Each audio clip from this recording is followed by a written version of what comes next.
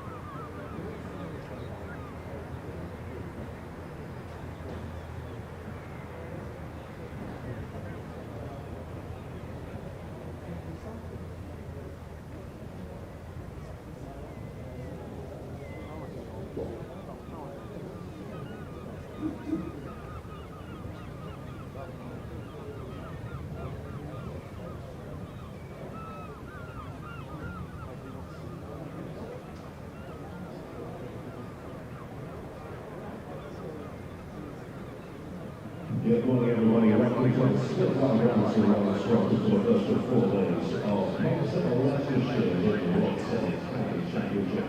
Umpires on their way up to Ben Devlin and Simon Rowe. And Grant Stewart to lead out Kent.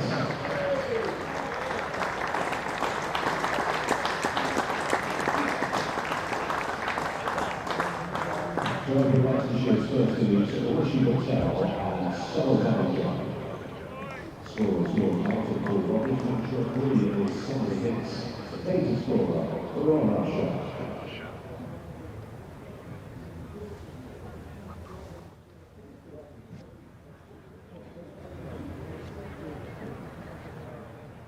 Well, hello and welcome to Canterbury for day one of Kent against Leicestershire in County Championship Division 2. It's bottom against top of the table. Leicestershire are going to be batting first. Kent won the toss. Grant Stewart standing in as skipper this week for the injured Daniel Bell-Drummond. He's 1 from 1. He chose to get out there and field first. Overcast skies overhead. A little bit of cloud, a little bit of green on the wicket as well. So perhaps that explains the decision. But I'm Ben Watts for BBC Radio Kent. Alongside me for BBC Radio Leicester is Richard Ray, who is having, I'd imagine, a very fine and enjoyable red ball season in particular, Richard. So far it has been hugely enjoyable, with one rather unpleasant exception when they lost in 3 days at home by a huge margin to Middlesex. It all went horribly wrong. A few injuries and a few things went wrong and it all didn't come together. Other than that, Ben, as you say, it's been a sensational season. Kent the only side so far that Leicestershire haven't beaten this season, but then they haven't played them. But it's good to be back at the Spitfire Ground. Lovely to have you as well. Well, Richard will have a brief update in a moment, and I will also, for our radio listeners, to tell them what happened at the toss and what is happening out there in the middle. And it's Wes Agar starting off from the Nackington Road end, bowling wide of the off stump, and it's left alone through to Harry Finch, the Leicestershire side. If you've got a moment, Richard, just one change for them? Yeah, just the one change. It's sort of as expected. So the only change from the side that hammered Derbyshire last time out is that they've left out Liam Travaskis, the left arm spinner, and brought in the young bowling all-rounder Tom Scriven, or brought back the young bowling all-rounder Tom Scriven. But the opening partnership's been a little bit hit and miss so far this season, so Rishi Patel in particular is in need of a knock. He's the man on strike, letting this one go outside the off stump from Wes Agar. So yeah, the Kent team, a youthful looking team, and a cap presentation as well before the start for Ben Dawkins, the England under-19 batter who scored 100 in their youth test last week. He comes in for his debut. Ekansh Singh comes back into the team, having also got 100 for the under-19s the other day, and Jaden Denley's been playing for them too. So 3 young batters in the Kent team. Tawanda Mayeye back after missing last week's trip to Cardiff against Glamorgan as well. as Rishi Patel drives, and it's stopped by Agar on the bounce and is followed through. Daniel Beldrummer missing for Kent. Did see him earlier on the ground with his knee rather strapped up. I'm told it's not quite as scary as it looked, perhaps, with the big knee brace and the crutches that he was hobbling around on. Joe Denley, as per the match preview from the office, has got a calf strain. So those two guys missing out, and then Chris Benjamin being managed as well with that shoulder issue he had earlier on in the season, but has been playing with as Wes Agar bowls, and it's left alone outside the off stump. George Garrett as well coming into the Kent team for this one. One change in the seam bowling department. Matt Quinn dropping out of the side for Garrett.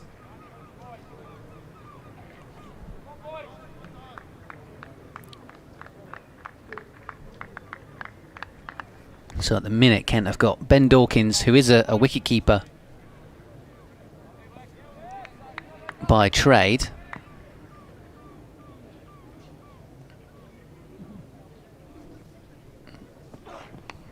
There's a drop at third slip. Rishi Patel prodding forward to that delivery from Wes Agar. And down it goes. I believe it was Ben Compton who has shelled that chance, and what an early chance that is for Kent to put Leicestershire on the back foot. But a fairly regulation chance just to his left has been put down by Compton. So, as I was saying, Dawkins at 1, Tawanda Mayeye at second slip. It's Compton at 3, who's just put that down. Jaden Denley in the gully. And Wes Agar, the Australian overseas, has to go back to the top of his mark and try again, and Patel gets a very early life on naught. He now drives up towards Grant Stewart at mid-off.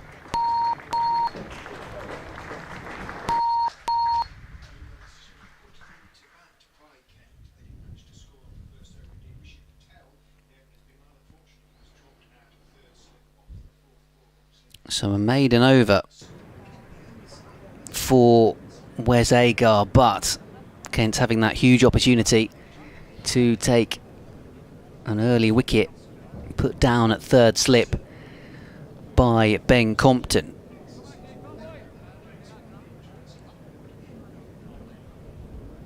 So Leicestershire none without loss after the opening over. You can just hear Richard updating BBC Radio Leicester.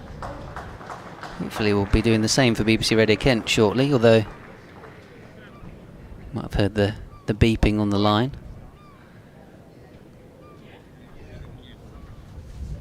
So it looks like Grant Stewart, the stand-in skipper for Kent's, going to open up from this pavilion end. Who's at third slip? Was that young Mr. Dawkins, bless him? No, Dawkins is at 1. It was Ben Compton. Ben Compton.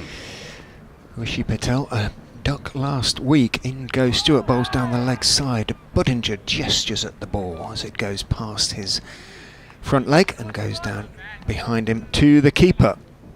Looks a touch slow, the pitch already, but that is kind of what you expect here. Looks very green. Quite humid out there at the moment as well. Might just swing around a little bit. It did swing a little bit for Agar. In goes Stewart and bowls. Budinger is pushing into the covers, and the Foxes are up and running because there isn't anybody at extra cover. Mid-off trying to cover both positions. Gets across and picks up. But it is a single to Sol Budinger. Leicestershire were none for 2 against Derbyshire last week and managed to recover to end the first day on 320 odd for 3, but they'll be hoping for a better start from the openers this week. Rishi Patel has, by his high standards, struggled a little bit in recent weeks, and maybe that escape will be just the starting point he needs to turn things round. Outside off stump from Stewart, seems away, but started wide, went a little bit wider, which is sort of what you expect. The slight slope here at Canterbury means that coming in from this pavilion end.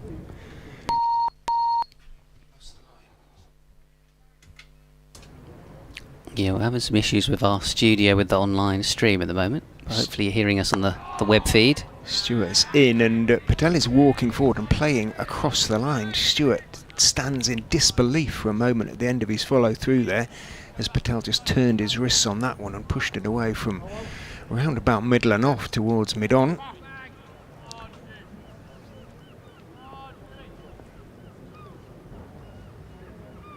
Decent crowd beginning to come in already, as in goes Stewart and bowls. Patel is leaning forward and it goes a little bit wide of backward point, sufficiently so for Budinger to call Patel through for the single that gets the Leicestershire opener off the mark. So both openers start with a single, 2 without loss. That will make Rishi Patel feel a little bit better.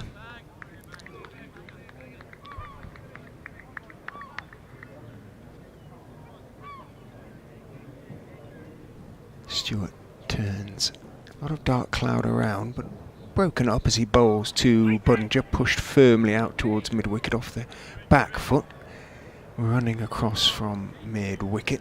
I think that's Everson, but I'm not sure, because, and I wholly approve of the fact that the Kent sweaters are the proper cable knit jobs, but they don't have numbers on.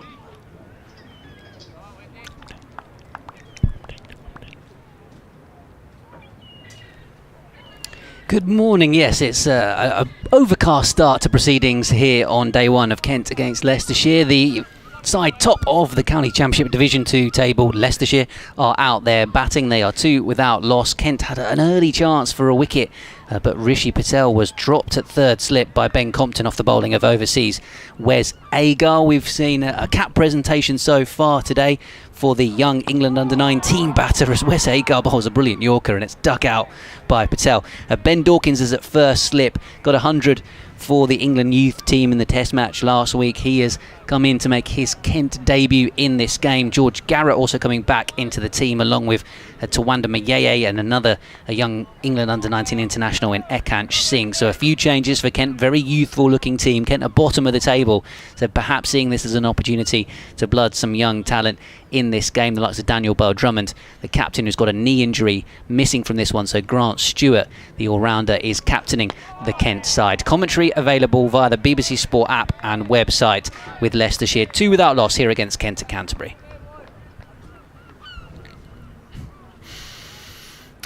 I think we've now managed to fix our issues that we were having with our studio, so hopefully you're hearing us loud and clear. I think we've been fine all along via the Kent Cricket live stream, if you want to watch the pictures with our commentary as well. I could have tried to do the update in your name, but they would have been very concerned, I think, that you'd suddenly turned, your paternity leader turned you into a very old man indeed. So aged me, like my kids. Here's Agar again. Shorter delivery, which Patel was almost onto it too early. He saw it, picked the length very quickly, but ended up bopping the ball up towards mid-off, and rather than hitting it in the nice big gap, which is currently at cover, there's absolutely no one between Ekansh Singh at backward point and Grant Stewart at mid-off. There's mid-on, mid-wicket and a long leg along with those 3 slips in a gully.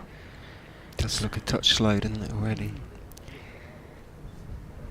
That generally is the theme here at Canterbury.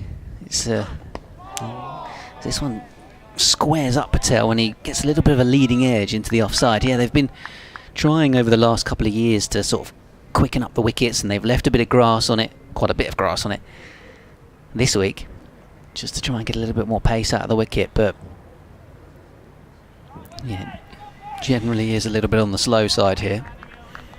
Yeah, something that they do try at Leicestershire as well. Derbyshire really rolled the dice last week. We played on a pitch that had been played on 3 times before. Wow.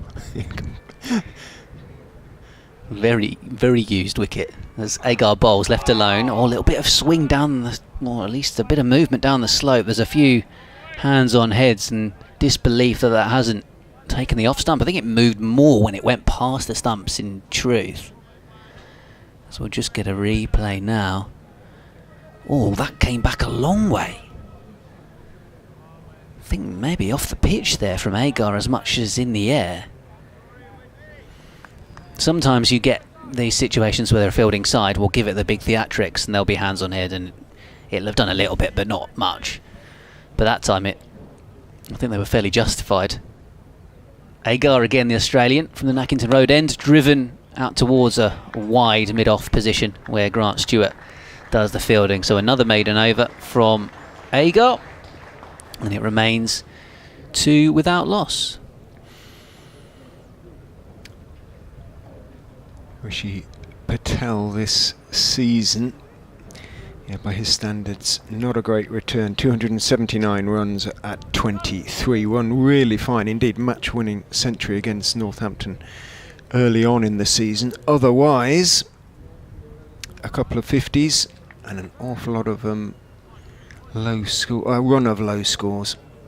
Most unlike him. So, just searching for a little bit of form. Sol Budinger's been pretty impressive though, as Stewart goes in and bowls to him, thick inside edge as he's half forward to that one, hands on Kent heads around the ground as he squeezed it out towards, well, backward square by the time it was picked up, deepish backward square. Agar the fielder, and Budinger takes 1. He was seen primarily as a white ball player, Sol Budinger, because he scores his runs so quickly, but he's established himself in the red ball side now. 554 runs at 34 is good, but I mean, not spectacular. But as I say, he does get his runs quickly and managed to break his first-class century duck just a couple of weeks ago. Stewart is in to Patel, who is edging just short of third slip, gathered at the second attempt by Compton.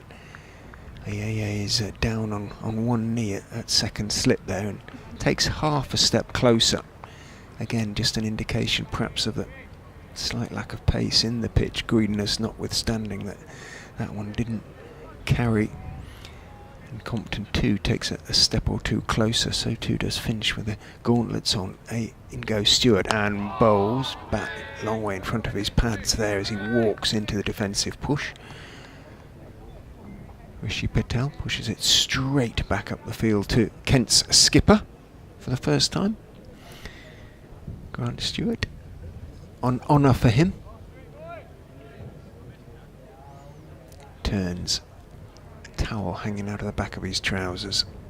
Runs in past umpire Debenham and bowls. Good line, good length. Patel equal to it on off stump, leans forward.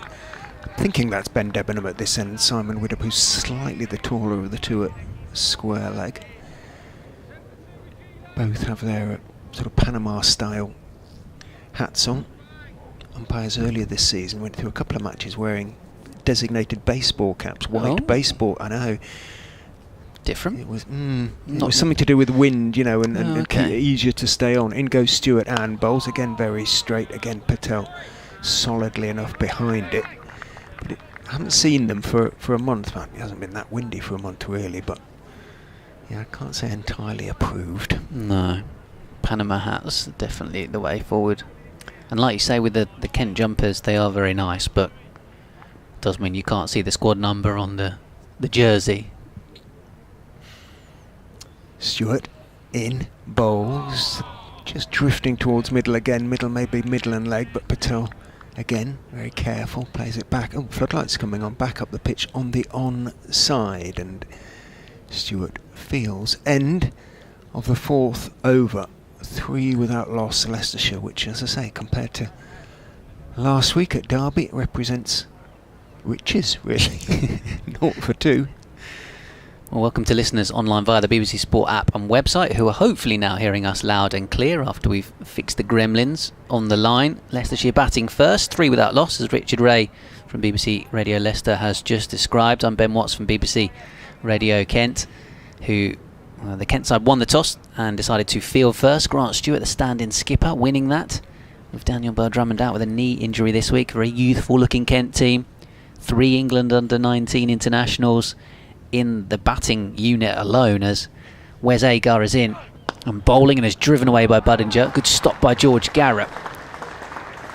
That's extra cover. He's come into the side for Matt Quinn.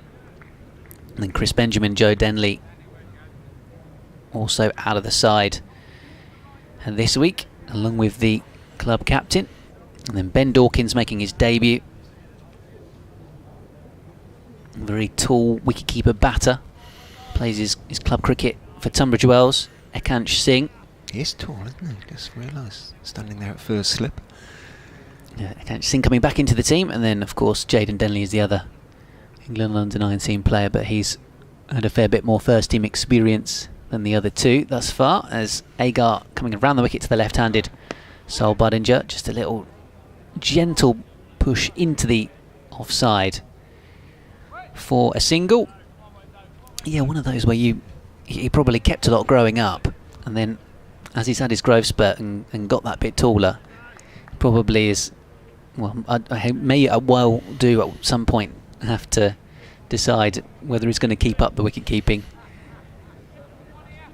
Generally you don't get guys of his height standing behind the stumps for days on end. No. Harry Finch to his left is much shorter in stature. As Agar bowls now to the right-handed Patel, when he drives down the ground and past Grant Stewart this time. Slow across the outfield, it won't go all the way. They will come back for a third. So Patel moves to 4 from 21 deliveries so far. He's been taking most of the strike. Leicestershire fans indulging in a certain amount of gallows humour. Hamish reckons that, quote, Rishi has lost where his off stump is. Brunty replies, this season it's mostly on the floor a couple of feet behind him. I mean, Leicestershire fans, I'm sure, have got very good at gallows humour over the last couple of seasons. They've had a decades of practice. So not only they're top of the league, but they're probably top notch at that too. As around the wicket comes Agar. That wasn't far away from the outside edge of Sol Budinger's bat. By the way, if you want to get in touch with us, you can send an email to kentcricket@bbc.co.uk, which is the first time I've ever said that. For a decade we had a non-BBC email address, and after a meeting with one of the engineers early season, they said, why don't you have a BBC one? Do you want me to set it up for you? So we finally got round to it. So yeah, listeners, whichever team you support, feel free to use that, and I'll keep an eye on it. As Agar comes around the wicket, turned away up towards mid-on. There was some oohs and ahs. I don't think he was really that close to missing it, to be honest. Leicestershire fans know they can contact me, richardray23@gmail.com. I know you're supposed to use a BBC one, but like I say, we haven't been for the last decade. We've ditto. And blue sky. You can skeet me, which I believe is the verb for blue sky. Oh. At richr23. We're still on the He's still on on the X Twitter at BBC Kent Sport. As Agar bowls, and it's off an inside edge down towards Matt Parkinson, who's fielding down at long leg. Single taken for Budinger, so they've both got 4, the two batters. It's so funny watching Matt, having watched Callum for years, obviously when he was at Leicestershire, to see Matt trotting across. It's just like watching Callum trot across, and not just in appearance but how he runs and absolutely everything, although Callum worked really hard on his running and changed his style a little bit. Does Callum throw left-handed as well as bowl? He does, yeah. So just looks the same but just the other way round, I guess. Yes, it's a mirror image sort of thing, but get very confusing if they were to ever play for the same side. They both started at Lancashire, so they must have done at some stage. Yeah, age group levels, etc. Stewart to start his third over in past umpire Debenham. 3 slips, and it's clipped in the air over mid-wicket, who had been placed there perfectly deliberately for that clip in the air. And Budinger, well, that's what Budinger does, played the shot anyway off middle and leg, clipped it high in the air over short mid-wicket, directly almost over him, and down to the boundary for 4. So Budinger, to a certain extent, getting away with that one, although he would say he played the shot perfectly deliberately. I suppose he did, but was a bit close to that short mid-wicket. In goes Stewart, bowls again, Budinger cuts him away to the third man boundary, to the aim stand for 4. There was a little bit of width on offer from Grant Stewart, and Budinger, well, he rarely needs a second invitation. If it's out there, he will throw his hands at it, and he did. and he got plenty of it, and he moves on to 12 off 11. Fox is 16 without loss. Yeah, definitely the more aggressive of the two. Budinger helping himself to back-to-back boundaries. Yeah, the Parkinson brothers, 28 years of age. I was just looking at their, just looking them up online, and I'll tell you a funny quirk. Stewart is in, bowl straighter, and it's got through, and Underpoint, who dived over the ball somewhat there. Should be a couple of runs, and shouldn't have been, but there is. Point just sort of, it was almost a little bit too close for me. He ran up towards the ball and slightly dived over the top of it. So Budinger picks up a couple more, moves on to 14, 18 without loss. So Callum, a well-known cricketing website describes Callum as a tidy, slow left-arm bowler who can also hold a bat.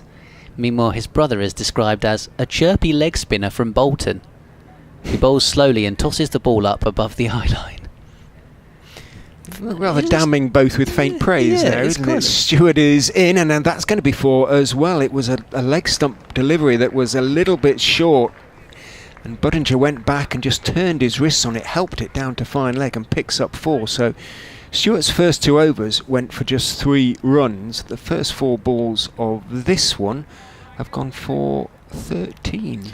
He's right? No, can't be. Must be 14. 14, yeah. He's quite a curious bowler, Grant Stewart, because sometimes in T20 cricket he can be quite expensive, but in County Championship cricket he normally is really, his control is excellent and his economy rate is not normally that high at all.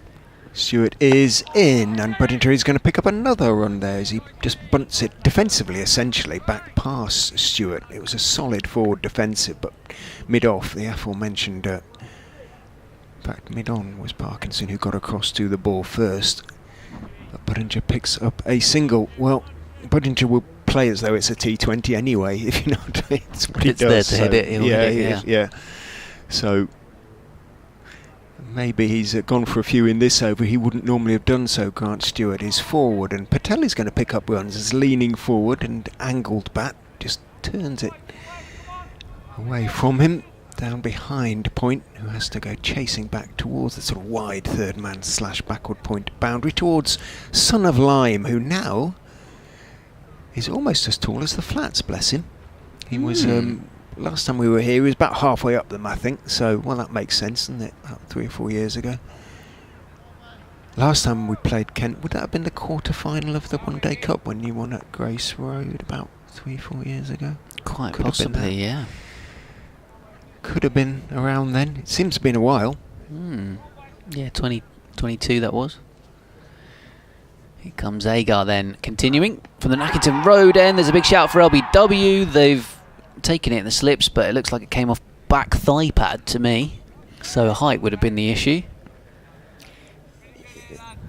The bowler's appeal was good, but it was slightly less convincing from behind the stumps, wasn't it? So, wasn't as high as I thought, actually. No? Maybe top of the front pad. Yeah, I can see why Agar was keen. It's definitely Budinger looking the more secure and comfortable with the 2 out there. Patel having been dropped on naught at third slip. Agar troubling him and bowling, but this time he's angled it in between third slip and gully, has Patel, to get off strike. Brings himself a single. 2 youngsters, Singh and Denley Jr., chasing after it. Yeah, it wasn't a bad shout. Just seen it again. Might just have done a little bit too much. But well worth Agar's impassioned appeal. It certainly was, wasn't it? Is there any other kind from an Australian pace bowler? Here he comes then to Sol Budinger. Slaps it, big flowing cover drive past the field for 4 runs. Moves to 23 from 15 balls. Entertaining start from the left-hander. He's lovely to watch when he gets going, even if one is tolerably objective about it. That he doesn't always get going, but He has gained an awful lot of confidence from playing regular red ball cricket.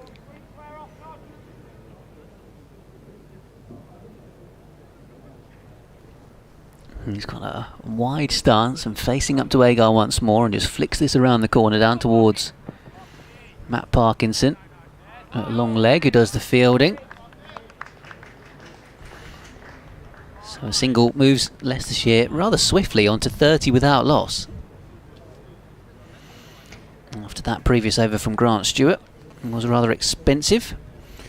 It has been one of their traits this season. They've scored their runs reasonably quickly. Fours and 4.5s, so it hasn't been uncommon, sometimes even fives. But they've bowled really tightly, so when they haven't been taking wickets, they haven't only been going for sort of 2.5s, and gives the captain sort of so many more options in terms of time. And yeah, of course, key part of that has been Rahan Ahmed, hasn't it, up at number 3. Yes.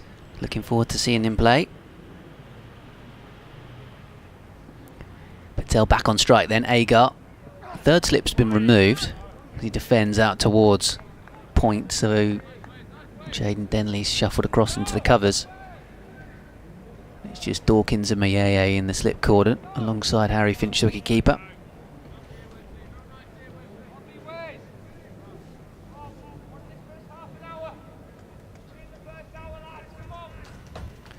I think that's Parkinson you can hear on our effects mic, talking about half an hour, first half an hour. Win the first hour. Very Lancastrian.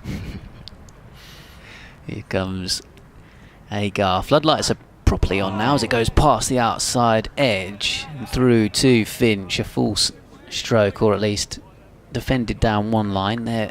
Rishi Patel. Through the ball went to Harry Finch to the end of another over.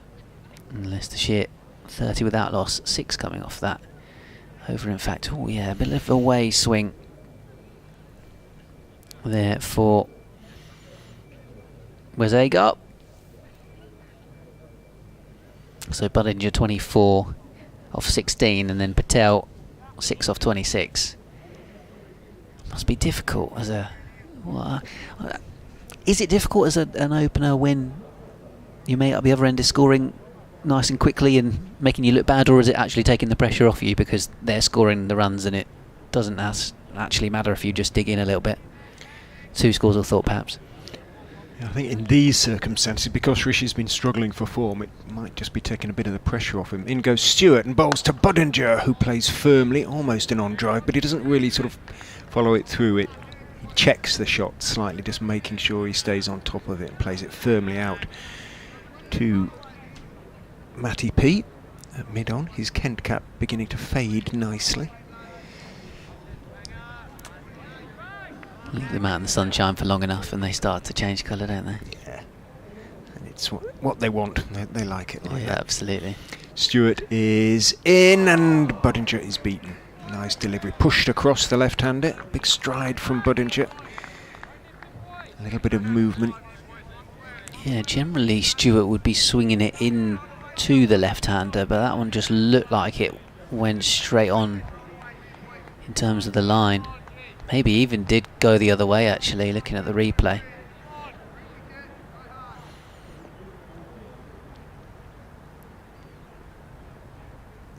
Stewart is in. Budinger is walking down the wicket and then defending, pushing it carefully to mid-wicket. By the time he played the ball there, he was a good, when I say strides, steps, 3 or 4 steps down the pitch. Oop. Updates time. Yeah, in a moment, there will be. For BBC Radio Kent, can hear the travel news in our headphones. Luckily the roads were fairly kind this morning as I made my way across from west of the county. Nice and quiet in Whitstable, I can tell you that. Oh, lovely spot to be for the next few days. In goes Stewart and bowls, and it's a solid forward defensive this time from Budinger, who isn't walking down the pitch on that occasion. Stewart gives him an arch look. Here comes that update then. Yeah, half an hour gone here, and Leicestershire, the side top of County Championship Division 2, are 30 without loss. Kent won the toss and chose to field first. Grant Stewart, the stand-in skipper, currently with ball in hand. And Wes Agar, perhaps the unfortunate one, the Australian overseas, not to have taken a wicket. He had Patel dropped at third slip by Ben Compton when the opening batter was on just naught, but he has since moved on to 6 from 26. Certainly the out of the two openers, he's the one struggling more, with Budinger hitting a few boundaries to move quite quickly to 24. So Leicestershire top of the table, Kent bottom of the table, and perhaps with that in mind, they picked a very young looking team. 3 England under-19 internationals just in the batting unit alone. A debut today for Ben Dawkins of Tunbridge Wells Cricket Club, and he's played for the second team as well for Kent, but this is his first professional game. Ekansh Singh coming back into the team as well. Both of those two scored hundreds in the youth test recently. Then Jaden Denley also in the side, along with George Garrett coming back into the Kent team, as that one is defended away. So a maiden over for Grant Stewart. Commentary continues online via the BBC Sport app and website, with Leicestershire 30 without loss. And thank you to Richard Ray from BBC Radio Leicester, who will be back with us anon, and Molly Davis from the Kent women's side is with me. Hello Molly, good morning. Hello, hello. How are you? Hey. Hey, I'm fine, thank you. Yourself? Yeah, very well, thank you. Good. So here comes Agar. Bowls now to Patel, who flashes at this one. Wristily cuts the ball over the top of the slip cordon, down towards third man for a boundary, and as the saying goes, if you're going to flash, flash hard. And got good contact on the ball to take it away to the boundary. Of course, Leicestershire's women were involved in Tier 2 finals day over the weekend. They were indeed. There's a finals day weekend full of Tier 1 and Tier 2. Yeah, all the finals going on in July. Here comes Agar in and bowls. And hits Patel on the thigh pad and drops away. Yeah, I was here for the double header against Middlesex in the Blast the other week, and Middlesex beat Kent that day and looked a good side, and we were guessing even on that occasion that it may well be them for Yorkshire in the final, and so it proved. Yeah, they're a good team, actually. Sort of gone quite well this season in both formats, so I'm not surprised they've taken the win. Yeah, they didn't even lose a wicket on Saturday, did they? No. In the semi and the final, which is quite something. And then I don't think there's any sort of tension moments. It's quite a sail to the win, wasn't it? Yeah, very much so. They got some early wickets and got the key Yorkshire batters out. That one goes past the outside edge again. Patel continues to struggle against Wes Agar, the Australian. Be quite wondering how he hasn't got his man just yet. There's been a few chances out there today, isn't it, this morning? Mentioned earlier that one that unfortunately Ben Compton didn't quite take in the slips, but Kent have not failed of creating opportunity. Yeah, it was a strange one really, because Compton is usually a pretty steady pair of hands, and as we know from his batting, his powers of concentration are very good too. It just hit the hands and came out, didn't it? It's one of those that just didn't stick. Maybe it sort of got to him a bit slower than he imagined. It didn't quite nestle in the palm, as there's a bit of an inside edge from Patel into the body or into some sort of padding, and again Agar's got his tail up trying to get this breakthrough for Kent. Patel won 10 from 30 deliveries. Budinger looking at a completely different mode at the other end with his 24 off 22. Yeah, he's been seeing it well, hasn't he? I think he hasn't quite realised he's gone away from white ball cricket and into red ball cricket. If it works for him, as it seems to be doing, as Agar is in, left alone outside the off stump this time. And then, yeah, I guess we can offer our congratulations to Surrey women, who I like to say have got half a Kentish team, who won the Tier 1 T20 competition. Because of course there's, well, you probably played with a few of them over the years. Alexa Stonehouse, Callia Moore, Alice Davison-Richards, Phoebe Franklin. Yeah. I've missed a couple probably. Yeah. Just to name a few, I think. Yeah, exactly. Not that I'm bitter about it at all. No, they did well actually to retain or to claim their title this year. As Wes Agar is in and bowling, defended away by Patel. Yeah, of course it was so South East Stars would have won it last year. Is that right? It's obviously the first since it's been back as a county. Very similar squad from the South East Stars. So yeah, and yeah, pretty much the same, isn't it? Apart from Danny White-Hodge coming across. And then, of course, Tammy Beaumont as well. Actually, I think she got naught in the semi-final, didn't she? Izzy Wong got her out early on. No, there's some big names playing in that finals day weekend. So if you did go down or watch on sort of on streaming services, it was probably a good one to watch. I was following it along from afar, checking how my fantasy team was doing. Did you go well? Well, I brought Izzy Wong in, so that did help. As Grant Stewart is going to continue. And he comes. Again, that has been played up to mid-on for no run to Matt Parkinson. Yeah, I did a lot better in the women's blast competition than I've done in the men's, I must say that. A few people have said that, actually. I think the more knowledge you have, I think maybe that sways you a bit better in the women's blast. Yeah, I think perhaps as well with the men's blast, with there being 18 teams, there's just so many good options and combinations you can have, whereas with the women's competition, perhaps the sort of star players that were playing more regularly were easier to Stewart pick up again. on. That one's just played into the offside. Sort of got up on him a little bit, that one. Just played on the back foot. Collected by George Garrett. I think you're right. Smaller amount of teams in the women's blast, and obviously a lot of younger players coming through, getting an opportunity as well. So if you know them names, maybe a slight advantage of who to put in. Yeah. There was a couple that I'd seen before, like Davina Perrin play for England under 19s and that. But by doing it and following it, I definitely some new names emerged and got to know a few more players. As that one there has just been played for no run into mid wicket by Budinger. Yeah, for anyone that does partake in the sort of men's championship game, the likes of Ekansh Singh and Jaden Denley. I don't know, Ben Dawkins is probably not even on there, but they're at basement level price. So if you need a nice cheap option to get some of the combined with some of the star players, good that they're out there in the Kent team. As Stewart comes back in again to Budinger. That one there is just defended back to him. Nice strong defensive shot that. Yeah, batting well out of his crease at the minute, isn't he? He's getting right forward. Grant Stewart having to adjust his length a little bit. Yeah, Stewart's sort of this over the one before actually. He's got his length, I would say, probably more where he wants it. And he's sort of come back quite well after you speaking earlier, potentially being a tad expensive early doors. But no, he's pulled that back nicely as he comes in again. That one again there is just played off the legs of Budinger up to mid-on. Again, no run.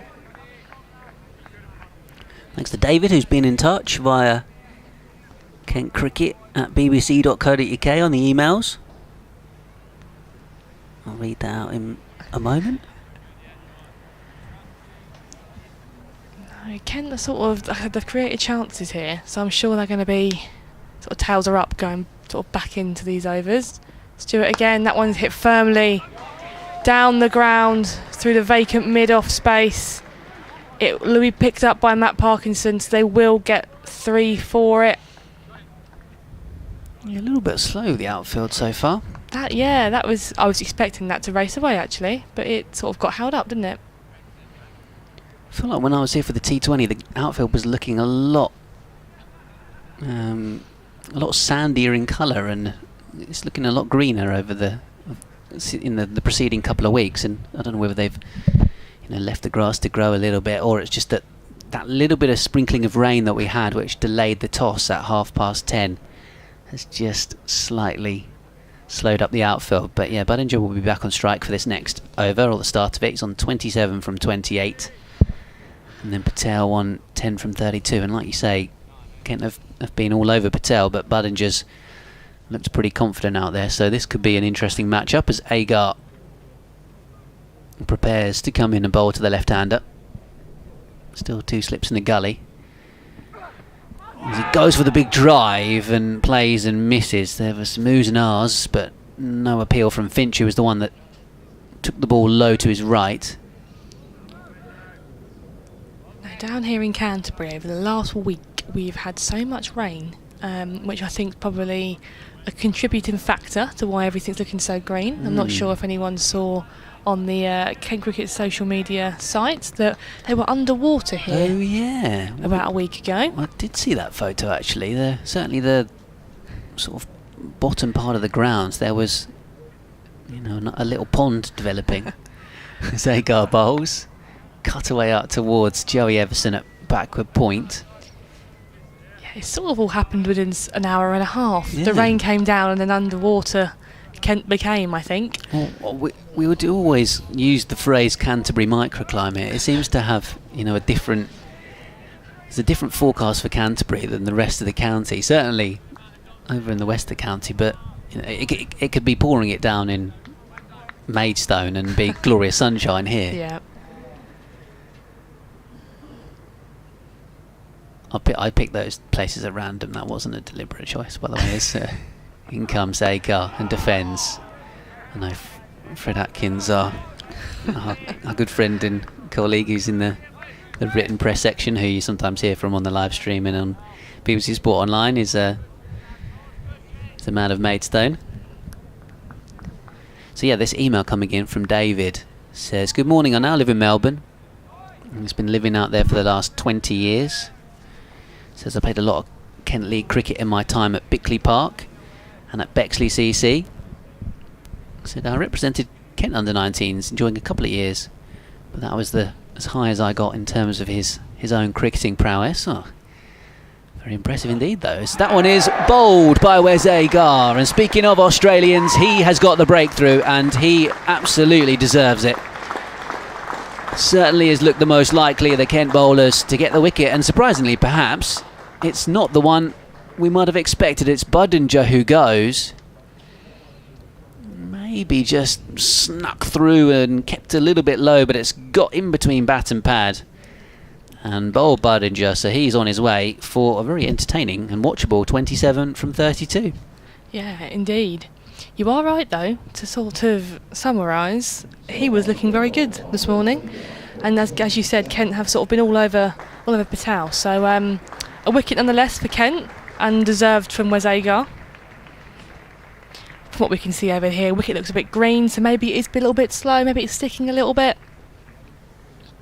But from all the way over here, it's quite hard to tell. Yeah, Richard was saying that he's felt it's been a little bit slow. Here comes the man of the moment, certainly in Division 2, Rahan Ahmed. What a game he had last week, picking up a 5-wicket haul for Leicestershire, as well as helping himself to a century. In fact, it was a career best 6 for 51 that he collected with that bowling effort last time around against Derbyshire, and then bettered that in the second innings with 7 for 93. So unbelievable haul with the ball, and 115 with the bat in the first innings as well. So, well, I was speaking of the fantasy cricket game a moment ago, and he got astronomical points for that performance.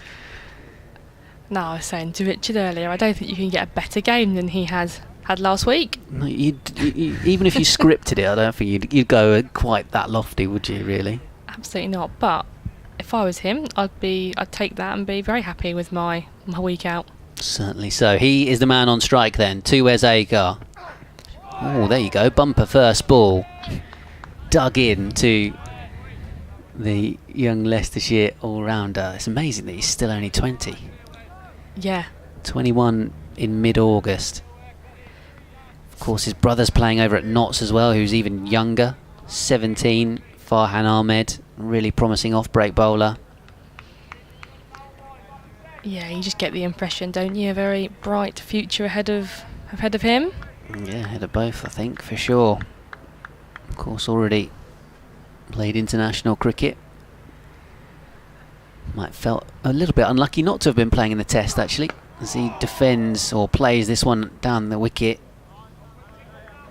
maybe even a surprise move that England went back to Liam Dawson rather than selecting Rahan, who'd toured all winter without really playing any cricket, didn't he? He was part of the squads but didn't really play much.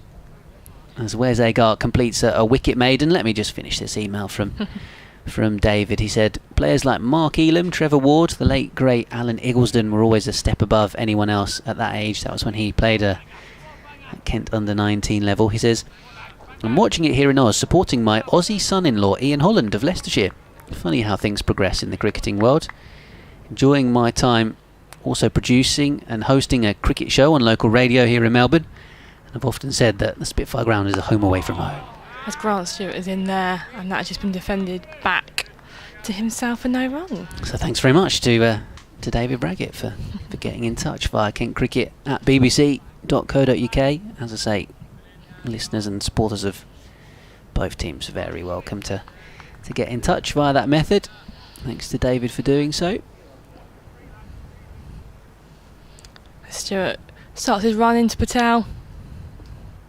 That one there is defended into the covers. Big stride forward there, right over the ball. I think from a Kent perspective this morning, working hard, got that wicket that they wanted.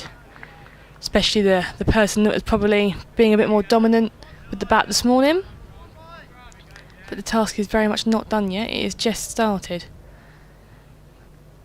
As Stewart again that one.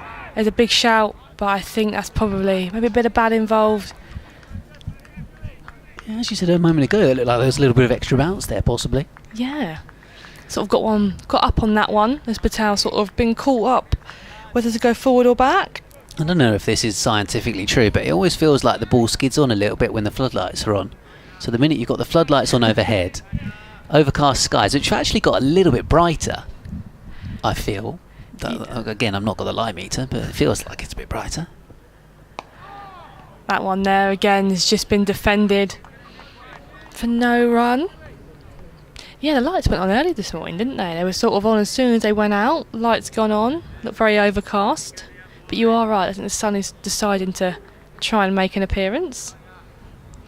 And we are coming into August very shortly, so you'd like to hope that the sun might turn up. As Grant Stewart's top of his run. Coming into Patel. That is pulled over mid-wicket. And that might go all the way. That is a beautiful shot. It's been picked up, back of a length. Picked up 3 there, I believe. Yeah, Stewart's just missed his length there, and that's been taken advantage of by Patel. But we must say, that hasn't gone for 4. Ended up slowing up. Like you say, that the weather in this part of the county has definitely slowed up this outfield, and as I said earlier, it was looking a lot more green than my last visit here, and yeah, just going up the slope, but didn't make it all the way to the rope, so 3 runs taken. That's Grant Stewart comes in again. That has been struck, timed very nicely to point. Well fielded in the end by, I believe, Joey Everson. But it will be no run. And we haven't actually mentioned so far today the Joey Everson news, of course. Of course. That dropped yesterday morning, much to the delight of many a Kent cricket fan, that he's going to be staying at the club until at least the end of the 2027 season, so effectively a 2-season extension to his current deal, which was up at the end of this year. So yeah, great news from a Kent point of view that he, along with Ben Compton and Tawanda Mayeye, have all signed on to remain at the county. And for those avid cricket followers that follow I'm going to call them gossip columns, there is a couple of newspapers that tend to be pretty hot on sort of possible movement when it comes to players. Mayeye, Compton and Everson were all linked with moves away, and all would have had interest elsewhere, so feels like a really good work from Kent Cricket to get those three tied down to decide to stay, as George Garrett comes into the Kent attack, replacing Wes Agar from the Nackington Road end. Normally as a bowler, if you get a wicket, you get to stay on for an extra over. But Wes Agar has been withdrawn and George Garrett is in. It's left alone first up by Rishi Patel. So two right-handers now at the crease. A little bit of movement down the slope perhaps there from the tall Garrett. Former Warwickshire player, of course. Hasn't seen too much first team action this season for Kent. Played loads last year because there were so many injuries in the bowling department, as this one's flicked away by Patel down towards long leg. But this season, I think just his third match, Garrett. And 5 wickets collected in the previous couple. So, yeah, compared to last season where he was almost playing pretty much every game in the county championship, it felt like, because of the fact that he was staying fit and the injuries elsewhere were so pronounced, and Kent obviously had a few this season as well. And getting an opportunity here in bowling, and it's driven away by Rahan Ahmed for a boundary this time to get him off the mark. Well, I was about to say a bit of width, but there was a lot of width. Yeah. And Rahan has helped himself with a nice powerful drive to get up and running with a boundary. So he moves to 4, and Leicestershire are 45 for 1. Yeah, Jazz Singh obviously got injured early on in the season, along with Keith Dudgeon, who was Kent's overseas player in the early part of the season. He did his knee after a brilliant one game up at Northamptonshire. Then Jazz Singh played 3 games before he picked up an injury, but great to see Jazz actually before the game out there, as this one's driven beautifully by Rahan Ahmed through mid-on for 4. That is an absolutely sumptuous shot back past the bowler to move to 8. And Leicestershire onto 49 for 1. Yeah, really nice to see Jazz Singh. He was only bowling off about 3 places, but nice to see him out there before the start of play. Well, what a strike that was from Rahan Ahmed. That is a shot of a man who is feeling very confident about his cricket right now. I was about to say, after last week, I'm sure he's coming in probably the most confident man in Canterbury. Absolutely. Here's Garrett to him, drives square of the wicket out towards Ekansh Singh. Does the fielding. Formerly of a Judd school. Often when you know, for example, Ben Dawkins. So yeah, Ben Dawkins plays his club cricket over at Tunbridge Wells. I don't think Ekansh really played a lot of club cricket, mainly because he was at Judd school, so he'd have played, you know, quite a lot of schoolboy cricket coming up there. Judd is a grammar school, but they play against a lot of the sort of, you know, good private schools and whatnot. There's Garrett bowls. Driven away. There's a little bit of a misfield from Jaden Denley at cover, so I'm going to come back for a couple here,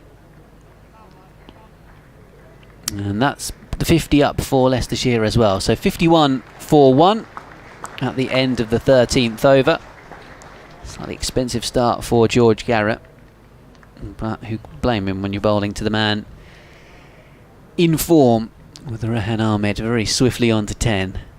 Just showing the difference perhaps in the respective players and how they're feeling at the moment. The fact that Patel is gutsing it out for 14 off 39 and Rahan's already on 10 from 7 deliveries. It's going to be Joey Everson then from this pavilion end.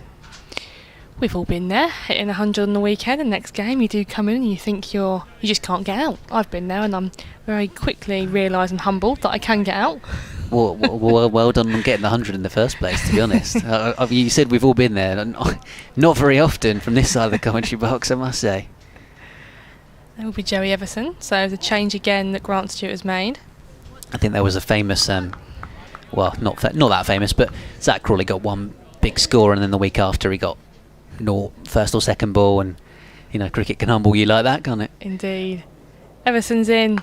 That one there is Witt. It's been struck firmly through the covers and will run away for 4. Yeah, nicely played by Rishi Patel. It's a nice release shot for Patel, isn't it? Struggled to get it away maybe slightly this morning. That's as a batter, that's what you want. You want that nice wide one outside off stump, going down the slope. Yeah, Bring it on its way. sat up to be hit, didn't it, really, Yeah. that one? Yeah, early signs suggest that Rothesay go with a little bit of extra pace, being the one to trouble the Leicestershire batters. It's looking a little bit slow, the wicket, for these medium guys. That one there is pitched up, better from Everson. Better length there. It's just been defended nicely. I'll say how well Joey Everson has bowled, in particularly in the T20 cricket this year in the Blast. Obviously Kent have managed to sneak through to set up a quarter-final away at Lancashire, which will be a very tricky outing indeed. But yeah, bowled really well in that competition. Everton again, as that's left alone, and gets taken through to Harry Finch. 13 wickets so far in the Championship this year. Joey Everson, an average of 33. He played a very big part in the draw here against Northamptonshire, our last home game, where he batted 49 for the draw, which could have gone the other way.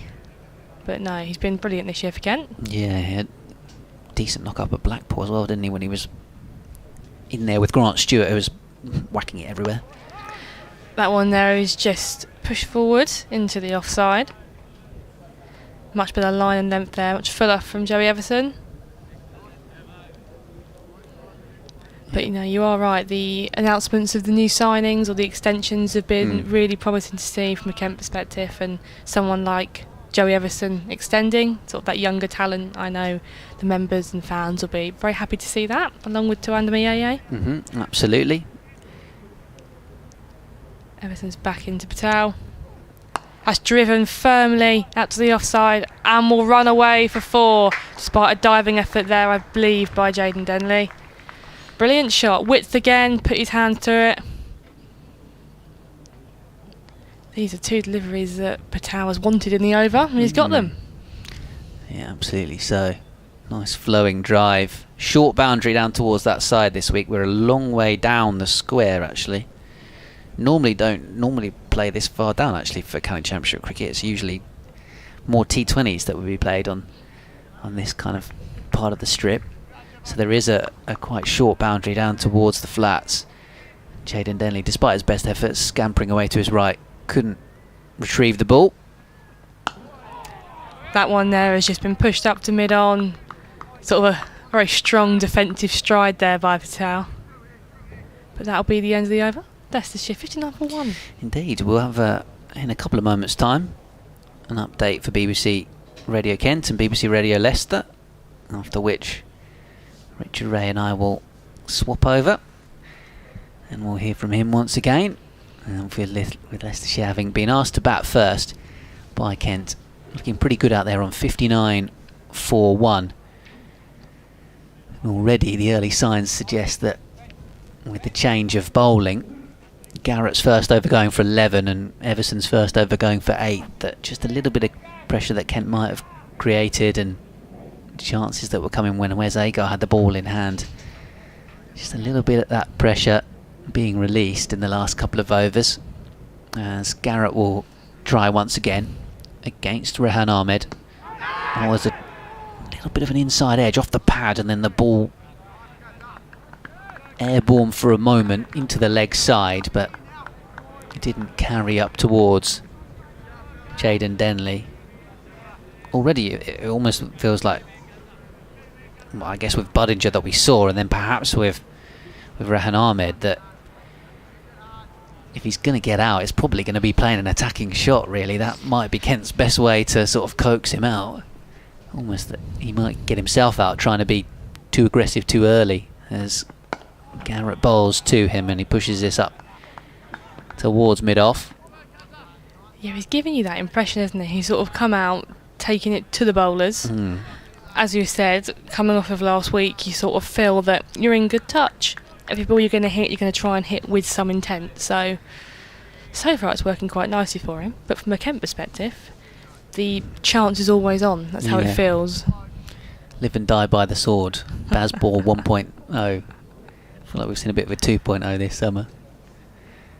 As Garrett bowls, he's back and defending that one. There's Rahan Ahmed. towards mid-off. Yeah, no new additions as such confirmed yet for Kent for next summer, although we know Keith Dudgeon is going to come back as an overseas once he's fit and firing again. But with Nathan Gilchrist departing for Warwickshire, there's perhaps a vacancy for a bowler. Yeah, I think it'll be an exciting sort of winter of signings from Kent to see what they do. Yeah. As Garrett comes in, clipped away by Rahan Ahmed. Of course, Ben Green in the Leicestershire lineup for this one is on loan from Somerset. There'll be a talk about him maybe making that move on a permanent basis. Yeah, I think also from a Kent perspective, having the three young men here that are in the England under-19 setup and how their season progresses and the excitement going into next season as well. Yeah, an opportunity for them this week. As Rahan Ahmed defends, there's a no ball, I think, there from George Garrett. Signalled by the umpire. So 61-4-1. Front foot overstep from George Garrett.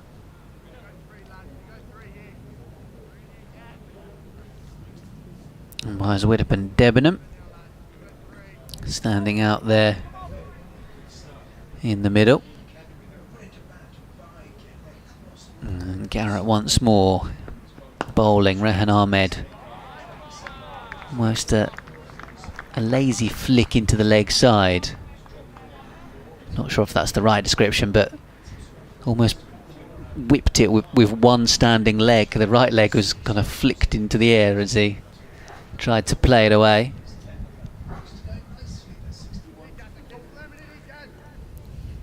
Travel news in our headphones, so that update will be on the way very shortly.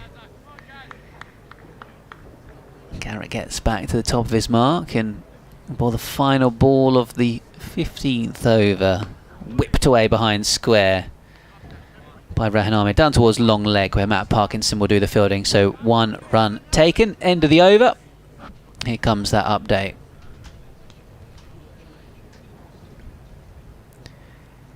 Yeah, first hour of play here has concluded, and Kent with just the one breakthrough so far. Wes Agar, the Australian overseas, the most likely bowler to get one. He could have had Rishi Patel out on naught, but it was a dropped catch at third slip. He's still there on 22, along with the England prospect Rahan Ahmed, who's on 11 off the back of scoring 100 and taking a 10th in the match last week. But the 1 wicket to go so far. Sol Budinger, the left-hander, who started brightly with a few boundaries but then was bowled by Agar for 27. Leicestershire top of the table and probably the happier of the two after the first hour, 62-1. Kent bottom of the table, playing a few England under-19 internationals, blooding some youngsters in this game as well. Have changed their bowling with Joey Everson and George Garrett with ball in hand now. Commentary continues via the BBC Sport app and website. The visitors 62-1.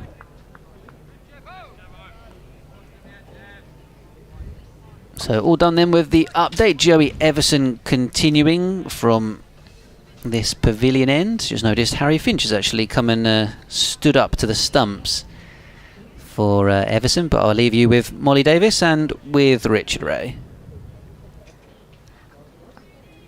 As Everson's back in, that has been flicked off the legs, but it'll be no run as it's collected there by the square leg fielder.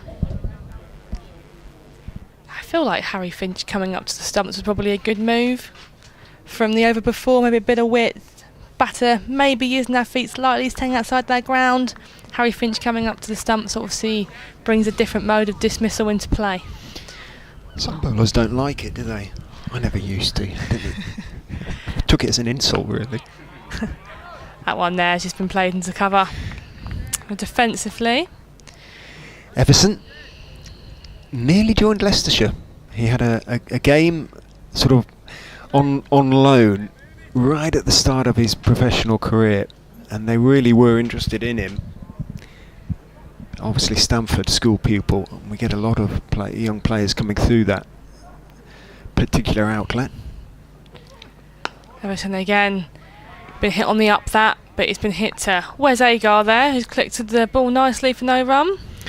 But he didn't have the greatest of games, and then ended up joining Kent and making a very good career and name for himself. Just signed a new 2-year deal, hasn't he? He has indeed. Extended his contract. I remember his first few games here at the back end of that season he joined. He was brilliant. Everton again. That one there has just been hit through the point region. Will be collected to just be the single. You like what you see of Rahan? Sometimes there's not too much foot movement, but he's got such an unerring eye. It's I always seem to come out of the middle with him. Yeah, he very is a see-ball hit ball, which I quite enjoy. Sort of bats with that confidence that I think a lot of us wish we could bat with. Everton into Patel. Again, that has just been defended into the covers. Strong defence by Patel. He's had that most of the morning when he's been facing Joe Everson. Yeah, I just wondered when he was dropped. It might just be a little bit of a turning point for Rishi Patel. Sometimes you need that little bit of luck. It wasn't the easiest of catches in that first over, and lowish to his left, but he would have backed him to take it sort of 8 times, 9 times out of 10, something like that. Unfortunately, it was the 10th. It's sort of that awful thing. We've all been there in the field when you drop a catch and the person that you've dropped goes on to score a score, and you sort of every over that passes, you're just hoping that you can get their wicket.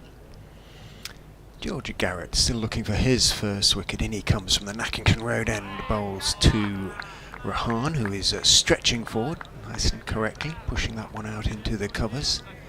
Garrett seems to have sort of settled into his line and length. A couple of loose ones in his first over, but second was better. Big, tall, almost gangly young man. A lot of legs, not so much upper body. Develop that in the gym, I'm sure. Just the 2 slips, short mid wicket there. Still, for the one that just stops, doesn't quite come on. In he goes and bowls. Ahmed drives with that back foot coming off the ground, as is his wont from time to time. Gets plenty of it, but not quite enough to get it past. Is that Stewart there at mid-off? It will. The skipper moving to his left to make the stop. Yes, Double G. That's a good nickname. George Garrett. Double G. Yes, Double G. Encourage his teammates. Good crowding this morning, first morning of the game. Getting better all the time. Nice watching conditions, really. Not too hot. Sun behind cloud. Garrett rushes in, bowls outside off stump. Wasted effort because Rahan Ahmed had nothing to do with it. Just let that one go through to Harry Finch. Rahan's left the ball. I felt this morning he might not leave one, but he's left one. Once he gets in, he tends to be a little bit more selective. He likes to get going, likes to get into double figures quite quickly, but he's learnt this season how to sort of build innings as well. Yeah. So young himself though, isn't he? He was saying earlier that He's still only 20. He's played a lot of cricket in that time. Garrett is in, bowls to him, seams back in, hits him on the pad. It's going on down the leg side, and the appeal is sort of stifled, but a little bit of something there for George Garrett. Yeah, you sort of get the impression this morning, don't you, that something could happen at any point. Leicestershire have been going along nicely, 63 for 1, but has always been something maybe nip back a little bit, or a little bit of something that Kent can create here. Key is not to get impatient from a bowling point of view. Right areas, hopefully the chances will come. Garrett is in and bowls, nice line and length, but Rahan solidly behind that. His technique, although it sometimes looks a little bit unorthodox when he plays his shots, it's essentially sound. He's been well taught. He goes his own way to a certain extent, but you can see when he plays shots like that, everything's in the right place, weight's in the right place. Yeah, I feel these days the more unique your sort of technique is, sort of more it's liked. Garrett bowls and punched in the air. It's only a few feet short of extra cover, running away to his right. Didn't quite come on as far as Rahan Ahmed was concerned, and he did check the shot slightly, a little bit further, and he could have been in trouble. He wasn't, but it was a good maiden over from George Garrett, who, as I say, has settled in to his bowling now from the Nackington Road end. 3 overs, 1 maiden, none for 14. Foxes 63 for 1, having been put into bat by Kent skipper Grant Stewart. Yeah, I think that's what I mean about having the opportunity to create there. Obviously didn't quite carry to your cover fielder, but something again up in the air, so Kent are going to be happy to see that. It's not a dissimilar pitch in terms of the pace or lack thereof in it to that they played on last week at Derby, although that, as I was telling Ben, was a thrice previously used wicket. Oh, okay. Everton again. That one there, pitched up, just defended nicely by Patel. Harry Finch is still standing up to the stumps, which worked well the over previously. And the ground was underwater this time. That's last week, is it? Floods, and it's drained well. I heard some of the Kent players say how the outfield had become, well, obviously much lusher. It's had a very good soaking. Some of the outfield, Grace Road, notably, there's barely a blade of grass left on it. It's almost bare. Everton has just been played nicely back to Wes Agar. Big stride defensive shot forward there. Yeah, we were mentioning earlier actually about Kent being underwater last week, so I think credit to the ground staff here to have made everything all good to go for today. They do work very hard, and very good group of groundsmen. Can't complain at all. As Everton's back in. That one there, big shout for RBW, but that'll be going down. Bit of movement there potentially. But yeah, it's probably going down leg side there. The slope must help a bit, you would have thought, in drainage, really. Must all head down towards the cafe over there in the flats. That's, I think, where everything went, actually. Everything ended up going down by the cafe in a great pool of a pond. But, like I said, everything's gone all well this week to get everything good to go. Everton again. Again, that just been played cautiously and nicely back up to Grant Stewart at mid-on. Another good over here, it looks like, from Joey Everson. Himself and George Garrett bowling in tandem at the moment. Seems to have gone quite well. I think it's just Jazz Singh's walking in front of us here. Everton again. That is struck firmly into the covers and it will run away for 4. Bit of width there given from Joey Everson, and that's been jumped upon by Patel. Yeah, there's not much scope for error, is there, when you're bowling at sort of briskish medium, but no more than that. And keeper standing up, short boundary down the slope on that side. We find it a lot, women's team here, when we play, we're probably playing on the same sort of strip as the men are here, so that short boundary does come into play a lot, and it's something that you have to really work with to try and protect. Everton again, in he comes.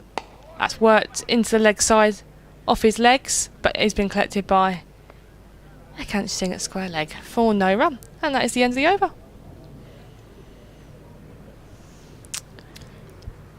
He was born in Lincolnshire, which isn't far from Stamford. Joey Everson got a very good Lido, or Lido, whatever you pronounce. You know, one of those open air pools. Born. But Stamford School, as I say, produced quite a few good cricketers of late, and I would think when he was there, the cricket master, so to speak, would have been Dean Headley, former England pace bowler, and of course, formerly of these parts. I was about to say, yeah, he was a Kent man. Garrett to continue from the Nackington Road end of the ground, but Rahan Ahmed just uses his feet momentarily, takes a couple of little small steps back down the wicket, trying to get to the ball on the half volley. Garrett may have seen him coming and dragged his length back a touch. In the end, Rahan blocked it out to mid-on rather than punched it. dot ball.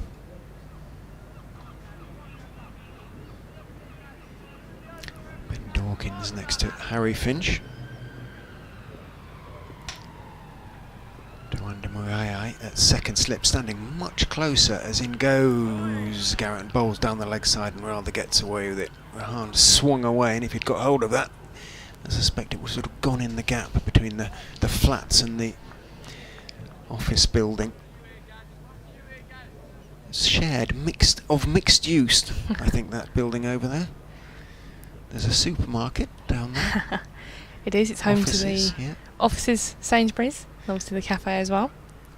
It's the top floor retained by the club. It looks kind of as though it's used for viewing. In goes Garrett and bowls. Ahmed is edging, and he's got that one wide, slightly fortunately, of second slip, and it is going to run down to the third man boundary for 4. Dawkins' pursuit only really in the knowledge that he was going to retrieve the ball. A little bit fortunate from Rahan. He went at it slightly hard-handedly. I don't think it would have carried 2 third slip. It was in the air for quite a long time, and a little bit of a moral victory. Won't feel that way for George Garrett, but it should encourage him a little bit.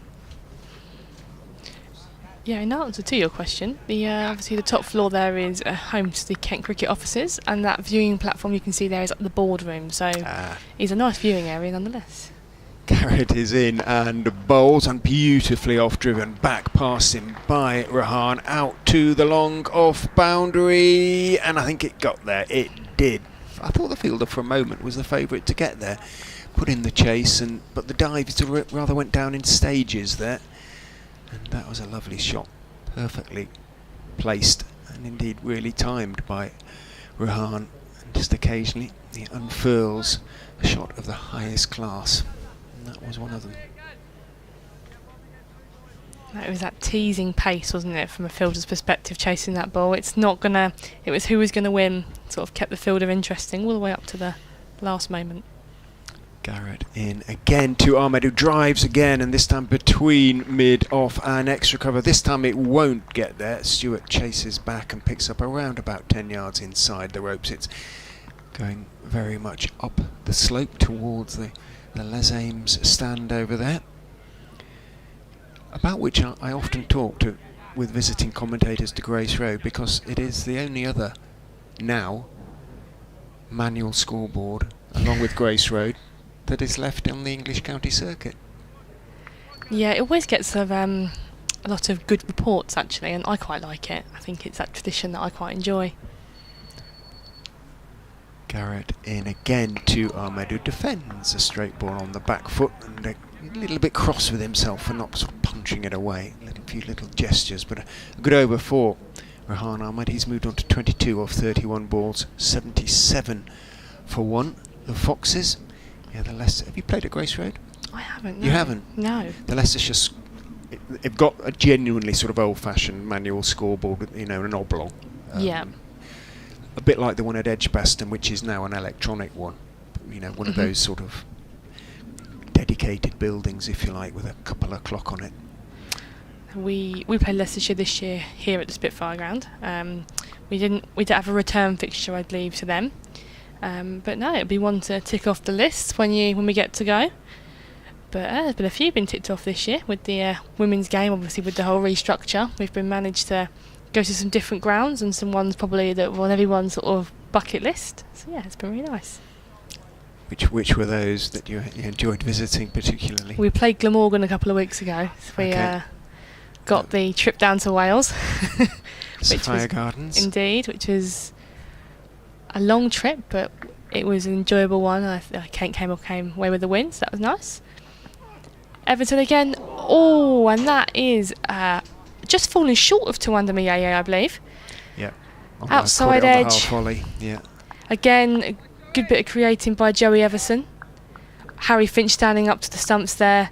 A bit of a swipe from Batal. Outside edge goes to Tawanda Miyeye in the slips, and it just falls short. He's fairly close there as well. Again, it just shows a slight lack of pace there, but Patel again, fortunate. It's interesting actually, before Joey Everson bowled that ball, there was a bit of a meeting between Harry Finch, Joey Everson and Grant Stewart. So you get the impression that was obviously planned. Everton in again. That time struck firmly, but there'll be no run. Up to the mid-off fielder.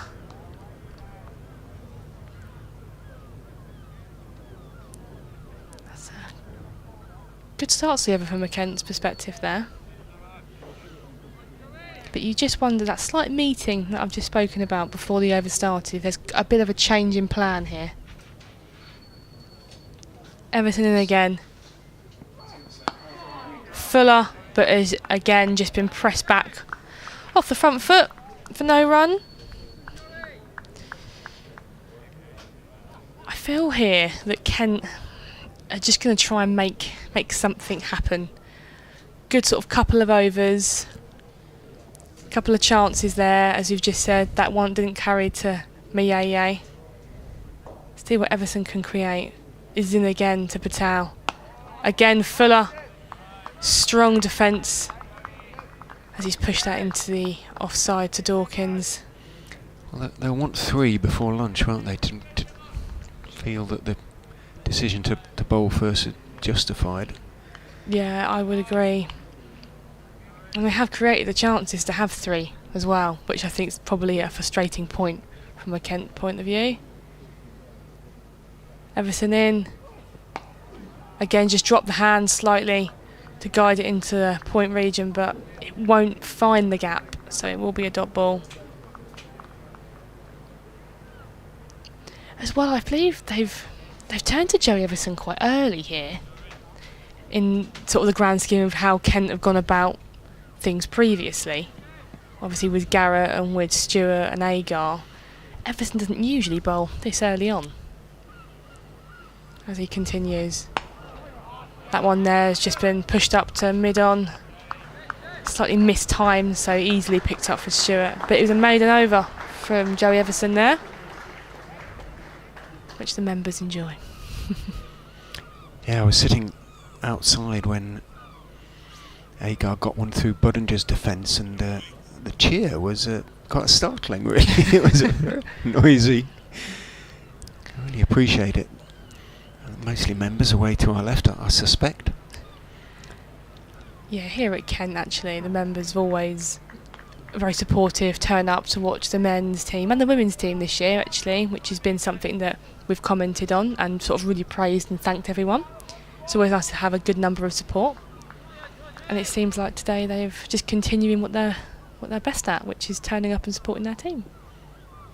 George Garrett, 4 overs, none for 24, continues from the Nackington Road end, bowls to Ahmed. That one might just have kept a bit low. Ahmed's body language suggests it didn't get up quite as he was expecting it to. Managed to get down on it and keep it out. Quite a short man. Rahan pushing it out towards backward point. No run, but Garrett relatively tall. 6'4". If the cricketer's who's who is to be believed, it looks about right.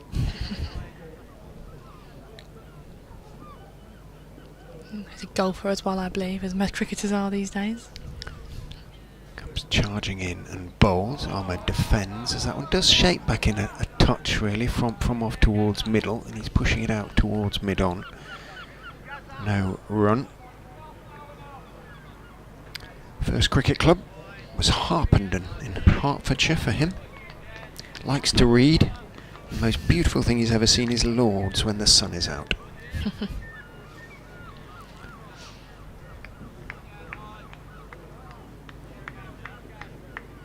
Turns. Comes charging in and bowls, and it's on driven for 4. Over pitched on middle and leg stump, and Ahmed doesn't miss out. Does drive beautifully straight. And, well, didn't even bother to run, really, just walked up and touched gloves with Rishi Patel. Lovely shot from Ahmed, who now is has matched Rishi Patel in terms of score. 26 off 34 for him, 26 off 58 for Rishi, who is sort of battling away out there. Just looks as though he's still searching a little bit for form, but the longer he spends out there, the more likely it is he might find something. Ahmed, with his 4 centuries this season, is very much in form. Garrett is in to him, and he's clipping that one firmly along the ground, but straight to the man at short mid-wicket. There's no run. again, he'll be cross with himself. We'll feel he's missed out slightly there. There is now a sweeper on that short, well, when the bowling's from the Nackington Road end, leg side, as well as a almost deep backward square, wide long leg, Matty Parkinson out there. You kind of get the impression, don't you, that Kent are trying something with having Ben Compton at the short mid wicket. He does they will hit the ball in there. He will hit the ball in the air through there, Rahan. His head is right behind that one, and he's just sort of flexing at the knees slightly as he blocks that fullish delivery back straight down the pitch. There's no run. Yeah, it kind of looks like that Kent are wanting him to sort of flick it through that mid wicket region on the up, and having Ben Compton in there feels like a good resource, and obviously having as well your deep mid wicket out on the boundary. So I feel this is obviously a tactic they're looking to apply to Ahmed here. Yeah, it's worth trying on a slightly slow pitch as well, and the batsman goes a bit early at it. Garrett is in. That one seems back in a little bit. Ahmed is struck on the upper part of his leg, just above the right pad, as it seems back in and drops out into the off side. Again, not too much foot movement, but something we're rather used to with Rahan. 81 for 1 though. The Foxes at the moment will be, I suspect, given it's 4 runs and over, or a fraction under, reasonably pleased with the start that they've made. If they can get through to lunch with just 1 down and, I don't know, 110 on the board or something, they'll be pretty chuffed. Yeah, indeed. It's not a bad score when you've been asked to bat by the hosts, and they've sort of taken that and created a good platform. It is Jamie Everson to continue to Patel. Again, that one has just been pushed to mid-wicket. As you said earlier, a bit searching for a bit of form. He's still out there, so that's the main thing. He's applying that pressure now from a Kent point of view, isn't it? I think Kent are going to be sort of too disappointed. Obviously a few opportunities they haven't taken. However, still positives to take from the morning. Everson again. Again, good areas there from Everson, as that's just been defended lovely on the up into the offside. He was in position very early there. Yeah. He was kind of waiting for it to arrive, wasn't he? A little bit. And as you say, the danger then is that you hit the ball in the air. So interestingly here, Harry Finch, the wicketkeeper, has now taken his helmet off and has gone back. So again, maybe a change in tactics. As Everton starts his run from the pavilion end. Again, that is just clipped off the legs. Just for the one. Quite pleasantly as well, actually. Timed lovely. He's a lovely player when he is in form, Rishi Patel, and he has been in form for the most part in his Leicestershire career. It's just this season that he's just struggled a little bit, which is slightly ironic, really, given how well the team has gone. But he was, towards the end of last season, when he was in some sort of form, he was talked about as a Lions possibility. Yeah. Everson again, this time hit on the up. Has been cut off at mid-off. Sounded lovely, just didn't quite find the gap. And he was called up to a sort of training camp with England prospects, young England prospects, but as I say, this season it hasn't quite happened for him. If he can finish it strong, you never quite know. There's 3 more 4-day games left, isn't there? So he's just got time. Yeah. Everson again. Hit on the up, fielded pleasantly by the young Dawkins there in the cover region. He'll play the One Day Cup as well. Yeah, lots of cricket to be played still as we're entering August. Leicestershire, and they don't really have the resources to play a lot of young. It's not like Surrey when they could play 3 11s. It's a relatively small squad. Everson again. Hand just dropped there and played into the covers. Dot ball.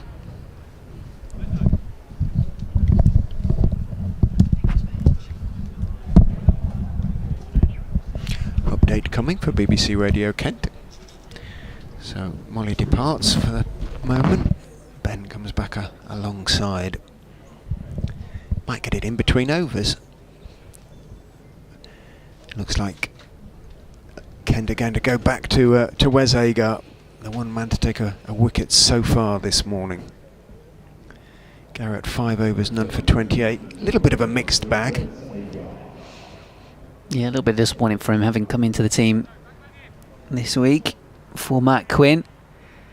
A little bit short of first team game time this season. Certainly compared to last season. Yeah, just a little bit expensive. Here comes Agar then.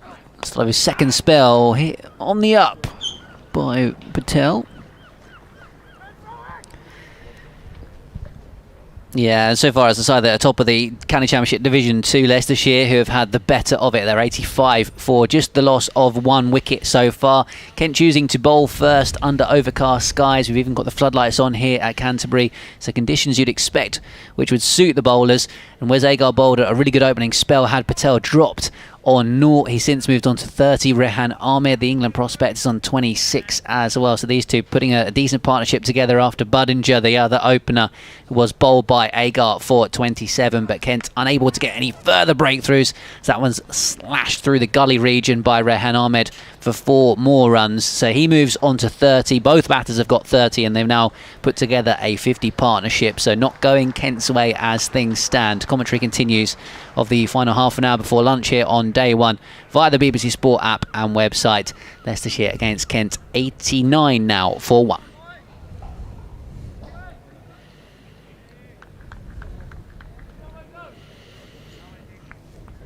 Yeah, a little bit of width on offer there from Agar, and Rahan Ahmed throwing the hands at it, and safe enough to do so with nobody wider than Mieye at second slip. No third slip, no gully. Pushed away this next delivery, back out to point where Ekant Singh does the fielding. So a 3 and a boundary and a dot so far since Agar's come back into the attack. He's actually the younger brother of Ashton, isn't he? And he kind of surprised me a bit because he looks older. But yeah, more miles on the clock for pace bowlers, I suppose. Yeah, maybe. People always think my brother looks, or would always say he looks older than me, and he's just, again, he's a bit stockier than me.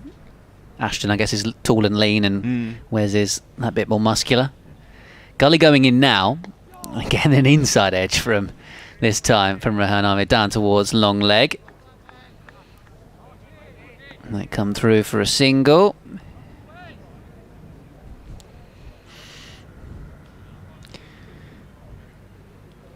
BBC Radio Kent production team yet to quite grasp the concept of dropping the feed. So, okay, bit of temptations in the background as we commentate. Maybe we'll get it into the rhythm. Look out, baby, here I come. It's getting me moving. Here comes Agar. Oh, short ball. Patel was on it very early. I think he almost ended up toe-ending it to mid-wicket. Shows the lack of pace in the wicket. He was into position so quickly.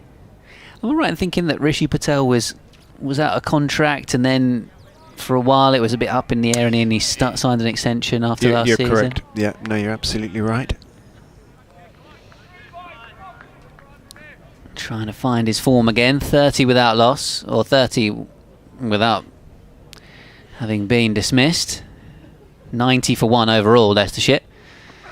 And he's defending this one. Looking a little bit more assured out there now, Patel. End of the over. He's got 30. Rahan Ahmed's got 31. And we've got 25 minutes until the lunch interval. And still this track in our headphones, which you can't hear via the BBC Sport app and website, or via the Kent Cricket live stream. Both of those places if you want to tune in today. I'll get to an email I got in a moment as well. I think it was John in New Zealand getting in touch, saying coming through loud and clear. Always good to know. I think Tiwamutu, if I've said that correctly, listening in from New Zealand. Everson then to continue bowls to Ahmed. Foolish, straight. Ahmed is respectfully forward in defence, pushing that carefully out towards mid-on. No run. 6th over for Everson. He's only conceded the 14 runs from his first 5, so he's kept things tight. But I think there probably will be a little bit of concern amongst the Kent faithful and the Kent players that haven't managed to pick up one more wicket. Everson is in. Ahmed is, back foot comes up as he looks to punch it away through the leg side. Doesn't time it, doesn't quite come on to him and with the pace that he was expecting. Again, not quite there, and doesn't time it out towards mid-wicket. Ben Compton moves to his left to field. Floodlights still on, although it has got a little bit lighter since they came on. Everson turns. He's got a shortish extra cover as well now as he runs in and bowls to Ahmed, who is waiting for that one again and then stroking it essentially defensively out towards Kent skipper Stewart at mid-on. I'm glad you mentioned that little loan spell that Joey Everson had Just with the Foxes, game, of course. Yeah, I honestly thought it was more than one game. Remember him playing. It looked like they were going to sign him, but he didn't have the greatest of games. But then he also said he had some friends down at Kent. In goes Everson and bowls, and again Ahmed looking to club it away through the offside. Doesn't time it. Might just have come in back into him a little bit off the slightly inside part of the bat, and it trickles rather apologetically out to Stewart at mid-on. Ironically, I believe one of those was Jordan Cox, who is now, of course, no longer here. I think they'd been in the England under-19 sort of age group stuff together. Well, obviously feels more settled now in this part of the world, and happy that he gets to play all 3 formats and play a big role in the team. Bowls Foolish to Ahmed again, who leans into the defensive push out to mid-off. Goes the ball off stump. Everson waves his mid-wicket back towards the boundary. I guess that would have been a consideration for him if he was considering offers from elsewhere. The fact that he wouldn't necessarily be guaranteed the sort of standing perhaps that he has in all of the teams here. And he goes and bowls. Ahmed again. Back foot goes up in the air as he plays it firmly back down the wicket. On the onside this time, Stewart can move across to his left to field, and it's another maiden from Everson, who, as I say, has settled into a sort of nice line and length, particularly penetrative, but keeping the batsman very honest and waiting for them to make a mistake, which might be the way forward. 90 for 1 off 24 overs. Have Kent been on bowling their overs this season? A mixed bag, I think. I was listening to Matt Cole and the BBC Wales crew down at Cardiff last week, and there was the usual murmurings that they actually finished at 6 o'clock in one of the days. Doesn't happen often. Here comes Wes Agar, in and bowls, driven away in a gap on the offside. Patel will come back 4-2.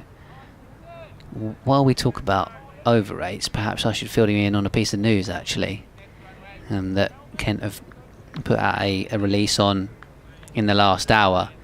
Kent confirming that they've received an 8-point penalty in this county championship, so they're already bottom of the table, and now they've been deducted 8 points after passing the threshold of receiving 4 fixed penalties in one season in accordance with the ECB's regulations.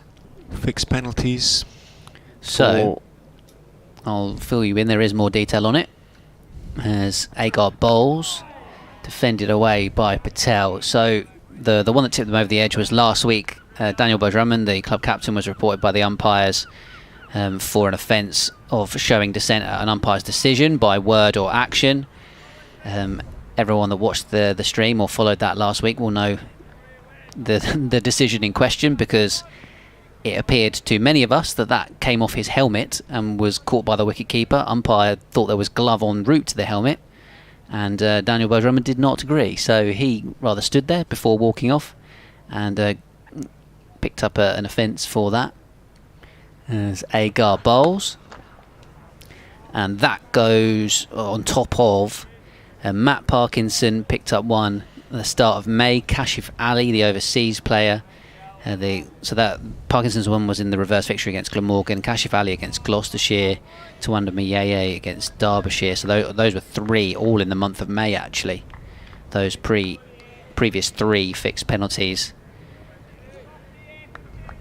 So yeah, so Kent have, as a result of Beau Drummond's one last week, gone over the tipping point, so to speak, and received an 8-point penalty as Agar bowls short, and it's hooked in the air away towards the leg side, and in fact it has gone for 4 rather than 6. I lost sight of it, I must say, for a moment. It's not that far short, but it isn't a short. It is a short boundary, so might be a bit disappointed there. Rishi Patel didn't clear the ropes. Picked up the length pretty well. Points deduction is not unfamiliar to Leicestershire over the years, but not in the last couple, thankfully. And I guess from a Kent point of view, it matters not really. Yes, nobody likes to be deducted points, especially when you haven't got many. As this is another short ball, which this time Rishi Patel tries to hook and fails to make contact with the bat. So it goes to Harry Finch, but Kent are not going to be fighting for promotion, so really it's not necessarily going to change any sort of outcome of their season in the county championship this season. And I must say, I thought Beau Drummond was particularly unlucky with that decision, from albeit the view I had on the stream.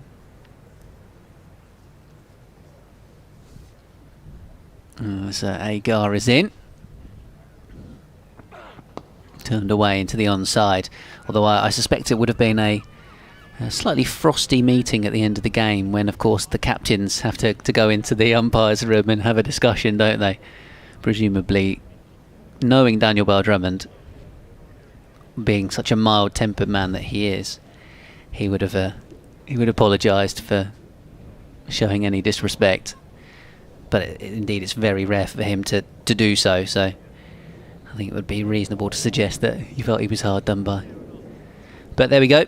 So that's the news coming from Kent Cricket Club today about that points deduction in this county championship, where they are of course bottom of Division 2 already. And Leicestershire here 97 for 1, with 37 for Rahan Ahmed, for Rishi Patel, and 31 for Rahan Ahmed. Well, Everson's parsimony notwithstanding, Grant Stewart's decided to bring himself back into the attack, so both opening bowlers now back on as they search for a second breakthrough this morning. Stewart's first 6 went for 25. His first couple only went for 3, but then Budinger managed to get hold of a couple in his third over. Patel awaits as Stewart is in, bowls to him on the leg side, clipped away in the air through mid-wicket, but with an awful lot of time. That is going to go the distance, nicely timed and nicely placed indeed by Rishi Patel, and the Foxes bring up the 100 in style in that respect. Pretty much exactly 4 and over. 25.1 overs have been bowled. 100 for 1. Well, you would take that after you've been put into bat, I suspect. Absolutely so. That was a nice shot by Patel. Yes, it was in the air, but these modern players don't mind that, do they? Hitting the ball in the air sometimes. Mid-wicket goes in a little bit closer, a little bit wider as Stewart is in. Patel, beautifully timed cover drive. Well, it was almost a firm push. There was no massive follow-through from Patel, but it was up there, almost in the slot. But he's quite a tall man, and he stepped forward and timed it perfectly between extra cover and mid-off. Parkinson, no chance of chasing it down, and consecutive boundaries. And Patel starting, whisper at Leicestershire supporters, to look like he's finding a modicum of form. Those are 2 really nice shots. He's moved on to 45 now. Stewart is in, bowls to him, leg side again, clipped out towards deep backward square. There is a deep backward square now, so it is just the single to Rishi Patel. Moves on to 46. Yeah, of course, was dropped without a score earlier on, third slip, and looked a little bit out of sorts early on, but as you say, Richard, he's sort of taken on the Rahan Ahmed mantle in the last couple of overs with some boundaries. A hook shot off Wes Agar in the previous over, and then 2 so far on this Grant Stewart one. So Kent's use of the new ball, and they managed to put the batters under a little bit of pressure. Now it's into its 26th over, struggling to create chances now. Stewart is in, bowls, walking forward into the firm pushes Rahan Ahmed. Stewart half fields in his follow through, sticking out his left hand. Yes, and remember folks, it is still the Kookaburra. And if the players are to be believed, 25 overs is about as good as it gets, isn't it? And tends to go soft. The pitch and the outfield is much softer than it's been of late. And there's a lot of grass on the actual pitch, and the outfield looks tolerably lush from up here. In goes Stewart. Bowls, and it's clipped in the air. It didn't come on to Ahmed, but it's going to be safe because it lands well short of mid-off. They did bring in a shortish, straightish extra cover coming out of second slip, and it stopped on Ahmed, and he was committed to the shot, took his bottom hand off the bat, and it looped in the air. Could easily have gone to either that short extra or to mid-off. It didn't. No luck for Stewart and for Kent, or at least bad luck. In he goes, bowls again to Ahmed Fuller, and Ahmed firmly back down the wicket. Stewart sticks. Oh, it's another no ball. Stewart sticks out his right hand and blocks the ball, and Rishi Patel, who had to reach back to make sure his bat was in his ground, finds the ball almost, well, pretty much within reach, and kindly reaches down and hands it, or lobs it to Stewart, who is in again, bowling to Ahmed, who is on driving again. Stewart is reaching across and stopping the ball again. Patel is reaching back down with his bat into the crease, and that is the end of slightly mixed over from Grant Stewart. An expensive one as far as Kent are concerned. 7 overs, none for 36 for the acting skipper at the moment. Ben Mike wanders down. He's been injured for pretty much the last 2 months, Ben.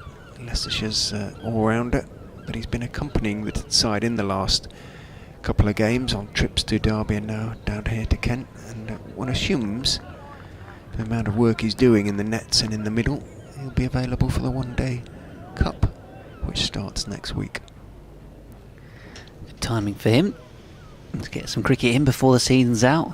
I always feel for players when they get medium-term injuries through a season or whatnot, as this one from Agar is defended away by Patel. Yeah, you made reference to the colour of the outfield and the wicket that we've got here at Canterbury this week. I reckon the wicket itself is greener than my father-in-law's lawn when I went up to Leicestershire way the other week. Got family from that part of the world.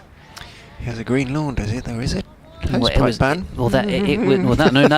was my point. It wasn't green at all. I see. Okay. It was decidedly sandy and dusty coloured, and I couldn't believe how the lack of grass that he had.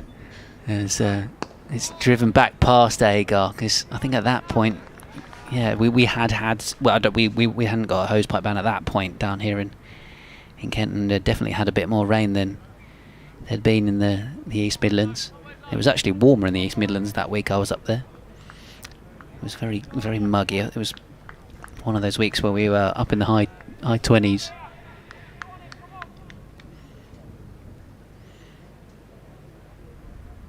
As Agar is in.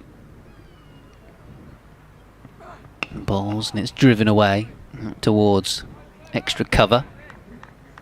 Yeah, no, again, I did it a little bit of a disservice earlier when I said there was a sort of small pool of water on the outfield here at Canterbury last week. I've since been sent a photo, and it's more of a lake than a pond.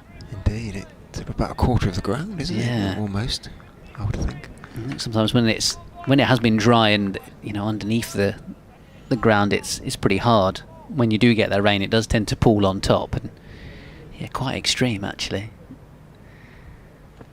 You can see that photo via social media as this one's played away off the back foot. If you scroll back through the Kent feed to last week. Stewart doing the fielding at mid-off there. He got so far 4 dot balls in this over. Leicestershire 108 for 1, 10 minutes away from the lunch interval. We touched on over rates at one stage last week. Leicestershire's over rate, and I promise you this is true, was plus 26. The amount of spin that they were bowling. Indeed, it was just spin throughout. We still managed to finish only just about on time. Here comes Agar. 2 slips in the gully. Patel just waits for that to arrive, and lower half of the bat defends it into the onside. Much to Dave Fletcher's absolute disbelief. How can we finish on time and the over rate be plus 26, he was saying. But Jane, the Derbyshire scorer, did, as ever, try to explain it to him, all the various, a lot of wickets were falling, etc., etc., but even so, it does make you scratch your head a bit sometimes. Yeah, Kent in a couple of the T20s have been caught out by cut-off times and ended up with fielding position penalties on the day. Is that when it's hit a long way into the leg side by Rishi Patel to bring up his half century? A walloping, lofted pull stroke off Wes Agar. His first 6 of the match to go with 7 fours. And in 79 deliveries, he moves to 52 unbeaten, and is very much making Kent pay for putting him down at third slip when he was without a score. Leicestershire 114 for 1. He meant that. There looked to be quite a lot of frustration went into that shot. Nice way to go to your 50. Absolutely, and of course you can see why Kent chose to bowl first, with a little bit of greenness on the pitch and the overcast conditions earlier on, but it's now brightening up. His Kookaburra ball's going a bit soft. Umpires have got they're exercised about something. Lots of pointing going on out there. Somebody is going to inspect the ball, but that's not what all the pointing was about. I wonder if we'll get an over from Matty Parkinson before lunch, just to see. Well, it's normally a token over a spin before the lunch interval on day one, isn't there? Jaden Denley's saying he might like a bowl, going through some loosening up exercises at point. Stewart is in, bowls outside off stump to Rahan Ahmed, who's been a spectator for a couple of overs. Rahan steps forward but lets that one bounce through to the keeper, who has just one slip alongside him at the moment. He's giving the pitch a bit of a prod at the moment. And that seemed to be what the umpires were sort of looking at, a little patch whether Wes Agar had run through, but I don't think so. You can see the footmarks from the bowlers from that Nackington Road end of the ground. Stewart is in, bowls to Ahmed, a little bit short, and Ahmed gets up on his toes and wristily turns it out towards deep-ish mid-wicket, who comes running in. It's a good 2/3, 1/3 split, isn't it? The sort of boundary sizes. Yeah, huge boundary away up the slope to the hospital side of the ground. Looks like about, it really is, must be the best part of 75, 80 yards on one side, and probably not much more than 50 on the other. Yeah. Stewart is in to Patel, who is forward on off stump, nowhere near the pitch of the ball, but it is, as Ben said, soft in 2 respects now. The ball has gone a little bit softer, obviously, and the pitch certainly has been softish. Played a couple of village games this season where we've had the 30-yard circle, and then the boundary's been about 5 yards further back from that. Might as well go on the boundary in those circumstances. In goes Stewart, and bowls forward goes Patel. Nice high left elbow, very correctly. Half an eye now, perhaps on lunch, which is only 5 minutes away. Yeah, it looks like if anyone's going to bowl some spin before lunch, it's going to be Jaden Denley rather than Matt Parkinson at the moment. He's just bowled the ball to his fellow fielders a couple of times. Sun threatening to come out. In fact, he is almost out. Floodlights might go off at lunch. Stewart, casting a shadow accordingly, is in to Patel, who again is in position very early as he leans forward, defends that one off stump.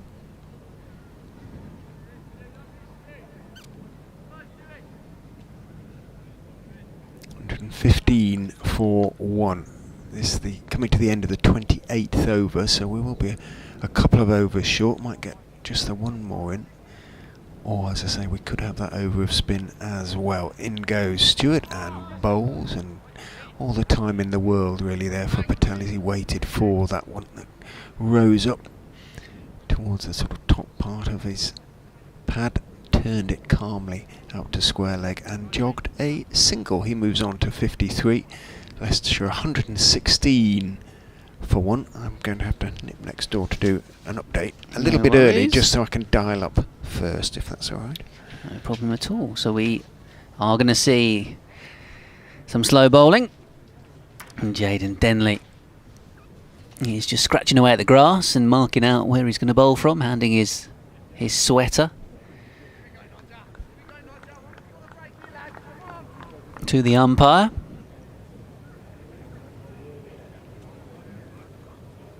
No idea what nickname he was being referred to there by one of his teammates that he might have picked up on our effects mic. So 116 for 1. Jaden Denley, slow left arm. Unlike Uncle Joe, who is a right arm leg spin bowler. Yeah, Joe Denley is injured, having picked up a calf strain at Cardiff last week.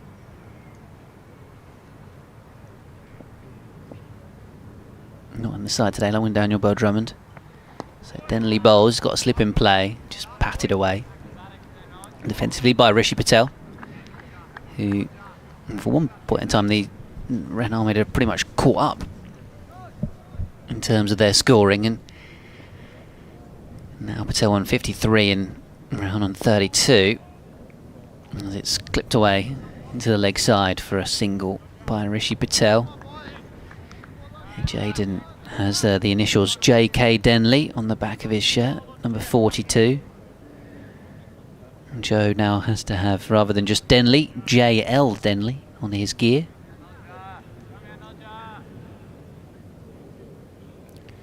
Parkinson is loosening up in case he has to bowl one other over. So Rahan Ahmed cuts out towards deep cover for a single.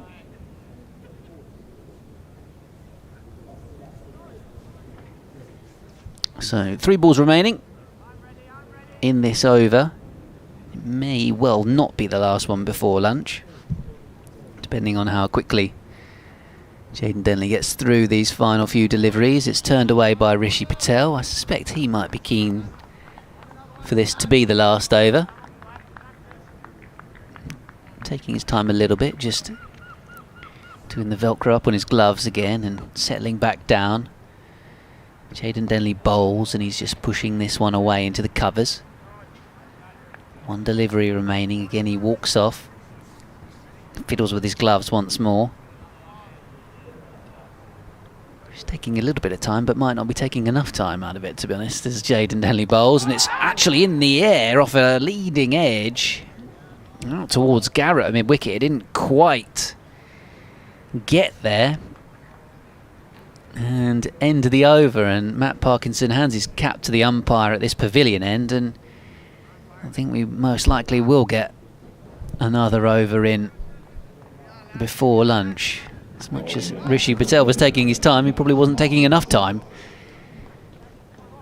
if he wanted to avoid this scenario. So almost a bit of a Brucey bonus over for Kent before the lunch interval, as we are still yet to tick over. In fact, we do now on the far side the scoreboard tick over to 1 o'clock. But looks like we will bowl this over. So 118 for 1, and it will be Matt Parkinson who will bowl it. Leg spinner from the pavilion end, defended away by Rahan Ahmed, and that was almost a quicker ball for Matt Parkinson, I would suggest. As we discussed earlier on, his reputation for giving the ball a bit of flight. And he's in now. Rahan Ahmed, fellow leg spinner himself, stretching forward in defence. Twin brother of Callum, of course, former Leicestershire player, Matt Parkinson. He's bowling to Ahmed again, he goes back and flicks into the leg side. He gets himself a single. to short fine leg.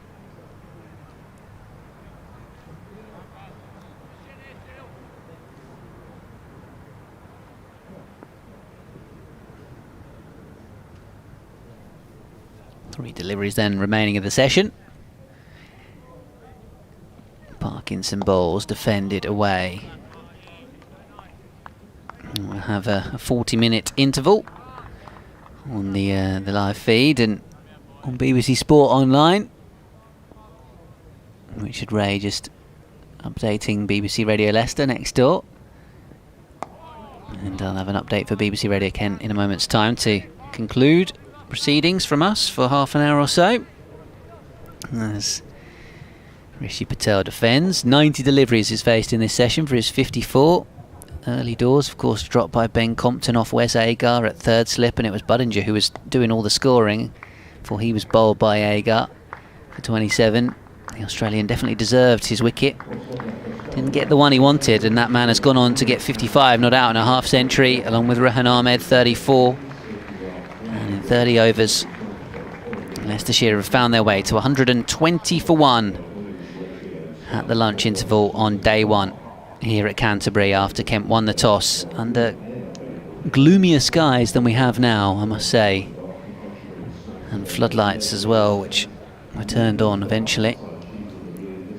Felt like a bowl first morning, but as it is proved, often here at Canterbury it can be a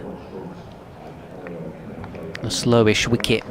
Sometimes it is the best time to bowl on day one of a game, but Leicestershire rode out that early storm, or that early threat that Kent were providing, with just the loss of one wicket, and have ended the session in a very strong position, the County Championship Division 2 leaders. I'm sure from a Foxes fan's point of view that phrase won't get old. In the meantime,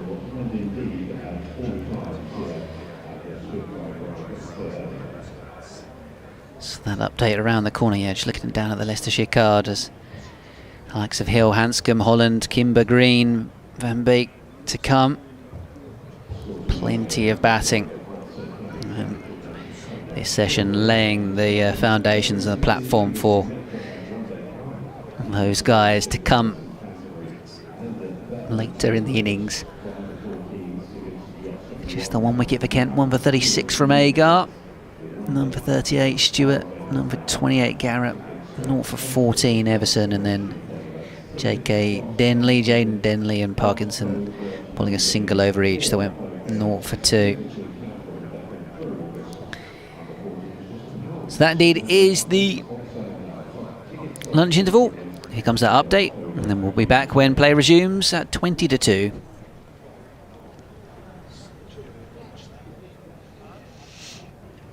Yeah, we're at lunch on day one, and Leicestershire, the Division 2 leaders in the County Championship, winning the session. Definitely, they've got their noses in front in this game after Kent won the toss and chose to field first. Felt like the right decision under cloudy skies. They managed to put some pressure on early on, but weren't able to kind of follow through with that threat, really. There was a drop chance at third slip by Ben Compton off Wes Agar when Patel was on naught. He has since managed to move onto 55 not out.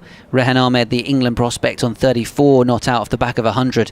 And 13 wickets in the match last week, an extraordinary performance from him. Budinger, the one man to go for 27, was bowled by Wes Agar, who was the pick of the Kent bowlers, but otherwise they struggled to really create too many chances. Of course, we're using the Kookaburra ball again this week, and early on is when you need to take your wickets with that ball before it tends to go soft and can then favour the batters. So it feels like Leicestershire have laid a really good platform here in this first session. 120 for 1 against Kent at Canterbury rather. Commentary will continue in around about half an hour or so's time via the BBC Sport app and website.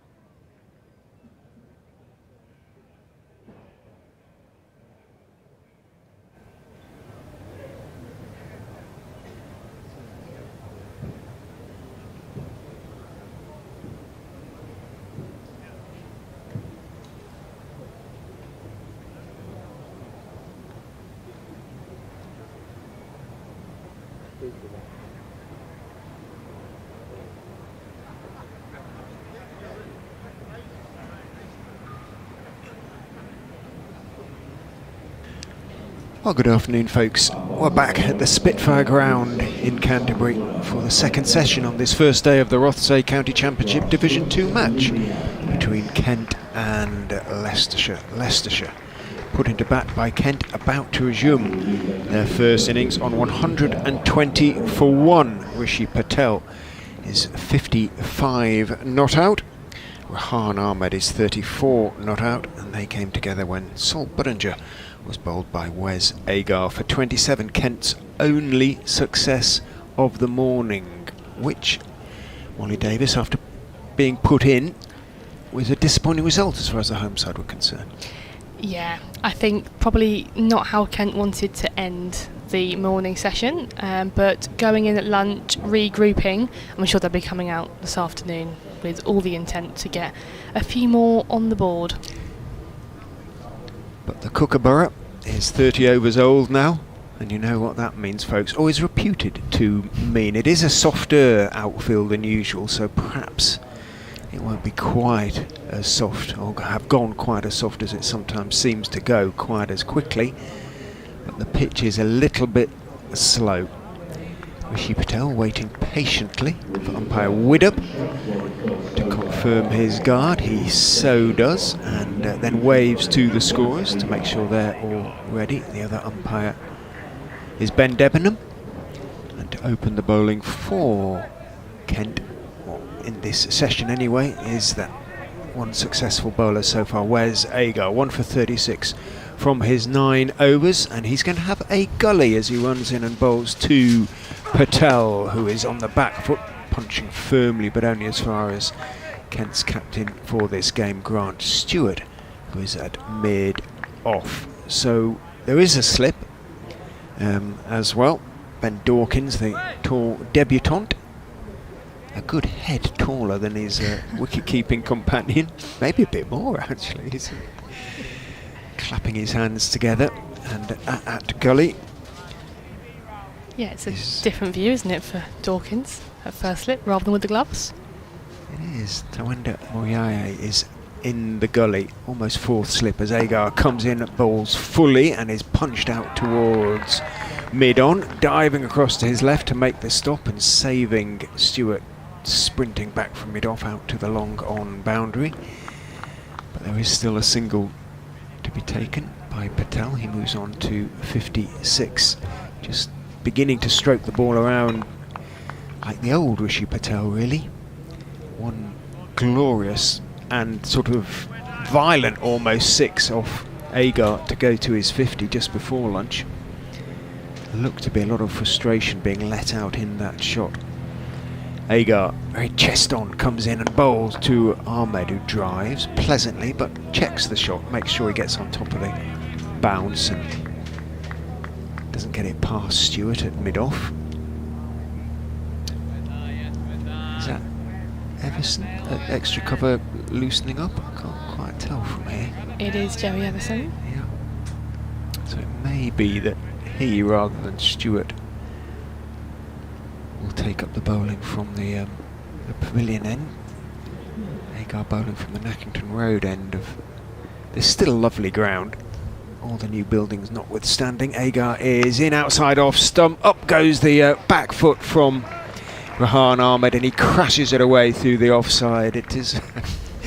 yeah, it is a lovely stylish shot. That back foot comes up off the ground and he punches it away.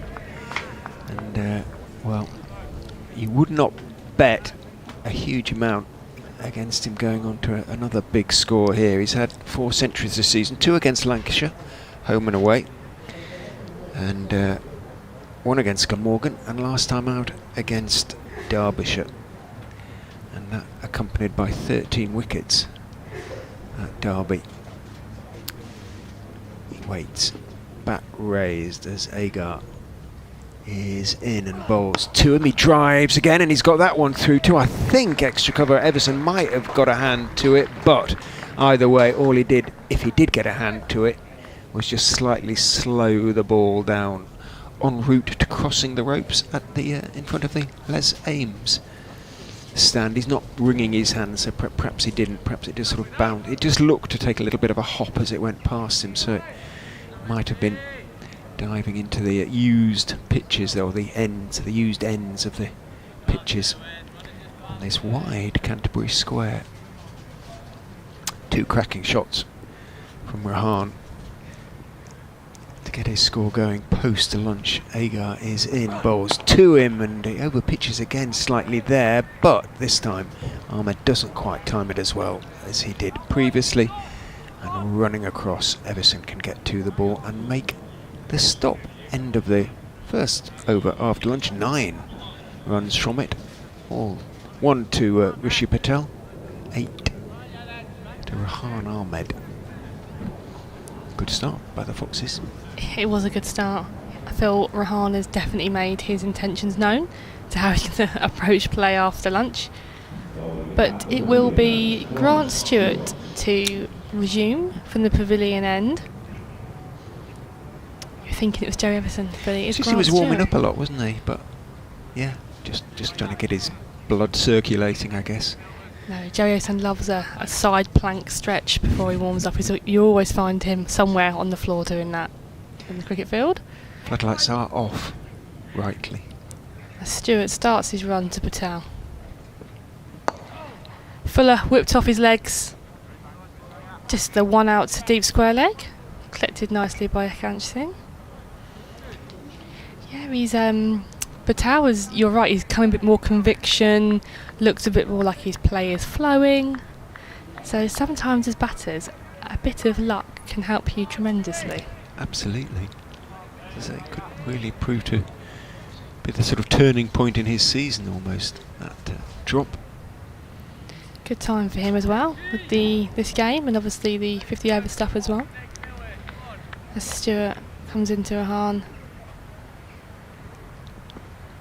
Fuller driven on the up. Past Grant Stewart. They'll get a couple for this. It won't go all the way as George Garrett makes chase. Just a 2. Slightly mistimed, but nonetheless over Grant Stewart and runs to his total. He really doesn't mind hitting the ball in the air, but I'm not sure that was deliberate. Just didn't come on again, did it? It's just so slow. Bit slower, but that intent was there again to hit hard through the ball. As Stewart comes back into Rahan now. Again, glorious shot to point, no run in the end, well fielded by Jayden Denley. A diving stop to his right, but as you've mentioned, that back leg up in the air, it's that flare that comes through, isn't it? He's lovely to watch. You could say it looks lovely. I feel if I did that, I might fall over. So I don't Yes, think I'd yeah. have. Yeah, I know what you mean. But As Stewart's again back in. Shorter this time, pulled, but a tremendous stop at short mid-wicket there by Ben Compton. diving to his left. He's definitely saved probably a boundary there. Shorter ball though from Grant Stewart. Didn't probably get the height he wanted on it, but good bit of fielding effort there. As Rahan sets himself. Stewart's in. Fuller again, just defended back to Grant Stewart with that back leg in the air, even for his defensive shot. Is that a sign for him that he's in good form? A little bit. The only sort of concern Leicester supporters would have watching him play like this now is that he just gets a little bit overconfident, almost, really. You can just sometimes, when he's seeing it as well as he is, he thinks he can do anything. Stewart again, Fuller, but that's just defended into the covers. Back leg remained on the ground, so promising things.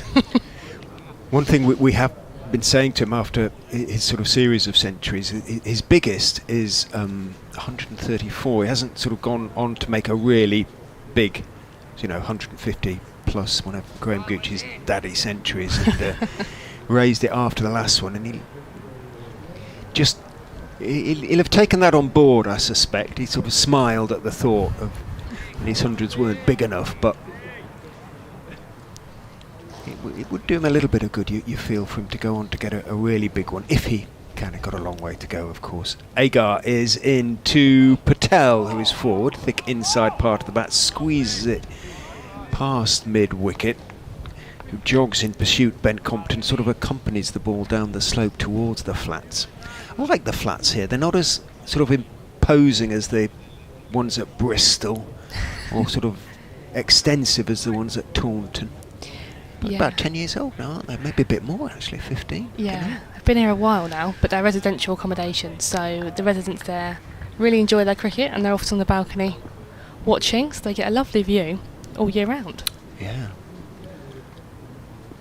Agar is in and bowling to Ahmed, who is waiting for that one and just turning his wrists on the defensive push out towards wideish mid-on. Leicestershire head coach Alfonso Thomas wanders up the boundary anti-clockwise. They're still very superstitious about that. Is that the right way for runs? It is. And clockwise for... He's anti-clock. Yes, yeah. Get that the right way around. To the way for wickets. There you go. Down the slope. Bowls. Ahmed, back foot comes off the ground. As that one comes back into him a little bit from where's Agar, and he has to adjust slightly. He was getting ready to try and punch it away through the offside. The shot he loves. Came back in on him a touch and had to adjust. And sounded a touch tinny, didn't quite come out of the middle. Ended up pushing it back towards Agar on the bounce. Finch like that, clapped his gauntlets together. Yeah, he's very close at Gully. He looks close. He's there for the edge, obviously, rather than thin edge that comes off the drive. In goes Agar, bowl, short, pulled in the air and over or wide of long off. Did it go all the way? Yes, it did. And there were shouts of catch. And just for a moment it looked as though it might be a chance for long leg, as it is. He went between backward square and long leg over the ropes for 6. And like Rishi Patel before him, Rahan Ahmed goes to his 50 with a maximum. Lovely 50 to watch with that, I was saying earlier, the flair of obviously back foot coming off the ground, and he's paced it quite well. Been attacking, but altogether quite a nice rounded 50. Waits as Agar is in, bowls to him. He defends solidly on off stump. It also brought up the century partnership, so a little landmark achieved off the same delivery. Patel and Rahan, 102 now the partnership for the second wicket. Is it a fair assumption to say that the maximum that got his 50 is probably the only shot I've seen so far of him that's maybe looked slightly a bit uncomfortable? Little bit. I don't think he wanted to hit it quite as aerially. He certainly didn't get on top of it. He used what pace Agar is managing to generate from this slow pitch as he bowls to him. He goes for the drive, he gets a thin inside edge and it goes over the stumps, down the leg side to the boundary for 4. Lucky for Rahan Ahmed. No chance for Finch. It was a thickish inside edge, I think. Let's have a look, see. Didn't miss leg stump by so very much, but it flew away to the fine leg boundary for 4. So Ahmed has charged on since lunch, which he was only on 34, and he's added 20 since then, and he's faced, he was on 59 balls at lunch, so 20 or 14 balls post lunch for Rahan Ahmed. Yeah, these two have gone quite nicely after lunch, haven't they? That positive intent's been shown early. A little bit of luck, but you need a little bit of luck sometimes, and it's paid off. Stewart's into Patel. Again, worked off the back foot, but a diving stop from Ben Compton at mid-wicket means there's no run. Again, a bit back of a length there from Grant Stewart, which has allowed Patel to get sort of up and over it. Again, just looking to sort of create that opportunity to pierce the field. That positive state of play. Stewart in again. Again, off his hip. Good diving stop from Ben Compton means there's no run. He's done very well in there. In that short sort of catching mid-wicket region. Well, he'll feel he owes his side a few runs, having shelled Patel on naught. He saved a few in those last 2 balls, huh? Yeah, he's been a great contributor in there. Stewart again. Again this time, bit fuller, but hands just dropped to place it into point. Another dot ball. Good start to his over here, Grant Stewart. But Patel's looking more comfortable now than he probably was in the morning session. So in the first 20 minutes or so, Yeah. like a man searching, but as you say, looks a deal more comfortable at the pitch now. He's nearly faced 100 balls, I suppose, as well. So Helps, doesn't it? Stewart again, shorter. This time just drops his hands as the ball goes sailing through to Harry Finch. It's quite an interesting watch, actually, from what you see of Patel, who's technically very correct and goes through the motions, where someone like Rahan Ahmed, who is a bit sort of unique in his technique and how they complement each other.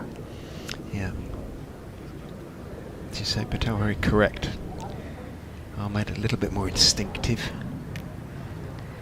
Grant Stewart starts his run again. Into Patel. Again, fuller this time, but Patel just places that back to your short cover where Dawkins does the work.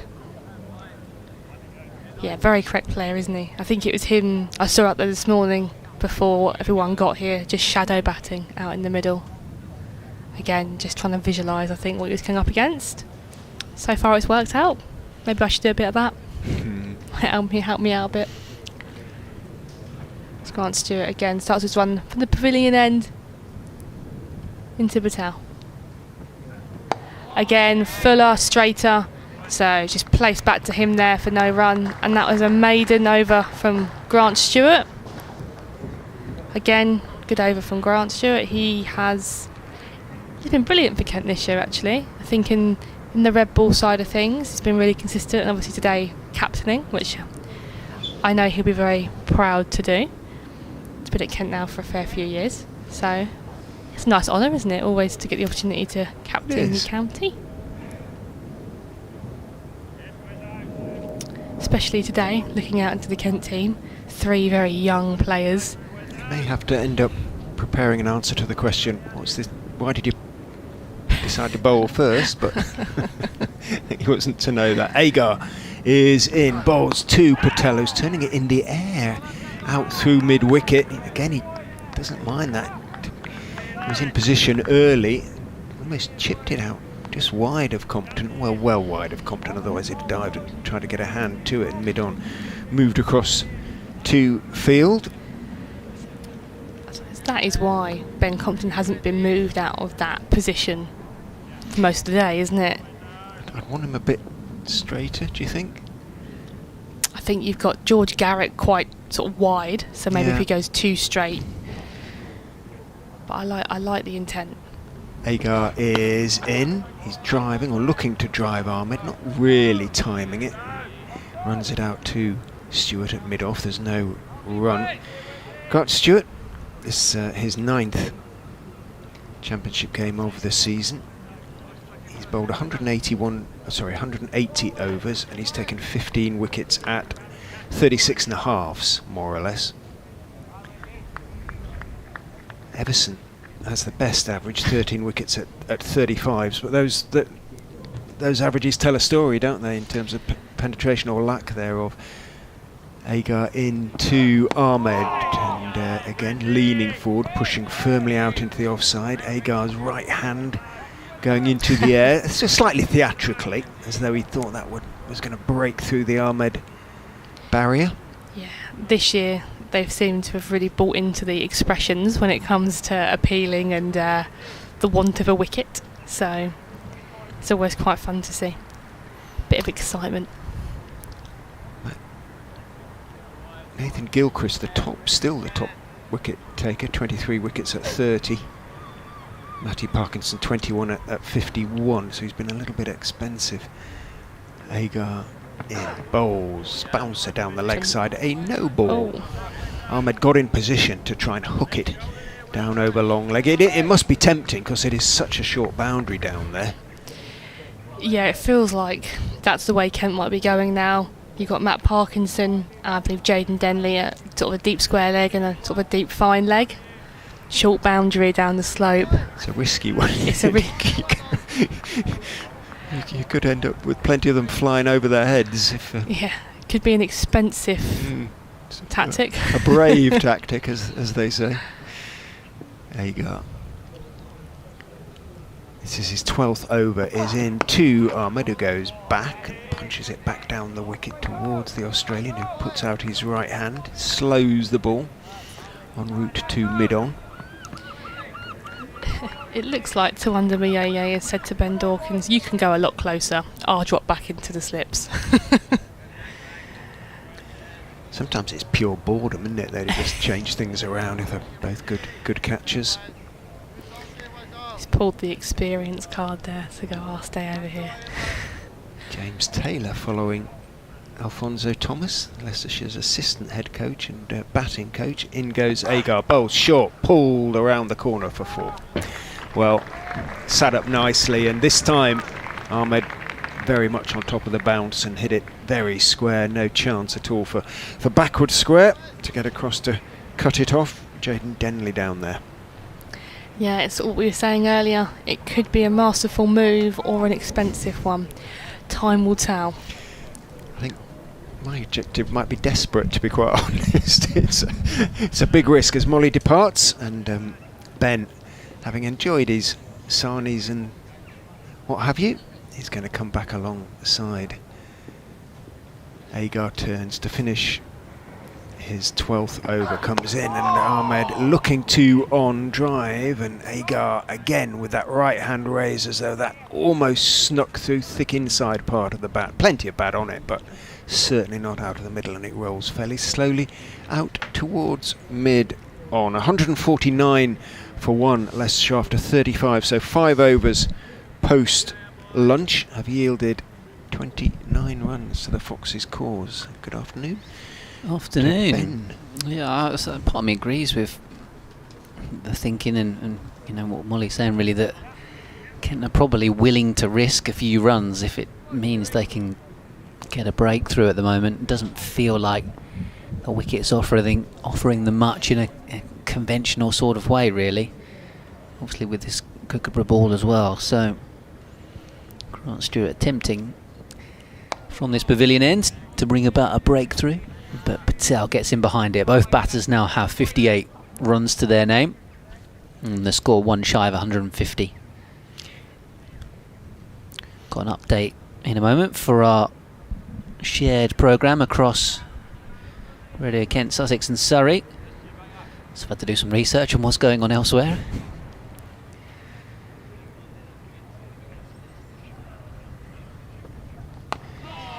Yeah, Division 2 leaders Leicestershire very much on top in this game so far. They're one run shy of 154. Rahan Ahmed, who starred last week with 113 wickets in their match at Derbyshire, the England prospect, is 58 not out. He's been a little bit streaky since lunch. He had a hook shot which went just over the fielders' heads for 6 and then chopped one past his stumps for 4. But he has been very assured so far in this innings and very fluent with some of the boundaries he's scored. Patel earlier on was dropped on naught at third slip. He now has the same score and is starting to re-find a little bit of his form. Rishi Patel, 58 and not out. Wes Agar, the one man to take a wicket for Kent so far, and then Ben Dawkins is out there on debut, the England under-19 international, and Grant Stewart skippering the side this week with ball in hand in place of the injured Daniel Bell-Drummond. Elsewhere, moving up into Division 1, Surrey have got Durham 92 for 6 in the early stages of their match. Wickets for Dan Worrell, who's got 3 of them in that one. Former Kent wicketkeeper Ollie Robinson out for just 2. And then Sussex away to Yorkshire at Scarborough. They are 100 for 3. James Cole's out for 47, their top scorer so far. All of those matches available to listen to via the BBC Sport app and website.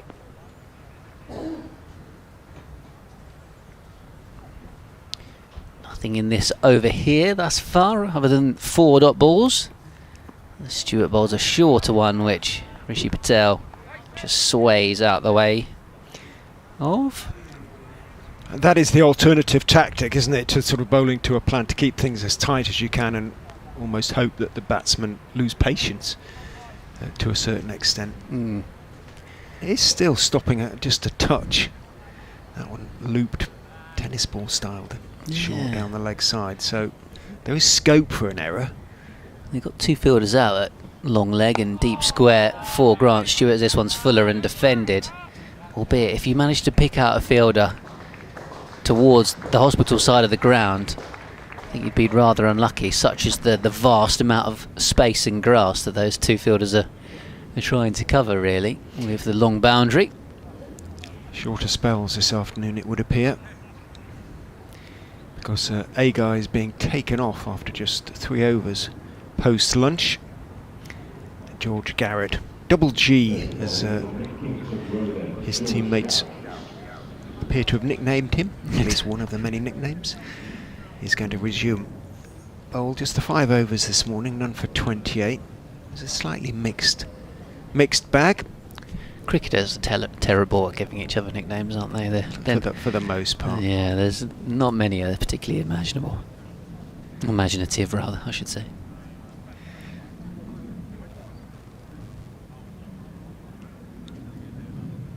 Stewart and Garrett happy with the field. It's essentially single saving within single slip, still with the 2 men out on the leg side. I'm just looking down to see if there's a 3rd man under the balcony, can't quite see. Garrett is in and bowls to Ahmed, who's clipping out towards mid-wicket. Again, you probably tell from the sound of from the effects mic, it wasn't quite out of the middle, so mid-on able to get across and field, but Ahmed able to take the single that brings up the Foxes 150. It's come off 36.1 overs, so the run rate, brisk by county championship standards, 4.2. Silly mid-on has gone in about 3/4 of the way down the wicket. Garrett bowls on the leg stump and Patel just calmly leans forward, head right over the ball, clips it out to deep backward square. In fact, Jaden Denley down there in front of the flats. Yeah, Jaden deep square and then Matt Parkinson at long leg. Probably about sort of 25 yards apart, something like that. Parkinson getting sort of a little bit squarer all the time. Garrett is in and bowls to Ahmed, who drives pleasantly in the air, though, for a few feet, as you can tell from the shouts of catch. It was fairly well short, in fairness of Ben Dawkins, who's out there in the covers now. A good few feet. And, well, it may be that Ken haven't seen too much of Rahan Ahmed. Obviously the first time these sides have met, well, not just this season, but for some few years, and you can look at all the videos, etc., and do the analysis, but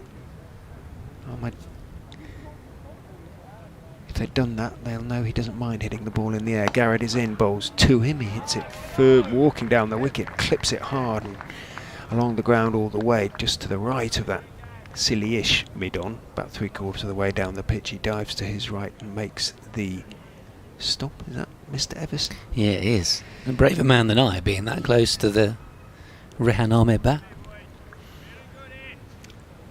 Standing, legs akimbo, arms behind his back, blows on his hands and puts his hands on his knees as Garrett is in past umpire Widder. Bowls a full toss that is clipped in the air out towards deep square, and it does go more or less straight to deep square on the bounce to Denley, who picks it up and hurls the ball at the non-strikers end, making sure that Ahmed can't be too lazy in taking his single.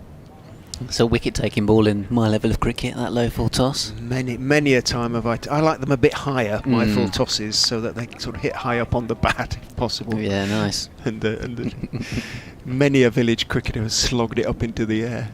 Eyes light up. In goes Garrett and bowls. Patel is calmly, he looks calm at the moment. Patel just turns that to mid-wicket, and there is no run. End of the 37th over of the Leicestershire first innings, 152 for 1. Patel has 59, Rahan has 60, and it looks fairly straightforward for the Foxes out there at the moment. What can Kent do to change that?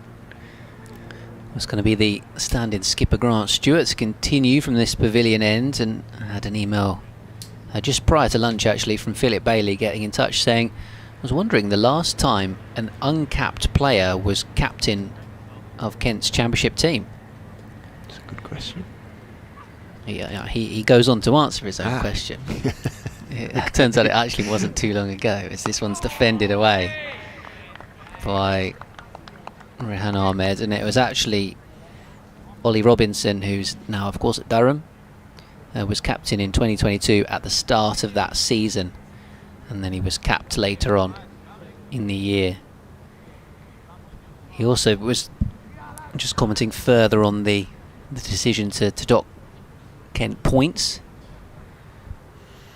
Stewart is in and bowling, and it's played off the back foot by Rahan Ahmed back to the bowler, and he was saying the Mieye penalty was when he was given out, caught off the shoulder of the first ball of the day earlier on in the season. In Philip's view, it says it does seem rather harsh to be penalised for umpire mistakes when both players did walk off promptly under the circumstances. As in comes Stewart, driven away up towards wide mid-off. Do you recall who the umpires were in any of the cases? Because some are sort of quicker to take offence, so to speak. They stand on their dignity a bit more than others, don't they? I'm sure we can all think of one or two examples, especially those who tend to get the second division games. It's a fair point, because I'm sure there are some who would just brush off a little bit of dissent or whatever, and I know the ECB have been trying to clamp down on it a bit this year, as that's a shorter ball which Ahmed ducks underneath. The bat was still high next to his head almost when he went down to duck underneath the ball, and there was some suggestion from Kent that maybe it had clipped a glove or something on the way through, but nothing to it. Yeah, even at recreational level this year, the ECB have, there's been kind of harsher measures introduced when it comes to dissent and that sort of thing.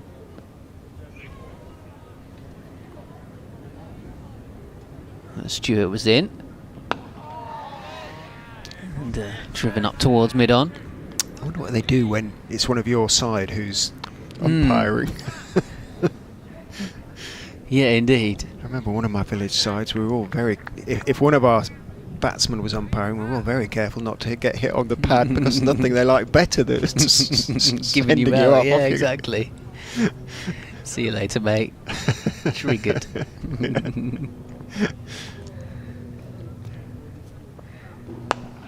Driven down the ground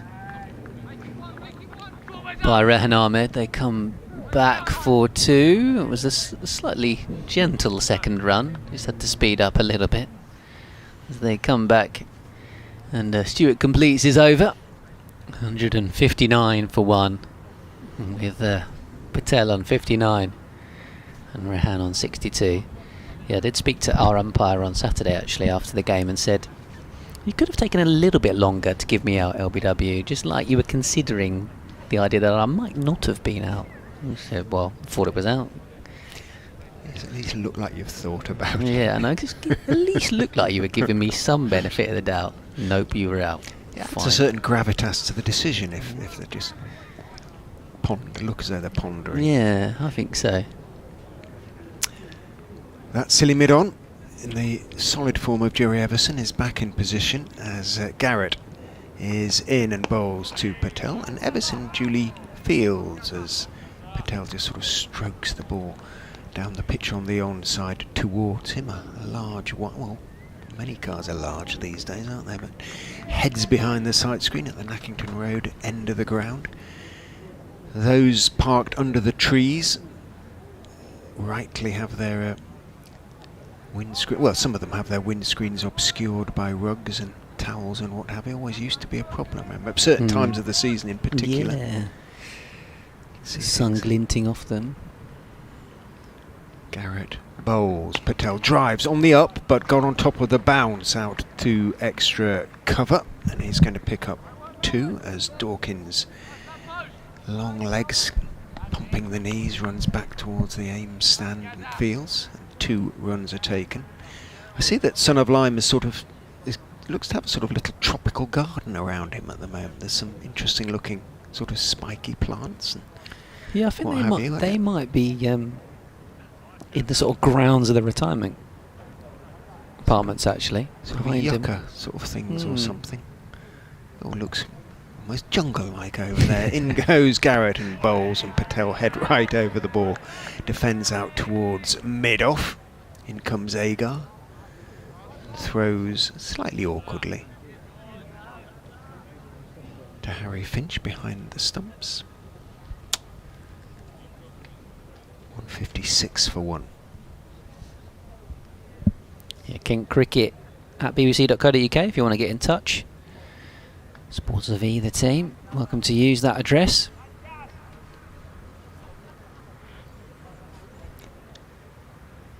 Garrett turns, runs in and bowls on the leg side, clipped away down towards backward square. Jaden Denley cuts off the ball, or cuts the ball off before it crosses the ropes. That deep backward square gets his left arm throw away. Matty Parkinson warming up enthusiastically, could be hopefully, but he might just have had the word at a wide long leg in front of the supermarket down there. 157 for 1.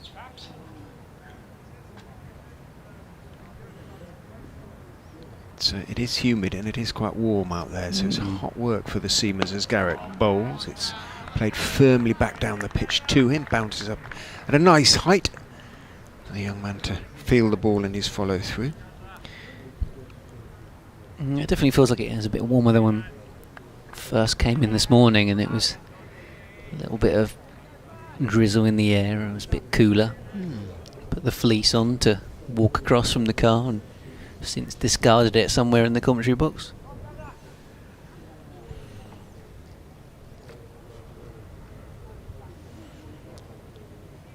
Garrett bowls. Advancing down the pitch is Patel and is, I beg your pardon, Ahmed, and driving impressively. Fairly straight through straightish mid-off. Stewart thought for a minute he was going to get there, dived away to his right, couldn't get there, and that does make a bowler's heart sink slightly because it was dismissive. Walking down and just thumping it through straight mid-off for 4. Rahan on to 66, Patel 62, Leicestershire 161 for 1. So the partnership is at 161 minus 37, a sum which is entirely beyond me. No, well, I'd have to do it properly, but it's quite a lot. Matt Parkinson's going to come on. Ball from the pavilion end.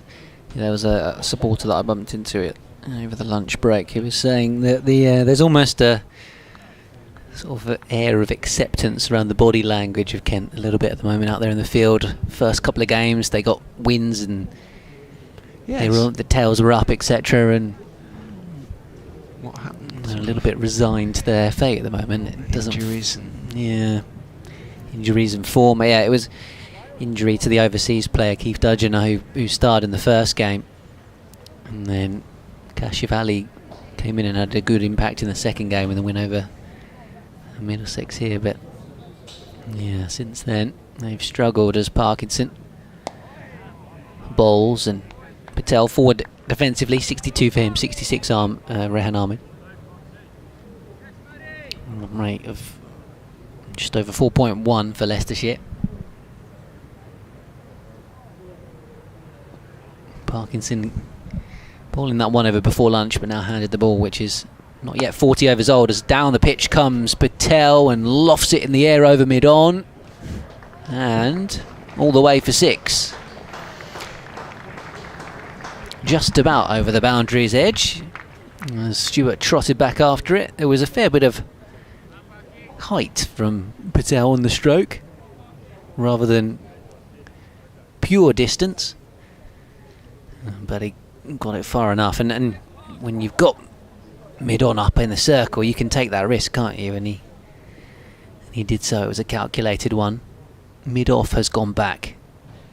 Agar to the fence, but Stewart is still up at mid-on, now driven out towards Agar in that deeper position, and they'll come through for a single. Yeah, Stewart knows he really has to give Parkinson a bit of cover. If the spinners are hit out of the attack, he really does have problems, doesn't he? Because the seamers having to rotate with a kookaburra, it's going to be a long, horrible afternoon, potentially. You mentioned Parkinson's average earlier on being in the 50s. His wickets have been or the wickets he has taken have come expensively. And unfortunately, when you find yourself as a team in positions where you're not on top, it can be difficult for your spinner, especially a leg spinner like Parkinson, who likes to try and toss it up. And Ahmed drives him hard, and Ben Dawkins with the stop at extra cover. It's the economy rate as well that's so important, isn't it? Now, if you're not taking wickets, you try and tie an end up to spell your seamers. Parkinson bowls. Oh, that's up in the air, and it hasn't got totally the distance. Oh, a difficult chance for Grant Stewart, retreating back, trying to take the ball over his shoulder.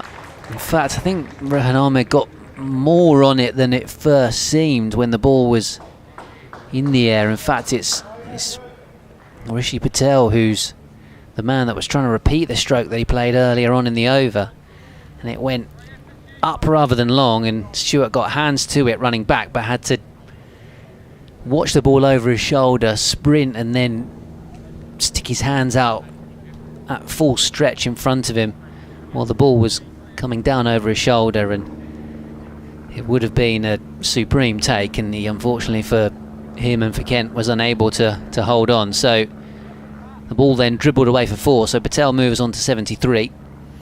Around 67, 173 for 1. It's one of those where if he was running in from long on, it would have been a straightforward catch, but if he was at long on, probably wouldn't have tried to play the shot. He's doing it because the man is up at mid-on, and it's tempting him to play it, and that's what Kent are going for, but just got too much on it.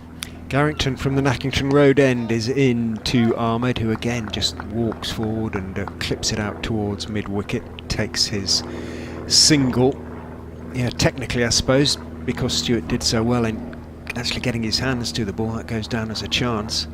Noticed on his left knee, look, blood everywhere on his, on his whites, on Stewart's whites, so whether diving around, he's taken the skin off an old scab or something, but some horribly bloody marks all over his left knee on his whites.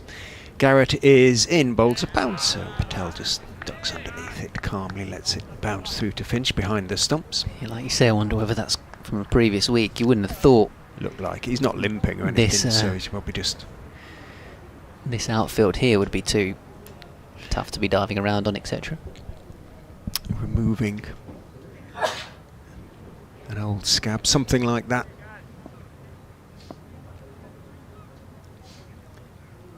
Garrett turns, leans forward, gets into his run, bowls, nice line, nice length, and Patel has to be respectful, and is, just leans forward, blocks it out off stump. Out towards Dawkins, that extra cover. 120 for one at lunch off 30, 174 for one off 40, so 54 off 10 overs post lunch. Fox is continuing to play positively, and well, Garrett's ready to go, but the field is moving around, and indeed Garrett started his run up with mid-wicket sort of walking Ben Compton towards square leg. Patel stepped back and just indicated that things are going on. Stewart now decides to chuck in his sixpennyworth. Has a word with Garrett, and Compton goes back to mid-wicket really, as in goes Garrett and bowls, and it's turned out to wide-ish mid-on. Parkinson dives away to his right, does the Parky roll, makes the stop, not cleanly, but does make the stop.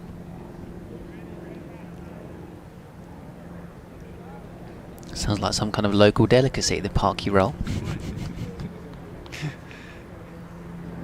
Again, his twin often used to do something similar, getting behind the ball, putting in the roll, adding a little bit of theatre to the fielding as Garrett is in, bowls another bouncer to Patel, who again has nothing to do with it, just bobs at the knees, lets it fly over his head, and is remarking his guard before it lands gently in the gloves of Finch behind the stumps.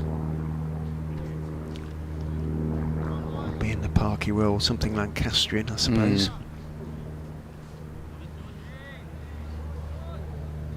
Bolton, they're from, aren't they, the Parkinsons? Yeah, indeed. Don't know whether Bolton has any particularly famous delicacies in the comestibles department. That is picked up nicely by Patel and lifted over deep backward square for 6. He went down on one knee. It was a sort of a length-ish ball, slight maybe, but it was going down the leg side, and Patel just went down on one knee, and now he's seeing it nicely, just picked it up. Almost a flick really, and that has disappeared between the supermarket and the flats, and is bouncing towards, well, it used to be a car park over there, but long since has go on. Yeah, it'll be the, first of all it'll be the car park for the supermarket on the corner, and then you're down towards the old Dover Road, going into town, heading towards the cathedral at a rate of knots. Yeah, how Kemp will be ruining, putting him down a pretty regulation third slip chance earlier on when he had yet to score. It was his fourth ball, that third slip. Even early on after that, he was struggling a little bit out there, and Agar was getting some joy with the new ball.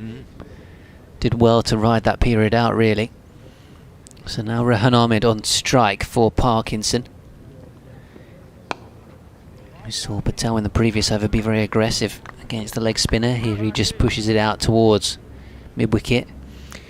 Well, as a consequence, we've now got a deep mid-wicket, deep backward square, deep-ish mid-on, long off, deep extra cover.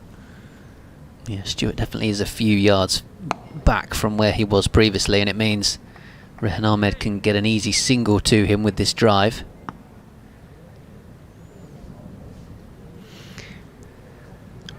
How does Rahan tend to play the spin? Because obviously when it's kind of leg spinner to leg spinner, there's a little bit of pride at stake, isn't there? He will try to dominate, but perhaps not to the extent that Patel did. Stewart is taking a couple of steps back as Patel punches off the back foot out towards that deep cover fielder for another single. Plenty of runs available at the moment.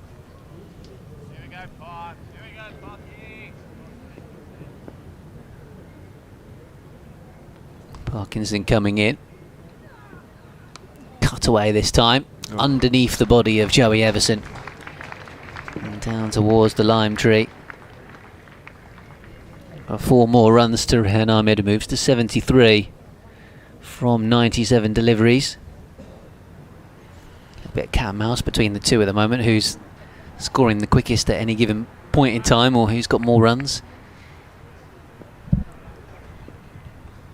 Rahan caught up quite quickly early on, but now Patel's had some moments where he's got boundaries and flurries as Rahan Ahmed comes forward on the front foot to defend this next delivery. It's well over 5 and over post lunch. Yeah, up to 4.5 for the innings now. Kent struggling to have any control as it's cut away for 4 more, this time behind point, more so towards the lime tree than the previous one, which was a little bit squarer. So the 150 partnership comes up, 77 of them from Rahan Ahmed and 70 from Rishi Patel, and the Division 2 leaders beginning to dominate here at Canterbury on 190 for 1, in fact. Yeah, it's the wrong field, but in part that's been imposed on Stewart and Parkinson by Patel taking the attack to them, but Patel hitting long and straight, only just long enough in the previous over, but then a couple of slight drag downs and width from Parkinson, and the wristy Ahmed cutting away behind square on the offside. Where do you put your fielders? Just watching that replay, it didn't even look particularly short. It was just a little bit outside off just stump. Enough width. Yeah. And like you say, just the wristy style that he has, he's able to play the shot. Garrett into Patel, who is defending the straight ball back down the pitch to George Garrett. Still got Everson in there at that short straight mid-on, but one suspects that the time at which Stewart has to go almost completely on the defensive may not be too far away. Yeah, the way things are going. Runs are just coming too quickly. They need a little bit more control back on the scoreboard. Just get it to 3s, 2.5s, 3s rather than... But 5s and 6s, you really are looking down the barrel. Garrett is in, that's better, and Patel is forward, respectfully on off stump, playing it out 2 point. Sometimes it's okay to bowl 6 balls in the same sort of place. Just keep the batsman playing. Patience as important for the bowler sometimes as it is for the batter.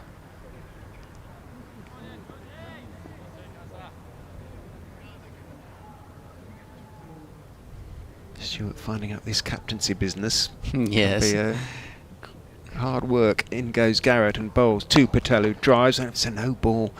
So it goes wide of Stewart, who runs to his left to field, but 2 runs to the Leicestershire cause. And another ball to come, so 3 good balls in the over, but with overstepping there, it's 2 from 2 essentially.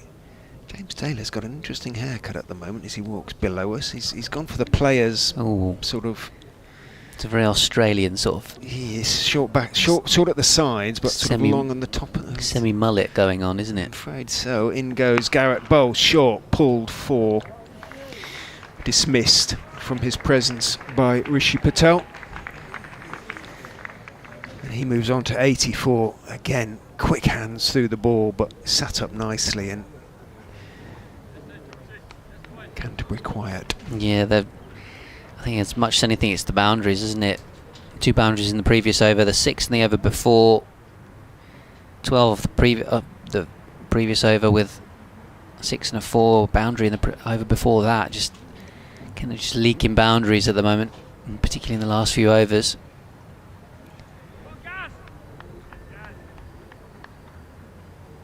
And for 51 from his 8.3 overs for George Garrett, who is in again to Patel, who drives. It hits the foot of Garrett, and it wrong foots Grant Stewart, who was moving to his right at mid-off, had to put on the brakes and move sharply to his left. And Patel picks up a single, moves on to 85. Yeah, one of the cricket apps I'm looking at suggesting Kent's chances of winning this game are already below 10%. Such is the situation at the moment. Then we're going to have a change in the commentary box. Molly Davis going to come back in. Yeah, it sort of makes sense, but it's not just about this partnership, as in goes Garrett and bowls, but punched off the back foot by Ahmed out towards the cover boundary. Might just have the legs to get there. No, it won't. It will be pulled up about a foot inside the ropes by Ben Dawkins, and Ahmed has to settle for 3, but it does bring up the Leicestershire 200 off just 42.5 overs, so the run rate now is creeping towards 5 for the innings as a whole. And you have to say, at the moment, these two Foxes batsmen absolutely dominating a weary Kent-looking attack. George Garrett, 1 ball to bowl in his 9th over, none for 55. And Parkinson, 24 from 3. Yeah, 8 and over. Garrett himself going for more than 6s is in and bowls, and Patel just leans forward and blocks that one out to extra cover. End of the 43rd over. Leicestershire 200 for 1. Patel has 85. Rahan has 80. Richard Ray from BBC Radio Leicester. Yeah, taking a little break, and we'll have Molly Davis from Kent's women's side, wicket-keeper, who's going to join me on commentary. Ben Watts from BBC Radio Kent. Difficult period for Kent at the moment, with the Division 2 leaders very much in charge. Rahan Ahmed out there for 100 balls so far for his 80. 130 balls Rishi Patel has faced for his 85, and oh dearly, Kent will be ruining that missed chance when he was on naught. It was just such a catchable one for Ben Compton, and one you wouldn't normally expect him to put down, and paying the price for it a little bit at the moment. Sub-fielder on as well, actually. Looks like Kashif Ali is down at long on for Kent. I didn't notice who went off, whether it's Wes Agar possibly. It looks like it could be Wes Agar. Yeah, I think it is Wes. He was down here at long off a minute ago. Well, I wonder if that's him actually at deep point, as Parkinson's coming around the wicket. Rahan Ahmed reverses, and in fact that's Sagar out there at deep point, so somebody else has snuck off the field. Wonder who that is. It's always a guessing game, isn't it? Slightly. Everson's at short fine leg and loosening up, might be coming on to bowl himself in a moment. Rishi Patel there just pads up to Parkinson from around the wicket. No danger of an LBW. Could it be Jaden Denley? Yeah, I'm playing the elimination game, aren't we? Trying to It's a fun game to play. work out who isn't out there. I think Jaden doesn't appear to be out there, as this one's defended away.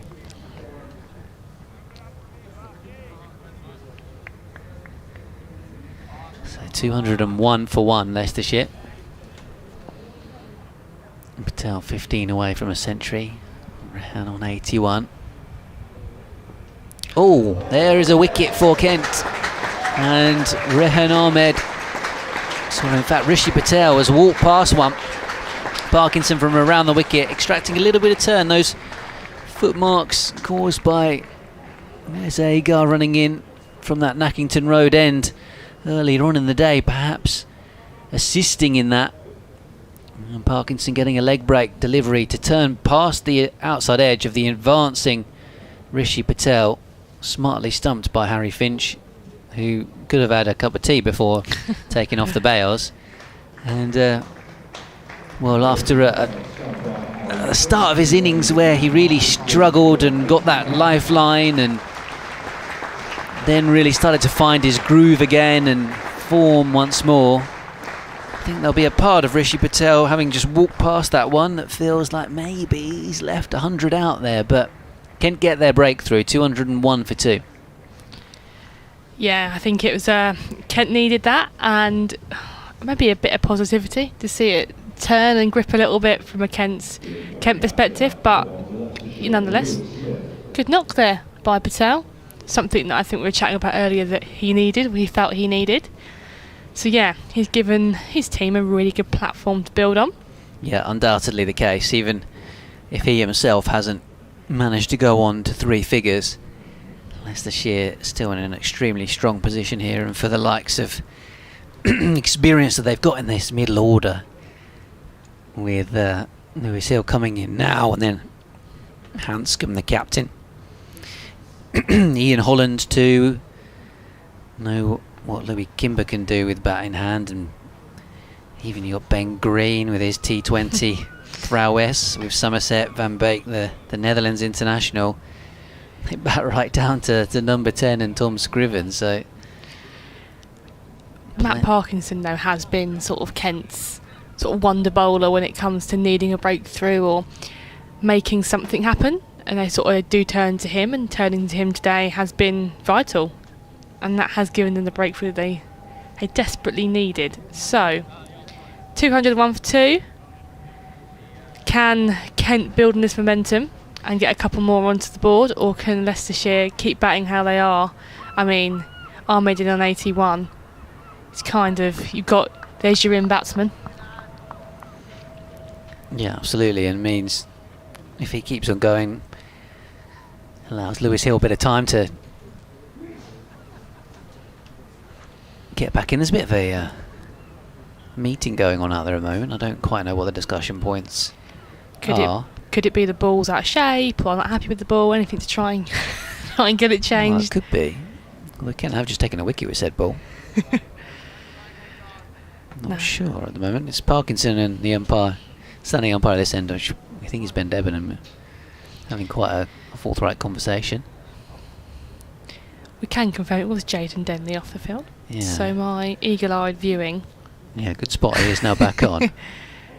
There's some gear being brought out, which is why we have the delay. Yeah, I feel sorry for Matt Parkinson at times. Since he's joined Kent, really, that often enough Kent have been on the back foot in the field, and therefore he's found himself in the difficult position of having to bowl a lot of overs when batters have been well set or very much building on a position of strength. Yeah, no, I would agree. He's been really good in the red ball format and the white ball format as well, and he has sort of always come good for Kent. Yeah, certainly in some white ball games he's, in big clutch moments he's won them games. I think of the One Day Cup game at Blackpool last season against Lancashire, where he bowled the last over and got a 5 against Essex, did he, earlier on the season, Chelmsford in the T20. And then there was the case that the T20 game at Surrey, Kent didn't come off the win there, but he did very well to take it down to the last ball of the game, when the situation would have said that they would have cruised home very comfortably. Yeah, you're right. He almost managed to see Kent to victory in that one, but for Chris Jordan getting the last ball of the game away to the boundary. Yeah. So all in all, he's done pretty well. Yeah, obviously vastly experienced. Parkinson. Oh, that one is edged and taken. A brilliant catch from Tawanda Mayeye at full stretch away to his right, leading edge from Lewis Hill as he looked to turn the ball into the leg side. And jubilant celebrations from the Kent fielders. And the patting on the back goes to Tawanda Mayeye. It slipped. It looked like the ball was just going to be beyond his grasp up until the last moment when he stretched out the fingers to pluck the ball before it hit the turf. And Lewis Hill, having watched a stand of 150 between Patel and Ahmed with his pads on, has gone out and been dismissed very first ball, and Matt Parkinson's on a hat-trick. I mean, we've just said it. He makes things happen, and he's made 2 things happen in 2 balls. I mean, that was a phenomenal catch by Mayeye. A full stretch out to his right. I think even he was shocked that he got a hand to it. So yeah, if you're watching it on the live stream with our commentary, you'll have seen Mayeye disappear stage left as he had to stretch so far to take it. It's a phenomenal catch. I've got the replay up again here, and you see him take off, and then he disappears off screen by the time it eventually, the ball is nestled in his hand. Definitely a bit of turn once again for Parkinson out of that rough created by Wes Agar. So the move to switch to around the wicket has worked for Parkinson. And in comes Peter Hanscom, the Australian. You kind of feel now, don't you? 201 for 3. Kent are going to be a lot happier. Obviously 3 on the board. It looks a bit better, doesn't it? It looks a bit better from Kent's point of view. But you're right, this sort of change here could be very, very key from Kent's side of point of view. So 2 wickets and 2 balls after a partnership of 150. Kookaburra ball cricket has these strange kind of periods, doesn't it, where often with the new ball it's when you see wickets fall quickly and then the ball gets soft and batters can dominate. But here we are in the 44th over of the innings, and Kent have struck twice through Parkinson. I guess that is one of the things about these rounds, whereby they want to see bowlers have to work harder for wickets and then bring spin into the game a bit more. There's 2 slips, a leg slip, a short leg for the hat-trick ball for Parkinson, who's in and bowling to Hanscom, and he's forward and defending the ball into the ground. End of the over, and Parkinson gets a good hand. Indeed. And the score's gone from 201 for 1 to 201 for 3. Yeah, he's been brilliant. I'm sure he'll be continuing from the pavilion end. Absolutely so. But as you've mentioned earlier, from a Leicestershire's point of view, the experience to having that line-up, obviously Hanscom in now with the wealth of experience he brings to the game. Still a lot more work to do here from Kent to try and end the day in a way they feel happy. But at the moment, I'd still say Leicestershire on top, as Matt Parkinson gets a very well received greeting down to the boundary by the cafe by the Kent members and fans.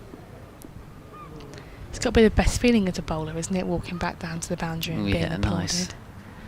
As Garrett's in, Fuller driven, but straight to a short mid-on, I'd say. I believe it's Joey Everson. He's practically on the wicket there, as close as he can get to Rahan Ahmed. I feel like there's definitely a plan, isn't there? I've said it all morning. Will I come good with my predictions? I don't know.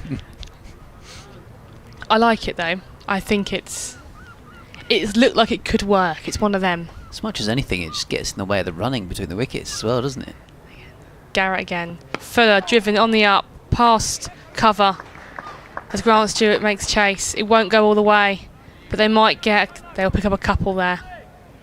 Glorious shot through the covers there, just on the up. He looks in good touch, doesn't he? Yeah, he really does, doesn't he? Even when he's, like you say, hit the ball slightly in the air, it's always generally been in the gap. There's a couple of sort of half moments where he's maybe played a full shot or two and got away with it and the ball has ballooned safely. Yeah, you kind of feel, don't you, with them 3 catches on pretty much on the strip, catching mid-wicket and a very short cover, that's the hope that he's going to miss time one. Garrett again on the back foot, punched into the offside. Should be a couple here, turned down. Just be the single in the end, as Dawkins does the work out there in the offside boundary. So Hanscom is setting up to take his first ball from the pavilion end. But no, so much experience in the Leicestershire line-up here. Yeah, you get one bloke out and then out steps an Australian international. It's not. Or you get 2 out and 2 balls, and then out comes the captain, Peter Hanscom. Yeah, it's not exactly your club stuff on a Saturday or Sunday, is it? Yeah, you get into the middle and lower order, and you think you might run through a team. Garrett's into Hanscom. Fuller, outside edge, goes to a vacant gully area, and that will run away for 4. Again, a bit of a prod there from Hanscom. Yeah, it was a little bit, wasn't it? I'm not sure if you could be really generous and say he's guided it wide of second slip. You feel maybe he's just prodded at it, and he's, like I said, found the vacant area through sort of gully. Soft enough hands, I guess. Yeah. We'll give him some credit. Some of us like to score in that area. It's a popular one. A lot of runs behind square for me. So. Yeah. Runs in the family from my side of things. Don't want to be hitting the ball in front of square too often. It's too easy, we won't do that. Play it behind square. As Garrett comes back into Hanscom. Again, Fuller sort of tucks him up.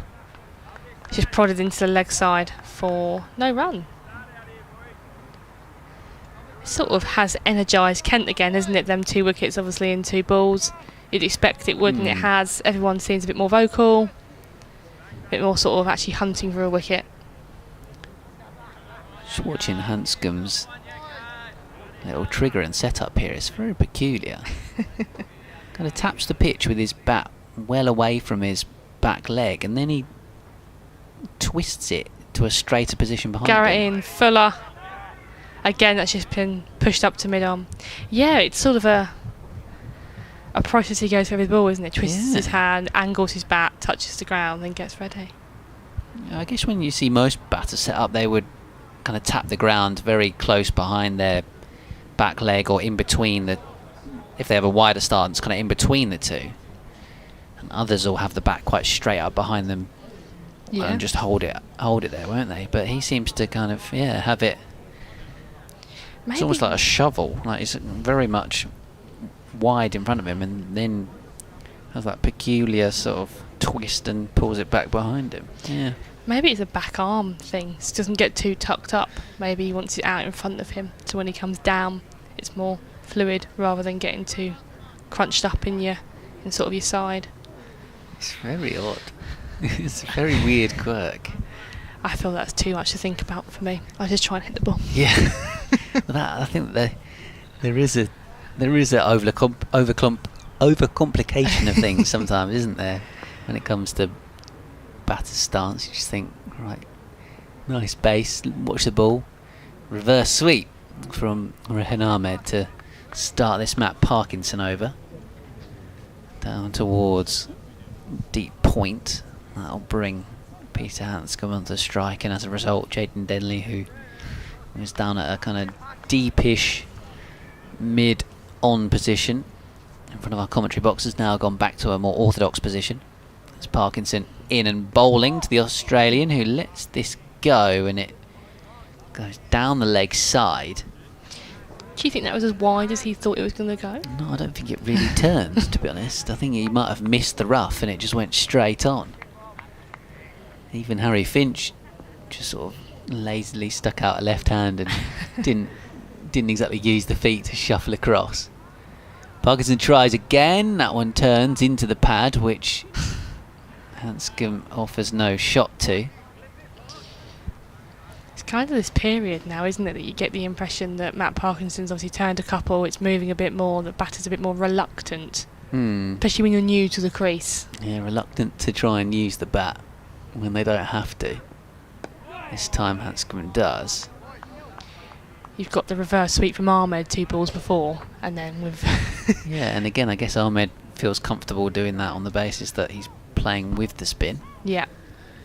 It's a good option with that vacant area through point as well. I think it probably is if you're competent and happy enough to play that shot. This time Hanscom uses the bat but plays back to a ball that wasn't that short and ends up fending it off in front of the stumps.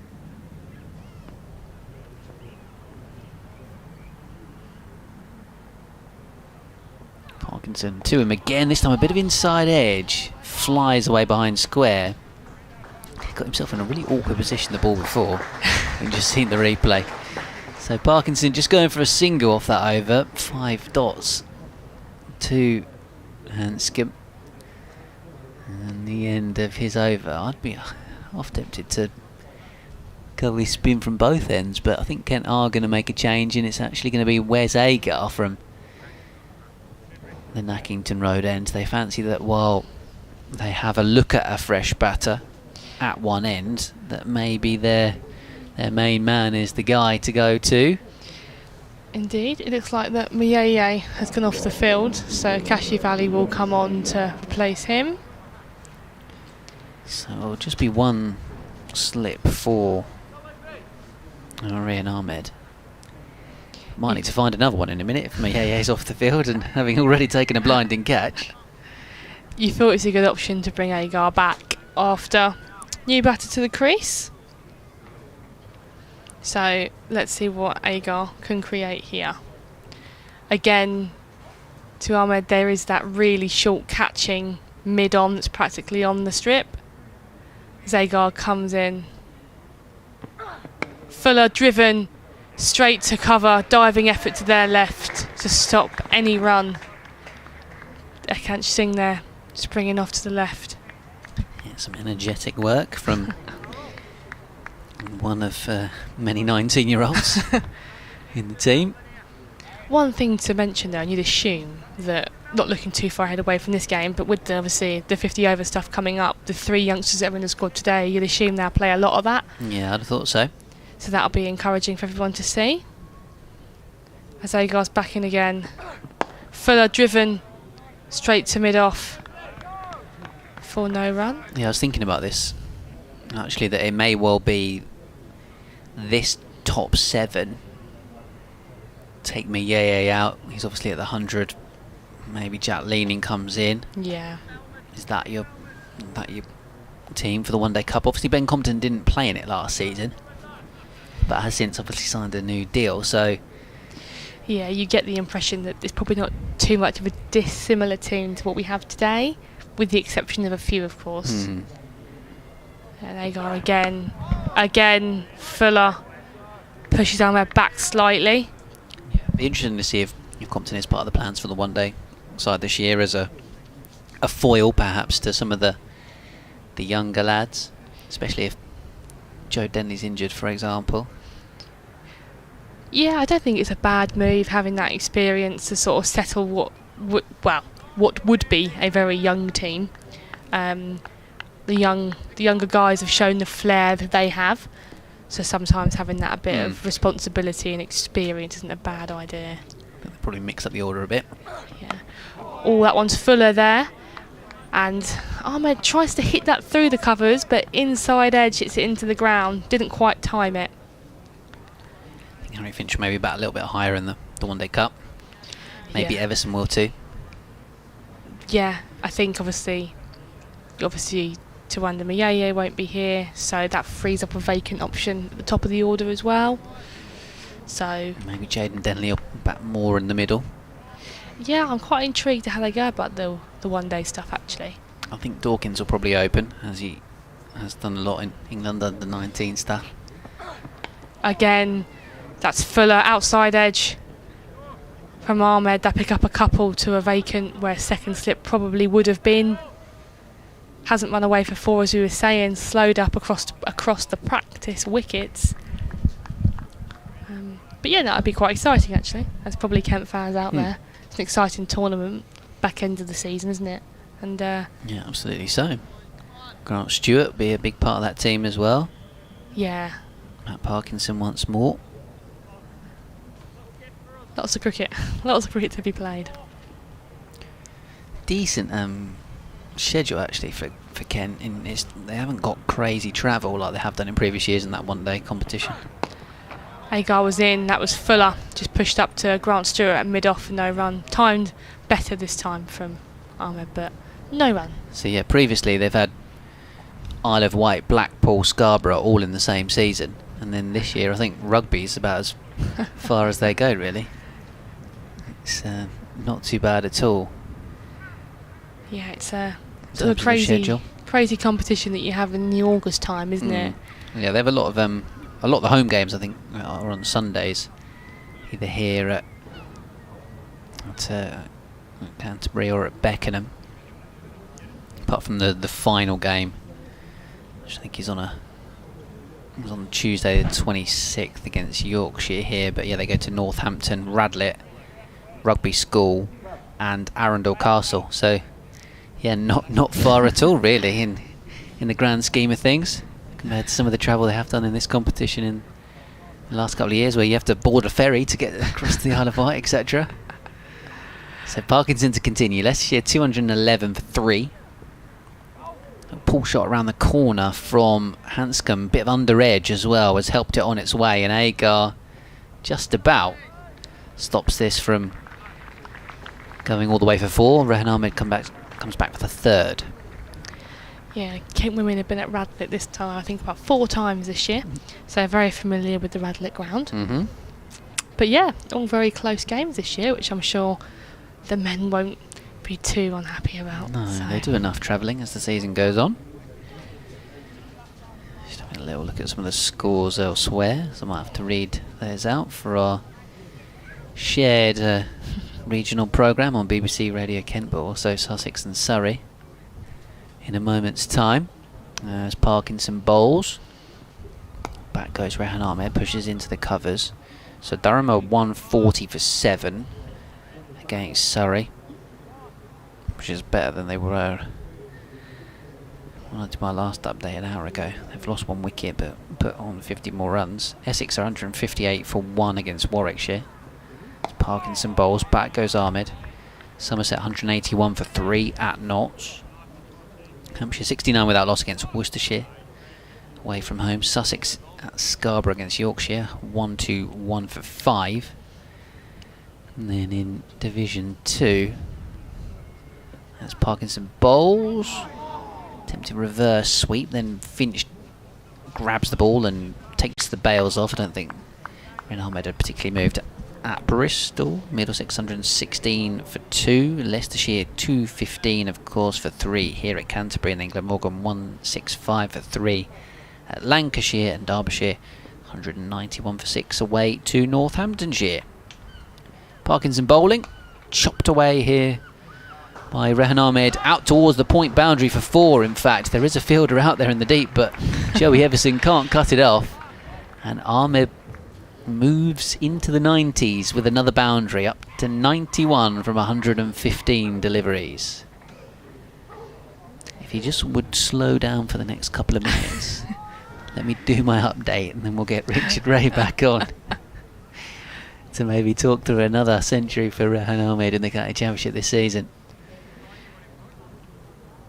It's what we were saying earlier, that maturity, isn't it, that I think Rahan Ahmed spoke about himself, so it's good to see that. Still only 20 years old.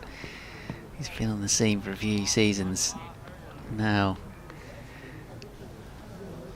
And yeah, who would bet against in a few years' time seeing him batting at number 3 and bowling leg spin, and his brother bowling at the other end bowling off spin for England. You know, they've even in 7-8 years time, they've both got plenty of time to do it, haven't they? At 20 years old and 17 years old, such talented young lads. I think Farhan got a hat-trick in a blast game this season for Notts.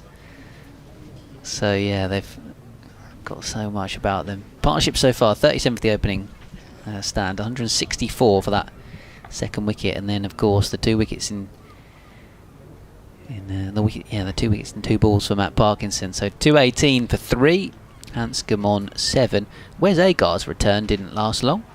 No, I think it was that 1 over wonder to try and maybe disrupt the early balls from Hanscom, but it's going to be Joey Everson coming from the Nackington Road end. He's making his return. I'd have thought you'd have at least given Agard 2 overs, especially now Hanscom's on the strike. If it was Rahan Ahmed on the strike, I think, should we not bother? But yeah, interesting that he's come out of the attack after just 1 over. I hope he's okay and there's not tweaks. I mean, there was maybe just after 1 delivery, he just was a little bit ginger. He's now down at long leg, and yeah, he is. He is still on the field. Yeah, so. he's just stretching off his left hamstring down at fine leg there a moment ago. As Everson's into Hanscom. Fuller driven hard, right past Joey Everson, and it will just be the single as it's cut off by 2 colliding fielders. So after my update, we'll get Richard Ray back on. Like I say, we just need Rahan Ahmed to just take his time about these next few runs. See if I can get this score update for everybody out of the way first.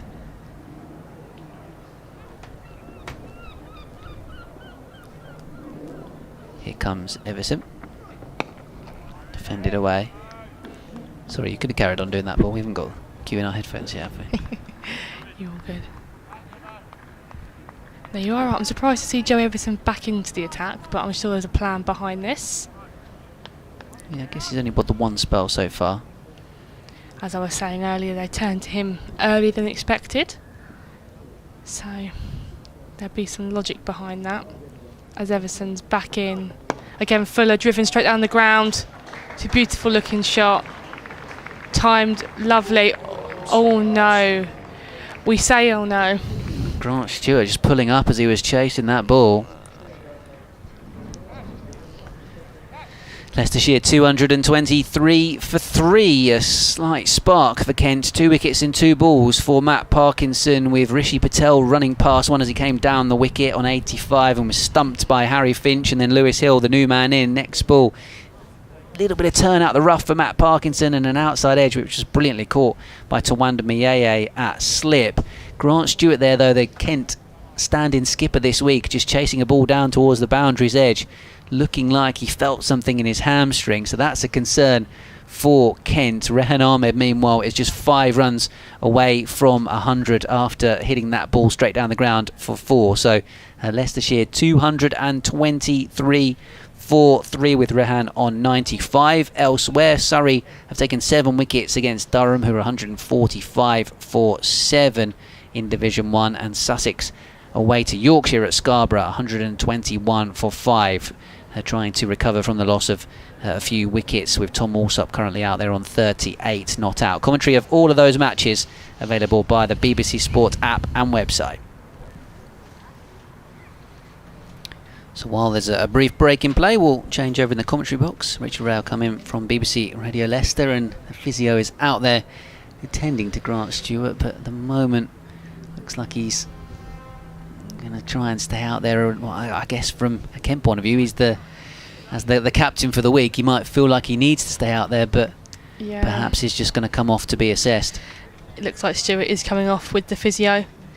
As he was chasing that ball down to the boundary, he just pulled up. It was very evident that he was in a lot of pain. So hopefully Grant Stewart is okay. Kashif Ali has come on the field to replace him, which does bode the question is now who takes that captaincy. Who's the skipper? Who's Who's the vice captain? I feel like the responsibility would either end up going to maybe Matt Parkinson or Harry Finch. That's who I'd assume. I'm sure that'll be evident in a couple of balls to who's going to be taking over. But we hope Grant Stewart is okay, because he did look like a lot of pain there as he stopped, didn't he? Oh, he got sort of 3/4 of the way back to the boundary, and then, it looked horribly like a hamstring pull, and he is limping very gingerly off, so it doesn't look like cramp, I'm afraid. And that could be one of the key components of the Kent attack removed. Yeah. Just been a miserable season for injuries for Kent, hasn't it, really, one way or another, and that could be another. We do like a fast bowler injury here at Kent. And usually a lot of them in quick succession as well. So Kashif is out there now at mid-off. I'm trying to see who might be directing traffic. Looks sort of like Finch, and sort of like the bowler. And I wouldn't be shocked to see Matt Parkinson involved with this either. As Everson is back in, Fuller driven straight to that short catching mid-on. It's Tawanda Miyeye who's come in there now as he come out a slip, and Matt Parkinson goes into a mid-wicket region. And what Rahan Ahmed mustn't do is lose concentration, which would be relatively easy to do in such circumstances. He's on 95, approaching what would be his 5th century, 3rd in consecutive games. Everson hit on the pad, big shout. The umpire's not interested. It may be going down. It looked like he slightly walked across his stumps there, ever so slightly. A little bit. The appeal was from Parkinson at mid-wicket as much as anything. I'm not sure Everson really went up. I suppose if you don't ask, you never know. Oh yeah, it was high and going down. Everson didn't appeal. Everson in. Again, that he's been hit firmly over mid-wicket, off his one leg. Runs away for 4. Beautiful looking shot. Thought for a minute that might be going to go all the way, and Ahmed was going to go to his century with a 6, having gone to his 50 with a 6, but he moves on to 99. It's perfect. You're back. I feel you're the person to speak us through this potential 3 figures. I'm getting used to it with Rahan. It's just he's been so productive this season in terms of the runs. Well, and indeed in the last match in wickets. Just having another look at that shot, just stepped forward and across and picked it up and clipped it away with a huge degree of certainty. But he's not on strike. So now you're back, Peter Hanscom. We were chatting earlier when you were off air. The setup of the twist of the bat. Yes. Do you know the logic behind that? Yeah, he says he's lining it up. He says it's simply lining it up with middle stump or wherever he's taken his guard. So he just turns it sideways on at the very last second, just to convince himself in his mind that he's correctly lined up. Parkinson is in to him. That spins past the outside edge. So a little bit of turn for Matt Parkinson, and Ahmed, watching at the non-striker's end, will be very interested in that. Leg spinner, watching leg spinner at the moment, but nicely delivered by Matt Parkinson. A little bit of turn. Short legs in there now. Hanscom has only faced the 12 deliveries. There goes that little turn of the wrists as he lines his bat up. Parkinson is in again. That turns and again beats the outside edge. 2 in 2 for Matt Parkinson. Interesting. Yeah, I'm sure Rahan Ahmed's happy to be at that end at the moment. I would be. But he'd also be thinking about his bowling as well. Thinking, looks like there might be a little bit of something in this for me further down the line. Parkinson in to Hanscom, who goes back, stays a bit low, but playing it off the stumps. Peter Hanscom pushes it out to extra cover, really deepish cover. Extra goes running back to field, and 1 is taken, which brings Ahmed down on strike on 99. Now, who's going to direct traffic? I'm still trying to work out who's the acting captain, really. Well, Parkinson is telling people to come in to save 1. Finch is waving at people to come in and save 1. Yeah, I feel these are the 2 more experienced players on the pitch at this point. Parkinson then into Ahmed, round the wicket. Ahmed attempts a little reverse paddle, doesn't get anything on it, thumps low into the pad, long way outside leg stump. Parkinson turns to umpire Debenham and politely inquires, how's that? Just putting it into the umpire's mind that Ahmed taking something of a liberty. Parkinson is in. Ahmed goes back, nibbles it around the corner, thinks about 1, but it goes more or less straight to the man on the 45, that sort of short, fine leg. And although he took a step forward, Hanscom quickly said, no, go back. Don't hurry, Rahan. It'll come. Hanscom was 99 not out overnight against Derby. In goes Parkinson. Again the attempted reverse sweep, and he's missed it again. And it goes into the pad. And that is the end of the Parkinson over. Rahan Ahmed stays on 99. Just even for the young and extremely confident, talented Rahan Ahmed. Maybe just 1 or 2 little nerves creeping in. Maybe just 1 or 2. I mean, the option that he's gone from there has worked every other time today, so I like it. I think it's a positive option. It's actually quite a safe shot as well, isn't it, with it pitching outside leg. He usually plays it pretty well. Maybe it's the nerves that are just making him not quite get back to ball. But he's still out there. He's still a 99. He's a human being. Bless him. Although he doesn't play like one sometimes. A blessed human being. So it is Harry Finch and Matt Parkinson speaking to Joey Everson. So my prediction was correct. I feel like these 2 are the more senior players to take this on. And it looks like it's going to be Joey Everson to continue. 228 for 3. So those 2 wickets fell with a score on 201. So Hanscom and Rahan just beginning to put together another partnership for the 4th wicket. The first the first bonus point of the game. Floodlights are coming on again. Yeah, it's sort of a bit cloudier here, isn't it? It's got a bit cooler. Yeah. Cooler and cloudier. But that Mieye catch was pretty spectacular earlier. So I'm sure he'd be chuffed with that. As Joey Everson continues. Again, Fuller that time just pressed into cover for no run on the front foot. No, Hanscom certainly wasn't at the club when Joey Everson had his very brief trial.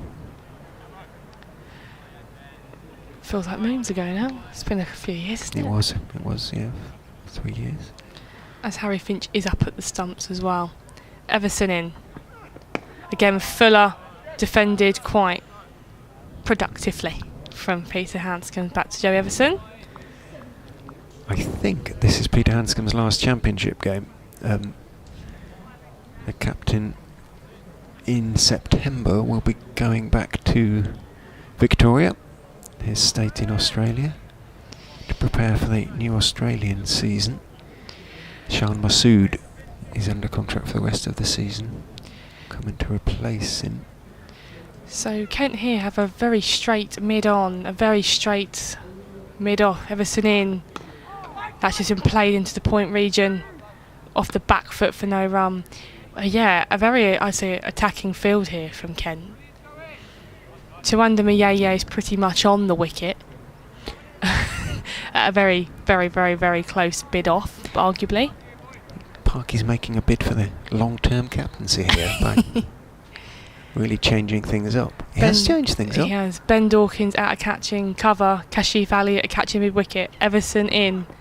Fuller just pressed into the offside there for no run to Ben Dawkins. Yeah, we have a very attacking field. Lots of catches. Funky fields aren't always a good sign, are they?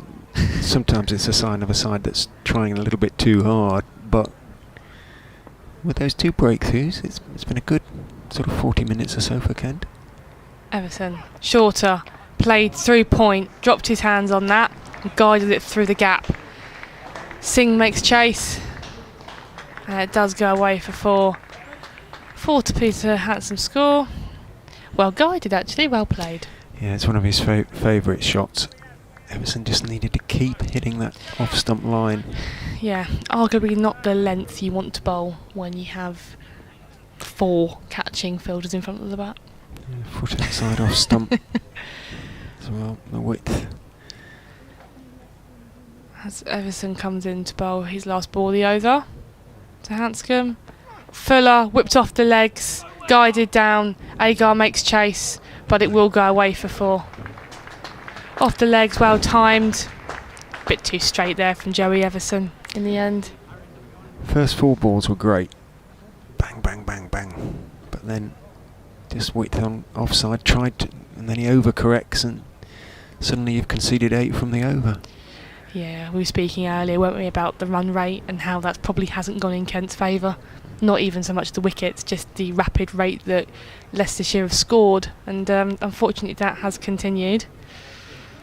But good bits of batting throughout the day from Leicestershire perspective. They have been positive throughout the season in those terms. Parkinson then into Ahmed on 99 bowls. Ahmed goes back, it stays very low, and he sort of prods it rather uncertainly back towards the Lancastrian. Hoists up his shirt sleeves, turns. Considering he was 4 overs for, I think, 26, 2 for 34 from 7, it's pretty good effort. In he goes, bowls again to Ahmed, who goes back. It bounces a little bit, and Ahmed steers it into the offside, but moving swiftly to his left, Dawkins makes the stop. You get the impression here, don't you, that Kent are going to make it extremely difficult for Rahan Ahmed. It should. That's the yeah, make him work for it. In goes Parkinson, bowls, he goes back, turns it past mid-wicket, through square, down towards deep square, jogs the single that gives Rahan Ahmed yet another 100 this season. It's come off 127 balls, includes 16, count them, 16 fours and 1 6. Generous applause from the Kent faithful. Yeah, he's been a brilliant watch actually. It's been positive, the intent, the aggression as well that he's taken to the Kent bowling lineup from ball 1. It's paid off. Yeah, as it has all season really, but he'll now want to go on because, as I mentioned to you earlier, I think in goes Parkinson and bowls to Hanscom, who goes back, turns him off leg stump out towards deep square and takes 1. That his top score is 134. So of the hundreds he's scored, he hasn't managed to go past that. So this is the maturity test, isn't it? Little bit. Yeah, in the centre of the platform now. Parkinson is in to him. He goes back and pulls it firmly through wide-ish mid-on. Mid-on has gone back and Denley doesn't feel the ball cleanly at the first attempt, and for half a second the watching Ahmed thought there might be a second in it, but it had just dropped at his feet and he got his throw away quickly. And then that jogs in to long on. Up to mid-on, from long on, I beg your pardon. For the new batsman Hanscom. Parkinson is in, bowls a beauty that turns past the groping Hanscom's bat. 3 times in 2 overs he's comprehensively beaten Peter Hanscom, and that's not easy. Hanscom is a bat of international calibre, and he's a pretty good player of spin. He always comes into the reckoning when Australia are touring Asia, in India or wherever. Yeah, Matt Parkinson's bowled really well. Sort of after picking up them 2 wickets, he's like really applied himself and has come good. Run rate's been pretty outstanding. He's restricted them, created opportunity. So it's going to be Joey Everson to continue from the Nackington Road end. Hopefully he can carry on where Matt Parkinson has just left off. Again, looks like Harry Finch is doing some work of moving some players. So again, promotion from him that he probably didn't think he was getting at the start of the day. But here he is commanding the team. So that field is fairly similar to how it was the over before. Matt Parkinson has come out of that straight catching mid-on. He's now moved, so Kashif Ali comes back to more of a conventional mid-on. However, Tawanda Miyeye is that short catching mid-off pretty much on the wicket. Everson in. Fuller, and he's hit that straight to Miyeye for no run. Yeah, a couple of changes. Feel it's probably not a bad decision to make. Work out how, what is it, 11 and almost 12 overs until tea yet, so it's going to be quite late. Everson is in. Again, Fuller, but pressed back convincingly by Rahan Ahmed. Just that short catching Miyeye again. There isn't. Is it -1 that over rates? It's so far away underneath the time in the red strip on this scoreboard. But I think it's -1. Might be a bit worse than that post tee. Everson in again. That's been hit firmly up to mid-on. They will get a single as Kashif Ali comes round to his left to cut that off. Yeah, it seems slower today, but I expect with Grant Stewart's injury and a few changes as well, they'll add plenty of time on for that. Unfortunate, Stewart looks horribly as though he's pulled his right hamstring. Everson in. That has gone sailing past the outside edge of Peter Hanscom. Good line, good area there from Joey Everson. It's gone straight into Harry Finch's gloves. The shot Hanscom plays this sort of delicate little glance that flirts with disaster, and he did there.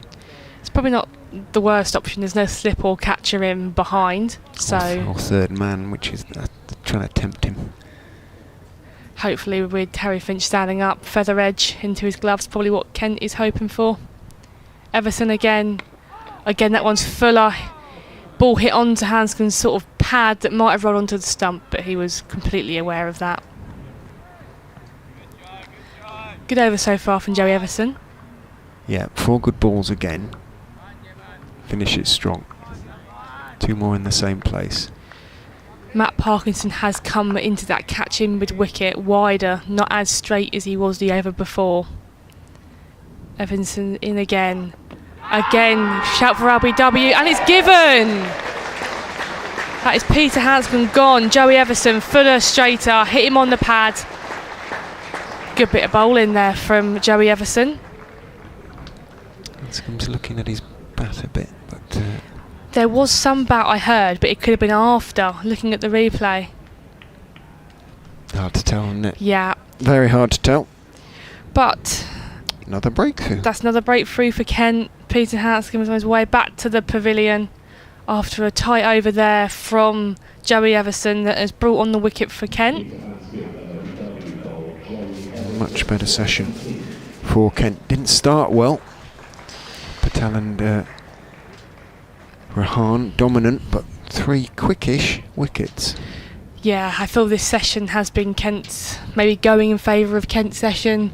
2 wickets in Matt Parkinson, 1 for Joey Everson.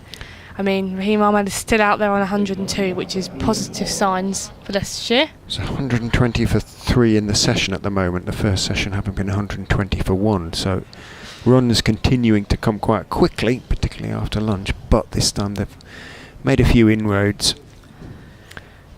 But you can also see on your stream that is Jazz Singh bringing out the water as Kashif Ali is on the field for Grant Stewart. It's good signs to see Jazz Singh up and about around the team. Leicestershire's 12th man is Chris Wright, who's had a fairly not drastic, but pretty short haircut for Wrighty, who usually wears throughout his career has worn it quite long.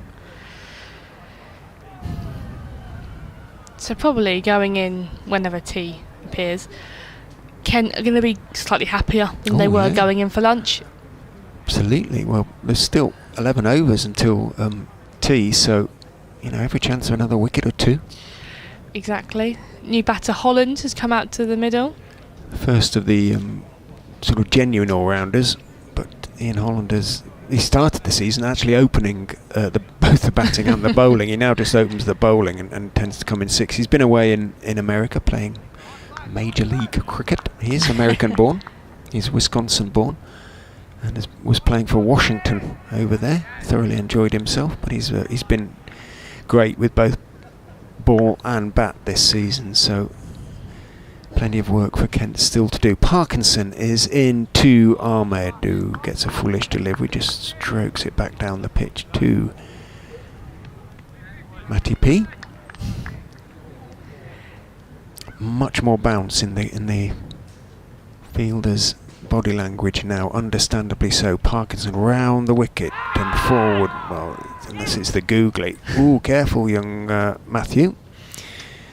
As he turned and appealed to umpire Ben Debenham, and then did a little bit of a double teapot when it was turned down, but you're going to have to do something pretty special. Well, it pitched miles outside leg. That was I don't think it was even then going to hit there, and down on one knee is appealing again as that one is squeezed out towards backward point. Is there going to be a signal from umpire Debenham? No, he hit it. That usually makes an LBW tricky. I think we were saying earlier, Kent this year have quite liked the theatrics of the appealing and that side of the game. So, yeah, I feel now, especially 4 down, they're going to really try and apply that. Well, the appeal was on the basis it just clipped pad before bat, obviously. He wasn't implying that he hadn't hit it. He came right out the middle, but he went back and it might just have flicked the pad, but no, said umpire Debenham. Parkinson in to Holland, who is forward. Solid forward defensive from the former Hampshire all-rounder. It's the Oscar-worthy performances from the Kent cricketers with their appeals this year. Parkinson spins the ball from hand to hand, then steps in and bowls a little reverse paddle from Ian Holland. Comes out of the middle, runs down towards sort of almost backward point, really. And one is taken. Kashif, is it down there? I believe. In front of the retirement flats. Wouldn't mind retiring there. No comment from the Leicestershire supporters, thank you. As Parkinson Ahmed defends that one on the back foot, back up the pitch to Matt Parkinson. But good over from Parkinson, who has been good in his last sort of 4 or 5 overs. 2 for 39 he's got from 9, which is an awful lot better than sort of none for 26 from 4, I think it was. Yeah, it's been 2 good overs, sort of going from Matt Parkinson into Joey Everson there. It's created opportunity, got the breakthrough. So they've dug deep over the last hour or so. But yeah, with Joey Everson to continue. He's going to have to, I'm afraid. You know, with no Stewart, and Agar looked to be suffering a little bit actually when he came off, didn't he? He didn't look entirely happy, bowled a fairly short. So Ekansh Singh could burst. be potentially turned to. Jaden Denley. Yeah, there are options, aren't there? There's loads of options. Everson's in. Again, Fuller, that is just defended to Ekansh Singh in a catching cover. So again, field this time slightly different. Catching cover probably more conventional in position. Matt Parkinson's at a catching mid-wicket. They're both wider, not as straight as they were earlier, where they were practically on the wicket. But still that attacking field has continued from Kent. As in comes Joey Everson to Holland. Again, Fuller, but he smothered that one. Body behind it. For no run. The first sort of half of the season, Leicestershire's lower order made bigger contributions by and large than the top order. That has been turned around in recent matches, as it should be, but it does illustrate the potential of the Leicestershire lower order who can all bat. Everson again. Again, that's slightly straighter, whipped off the legs, and it will run away for 4. Well timed in the end to get that pretty fine. Kent's fielder couldn't cut that off. I think that was Jaden Denley potentially down there. Holt, you wouldn't say he was a genuine number 11. He can hold his end up, but otherwise they're all very much in the all-rounder category. Kimber to come in next, the T20 captain. Joey Everson in. Again, Fuller dropped the hands on it to try and guide it through a gullyish region, but that's picked up by Ben Compton in the end for no run. Tom Scriven, well, Scriven won't be in at 8. I would imagine Ben Green will come in at 8, Van Beek at 9, and Scriven, who's a genuine all-rounder, at 10. So plenty of batting still to come. As Joe Everson starts his run, as he comes into Holland. Again, whipped off his legs, but that's gone straight to Wes Aisgar at square leg. Again, bit back of a length, try to work that round. Again, the intent's still there from the Leicestershire batters. But good bit of tight bowling from Joey Everson. Like the last over. And they've got the breakthrough towards the end of it. So here's Kent hoping he could do the same as he comes in. Again, that is hit him on the pad. I think bat first potentially. But it's a dot ball to end Joey Everson's over. And there'll be a change up here in the commentary box. I'm going to depart and bring in the very talented Ben. We'll see if we can do some swapping around so Ben can move in front of his own computer here. So excuse us for a moment.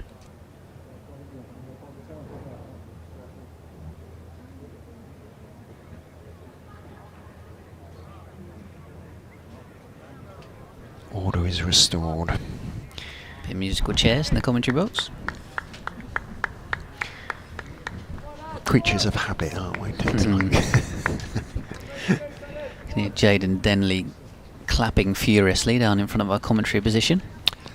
Parkinson then in from the pavilion end, bowls, and that looked like the googly, and it turns, and he turns slightly wearily to Ben Debenham and appeals as it thumps into the pad of Rahan, and again he does the old double T-pod, but he knew it pitched outside leg, and it may or may not have been going on to hit the stumps. You get professional cricketers appealing for LBWs when they're bowling around the wicket. Oh, come on, lads. Well, it's got to be the good one. Pitch miles outside leg. Close, is it? No, in he goes and bowls, and back goes Ahmed and cuts successfully for 4. Cutting it off the stumps perhaps, but it's been a feature of his innings, isn't it, that shot to the spin? increasingly so, hasn't it? And it brings up the Leicestershire 250 and their first batting bonus point. Shorter of stature and just very low in the crease. Like you say, he's probably played that off stump really, but just manoeuvres the room for himself.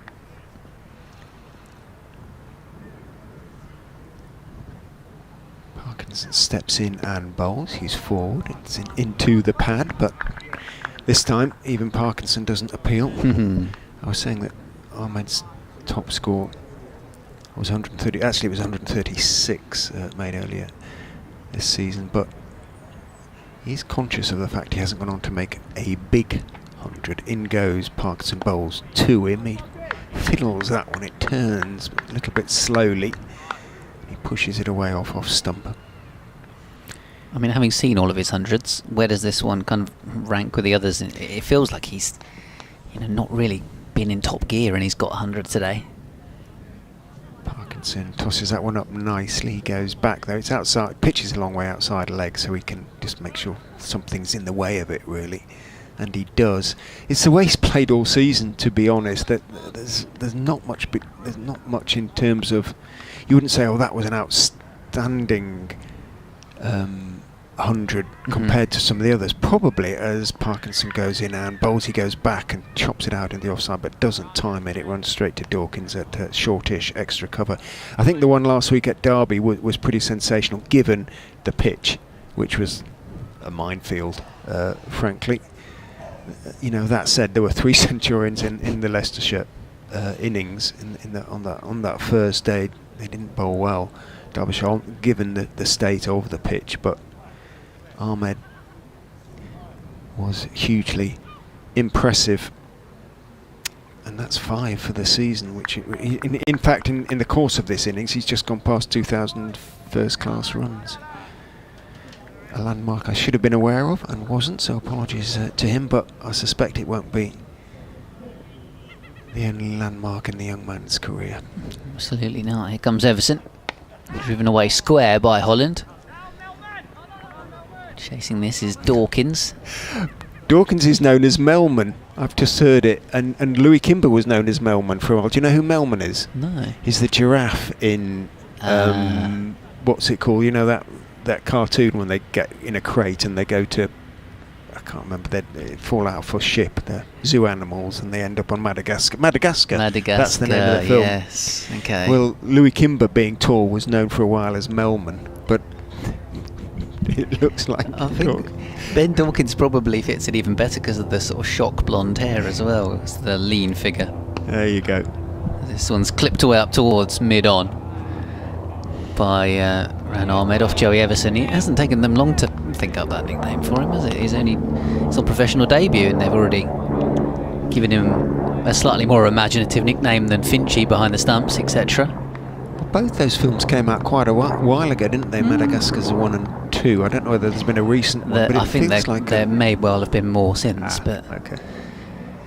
Everson bowls, going for a massive hit into the leg side and then missing the ball, and it cannons off his pad, but Rahan Ahmed had his sights on clearing the lime tree there. It just tends to lose a little bit of concentration when he goes past his 3 figures. I mean, it's not a bad thing to only start playing fast shots when you get to 100, admittedly, but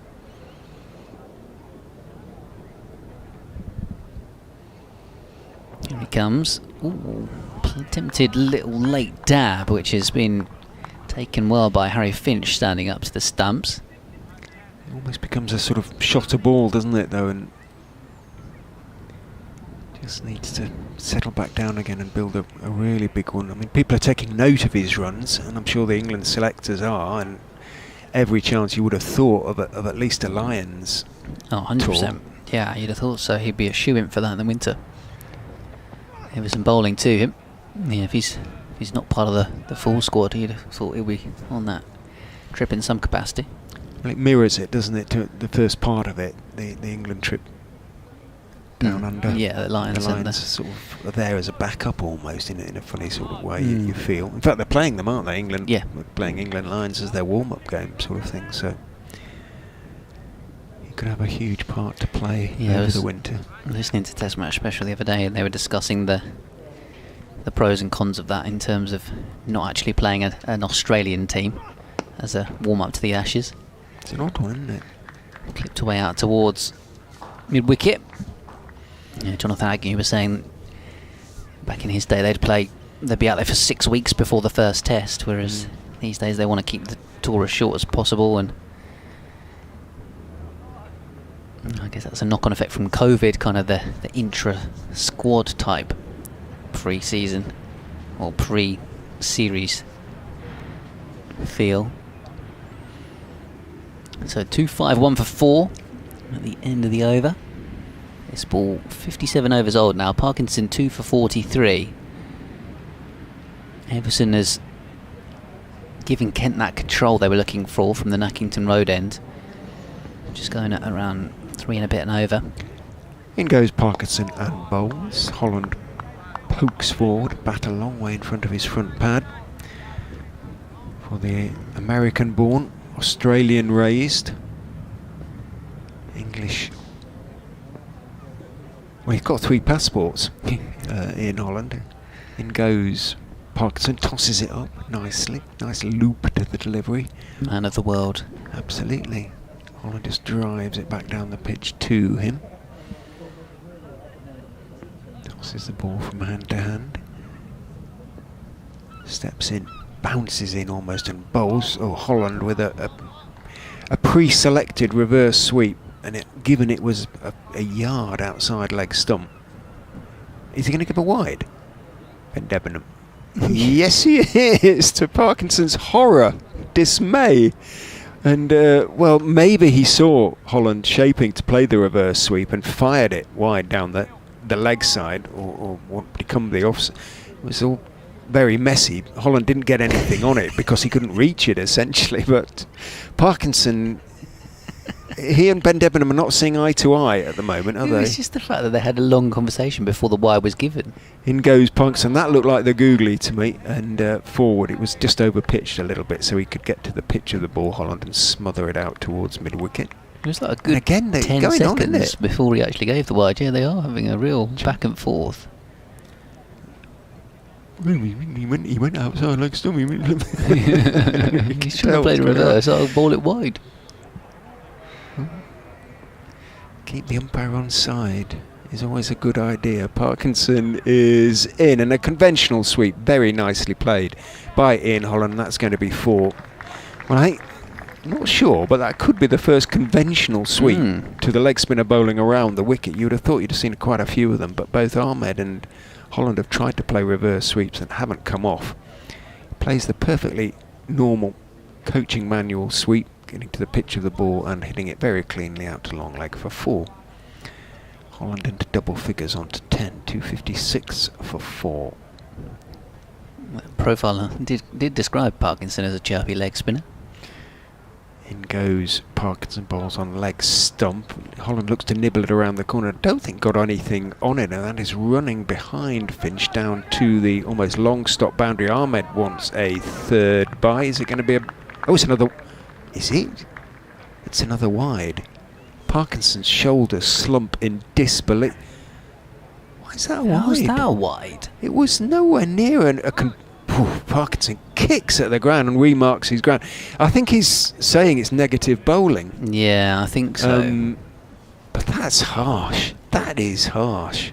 I think it's just a daft rule, isn't it, to be honest? Parkinson is in. That might have been the googly as well, because it hits the inside edge of Holland's bat as he prods forward at that one. Because you can almost bowl as wide as you want outside the off stump, but as soon as you start bowling regularly down the leg side, you get wided for, yeah, as you say, negative bowling. He's steaming now. His mat goes in and bowls on leg stump, and forward goes Holland, pushing it to short leg. End of the over, and the discussions between Ben Debenham and Matt Parkinson continue. And now Ben Debenham's talking to Harry Finch, and he's explaining why, but Finch. So is Finch the acting? He must be the acting. As Molly pointed out, I would very much expect it to be either Harry Finch or Matt Parkinson, but Yeah, probably Harry Finch. Some umpires you can approach and talk to afterwards. I'm not sure Ben is entirely might sort of explain what's going on there, but Yeah. there's a few shrugs still going on. A few discussions taking place as Everson's about to continue from the Nackington Road end. Ahmed in behind it, plays it back to the bowler. Yaya still in at that. Now at a straight, silly mid-off position. Even extra cover and Akansh Singh is pretty tight. Compton's at backward point, Garrett at mid-off, Kashivali on his 12th man at mid-on for standing skipper Grant Stewart, who limped off after pulling up, chasing a ball down to the boundary. Everson's next delivery is defended away to Miyeye in that tight position. Parkinson now at mid-wicket, and then a long leg, which is Jaden Denley, and Wes Agar at deep square, so he seemingly is okay, Agar, even having been stretching off after his last one-over spell that he bowled. There's a van or car parked at long on with its lights on now. That would really put me off. It's put me off up here. Everson bowls, defended away by Ahmed. It's it's almost a straight mid-wicket, yeah. but Ahmed is not inclined to be bothered about it. But And are those lights going to affect you any more than the floodlights will? yeah, true. It may be that from his angle, Ahmed's angle, they're behind the advertising hoardings or something. To be honest, he'd be low down, wouldn't he? But I guess we're more sort of third man gully line to the wicket this week, which is a bit further down the square as Ahmed plays a shot that he eyed up a previous over, hoiking it away to the leg side and gets 6. I think we can say he's not been put off by the lights. Yeah, he's seen it fine. saw that all right, hasn't he? Yeah, the previous one he almost tried to overhit and swung himself off his feet, but I actually slightly checked that shot as he deposited it. It's gone into the jungle. It's gone in the gardens of the retirement apartments. Somebody's got to be lifted over the railings, and they have been. And I do sometimes wonder if Kent's players have been banned from leaping over those in case they pull a muscle, to be honest. Somebody has retrieved the ball. Beautifully picked up by Ahmed. He has very strong wrists as well as supple ones. He must have a pretty strong kind of core as well, the way he plays those shots off one leg. Yes, he's solidly built. I think he lost Whisper a little bit of weight over the winter, but he looks very sort of solidly fit at the moment. Everson to him. This time just defending into the offside. Akansh Singh picks up the ball. The only thing that has gone wrong for him so far this season, he started the season in the slip cordon or gully. He dropped 3 in a row early on, and the third, I think in this same game, where was it? Everson to Rahan Ahmed, drives, and good stop from Mayeye actually at silly mid-off, diving to his right. And anyway, after the third one, Peter Hanscom said, "Off you go." And he hasn't been close catching since, and I don't think. So is Parky going to continue? He is. Probably, he's doing a lot of batting, doing a lot of bowling. He probably needs a rest when he's in the field. He just likes to be involved at all times. Durham all out for 153 against Surrey. T in Division 1. Parkinson then, 5 overs until T. Round the wicket he bowls to Ian Holland. Little reverse paddle. Dives to his right. Does get a hand on it, leaping across some second slip and slows the ball's progress down towards third man. So much so, in fact, that Dawkins can run up Nearly called him Melman there. And retrieve the ball. Holland takes one, moves on to 11. Parkinson stays round and bowls, and down the wicket with a big hit goes Rahan Ahmed, high over a very straight extra cover for 6 more. Just opened his shoulders there. It didn't sound for a moment like he'd quite got all of it, but he got enough. I just saw various spectators scrambling for cover as that was coming in their direction down by the cafe. And he picks up another 6 and moves on to 119. In goes Parkinson, drops a little bit short, pulled by Ahmed, but Rahan furious with himself because he can't get it past Compton at mid-wicket, and gestures away. He's probably thinking, the one time I don't hit the ball in the air, I hit it straight at the bloke who's the only one there. There is no, I can't see beyond underneath the balcony. Parkinson is in his forward, a conventional forward defensive to that one. Yeah, he'd have been safe going aerial, I think. There's nobody. No, there's nobody there. down at deep mid-wicket. Parkinson blows on his fingers, steps in. Edged caught. Well, he just pushed forward, it turned, and he poked it almost straight to slip. Rahan Ahmed, and once again he has gone past 100, and once again he has not been able to go past 136. Again, it sounds ridiculous to criticise him in the circumstances. He's 119, has come off just 156 balls, and he's put Leicestershire in a strong, by no means as dominant position as they were, 272 for 5. And we'll get a lot of applause, but I still think there'll be a little bit of disappointment he wasn't able to go on and make a really big one. Getting a really good hand as he comes off from the Kent supporters and the members away to our left, and those travelling supporters as well.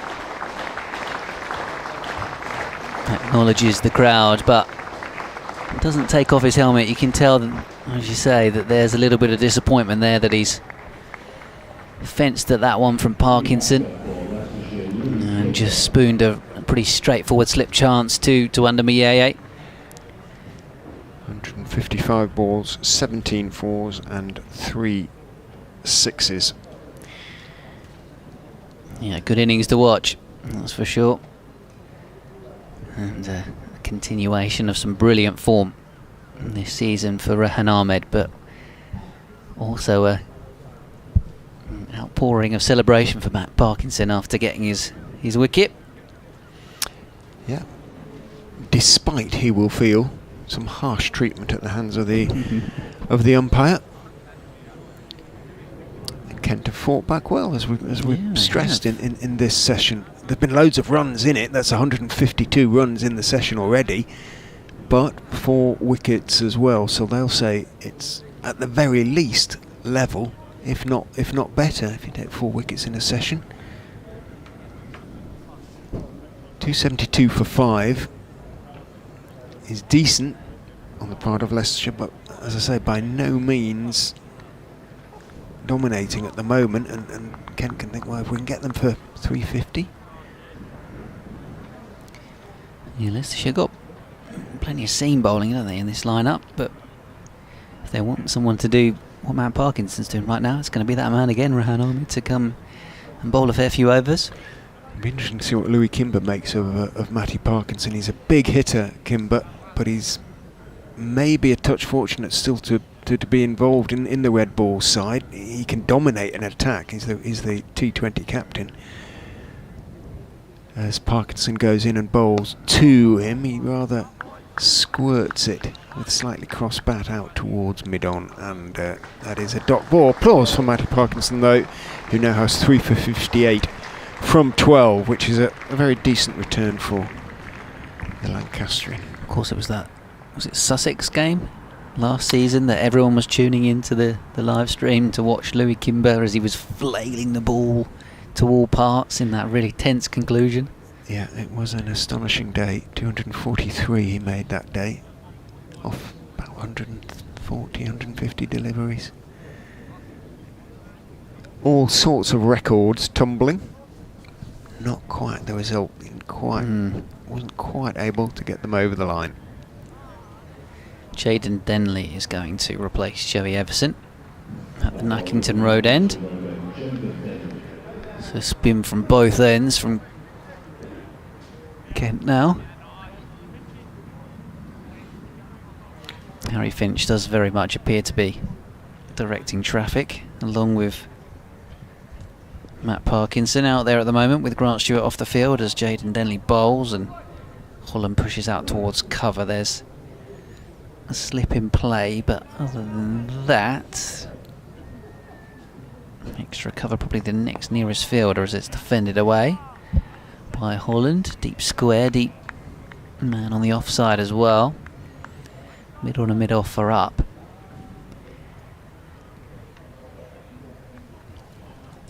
As Denley comes around the wicket once more, the left arm bowler. Defend back up the pitch. Really not so far. Sort of in the side as much for his off spin now, which has improved quite a lot. So he bowled quite a bit in the T20, didn't he, as well as batting and skippering.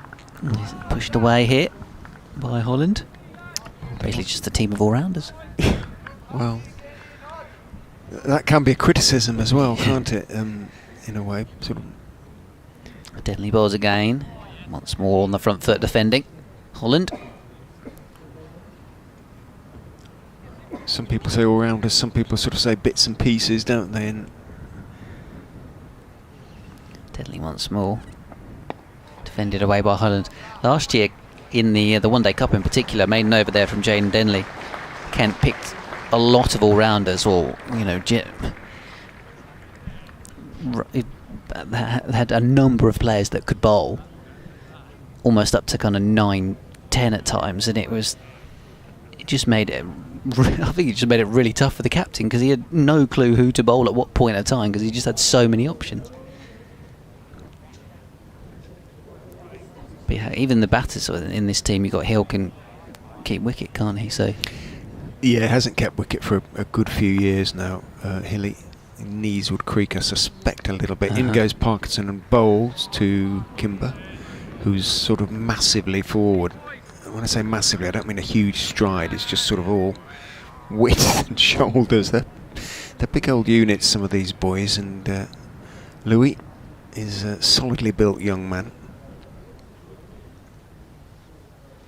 Parkinson steps in, bowls to him a little bit short. Kimber can go back and push it firmly out into the offside, but he doesn't get it past. Extra cover where Dawkins, his doppelganger in terms of nicknames, although I haven't heard him called Numman for a while now, in fairness, makes the stop. Parkinson is in. Kimber is forward, in position early, just pushing it out to Dawkins. Dot ball. Run rate's dropped back a bit. It's still healthy, more than healthy at 4.4s, but was verging towards the 5s at one stage. Parkinson is in.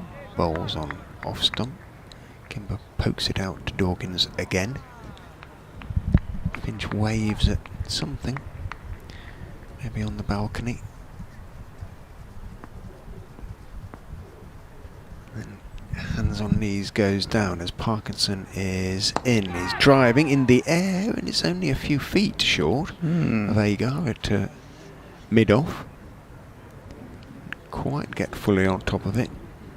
Sufficiently so for it not to carry, but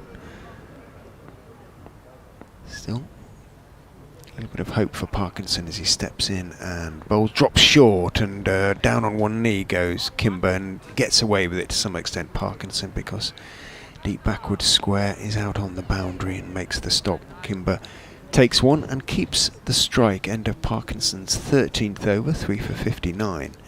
His figures 273 for 5. Leicestershire, 2 overs to go until tea. Yeah, you're talking about Louis Kimber's stature. The bat almost looks small in his hand, doesn't it? Looks like he's using a child's bat. Such is his frame. I guess Leicestershire have had some big shouldered batters over the years. Josh Cobb. Yes. Remember when I was at uni, there was a young all-rounder called Tom Wells who could hit a long ball. Correct. Jaden Denley around the wicket to Kimber, carrying on that tradition, defending away, back up the pitch. All three of the Kimber boys are refined cricketers. Back goes Kimber and finds the gap out towards deep cover. They're going to run well here for 2. Nick, of course, was at Surrey. A good few years, I think. Left last year.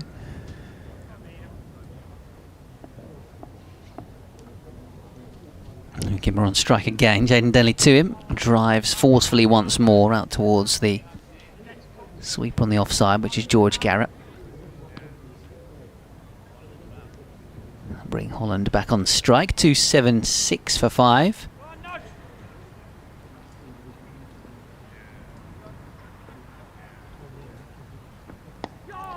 Spins this one away. Holland into the onside. Picked up by Compton at short mid wicket.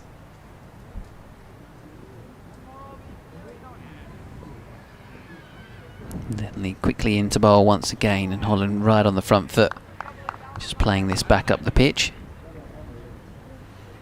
Denley bowls a much quicker, flatter trajectory than Matt Parkinson. Long off comes up to mid off. Played away gently by Holland into the offside. Kimber fancied a single, was maybe there, but Holland happy for it to just be a dot ball. And we must be just the 1 over away now from the tea interval. We are? And looks like there's an extra helmet being brought out by Adam Hollyoake, who's wandered down the steps. Molly was pointing out earlier about Kent being a bit chirpier and a bit more theatrical in the field this year. I suggest that might be down to the influence of their new head coach and his Australian roots. Obviously he's a former England international, but he spent a lot of time in Australia in recent years, and talked about, before he came in, about, you know, playing that sort of brand of cricket and being a bit tougher, Kent probably had a reputation for being a bit nice. They got quite a lot of young lads who were quite gentle, so I wanted to put that into them a little bit more. Parkinson then with a slip, a short leg and a silly mid-off bowls to Kimber, who clips it, foolish delivery out towards mid-wicket, but not sufficiently hard enough to create a single, because Denley gets around from wide-ish mid-on to field. Steps in and bowls. Kimber gets a delivery that bounces and turns quite sharply, and a bit of bounce past his outside edge. Not for the first time. Parkinson beats the groping bat, and there's a change. Well, silly mid-off and short leg change positions. Parkinson is in. Kimber gets another one that turns past his outside edge and is taken by Finch, reaching quite a long way to his right. There is turn there. I don't think it's out of the footholds. There are footholds there that Agar sort of created earlier in the day, and bowling round the wicket. Parkinson is sort of looking for a little bit of help from them, but it could be turning from the pitch. He goes in and bowls, and that stays a bit low, thick inside edge as it hurries on to Kimber, and diving to his right short leg makes the stop. Yeah, there's an argument to say that Parkinson could come over the wicket here. Could be worth a try. 1 ball to go though. Or 2 balls to go in the over. In he goes and bowls. Kimber's forward, smothering the spin. 1 ball to go until tea, which will be taken 22-23 minutes. And late. this angle has worked for him. This is what's got him the wicket so far. I guess he's, as much as he's using the footholds, he's also using the slope here at Canterbury. Yes, there's that too. In he goes and bowls, and that is looking to be nibbled around the corner by Kimber. I think it was pad mostly. Indeed, didn't play a shot, said Ben Debenham. So at the end of the session, he does Matty Parkinson a little bit of a favour. 276 for 5 at the end of the afternoon session. Thanks very much, Richard. Yeah, I'll have an update here for BBC Radio Kent, for BBC Sussex and BBC Surrey, and then we will have a 20-minute break with the online commentary and be back with you for the final session of the day. An interesting one in the sense that Leicestershire started it off at a canter with runs for Patel and that 100 for Rahan Ahmed, but Matt Parkinson with his 3 wickets helping Kent to just find a way back into this game in that session. Joey Everson also with the LBW of Peter Hanscom.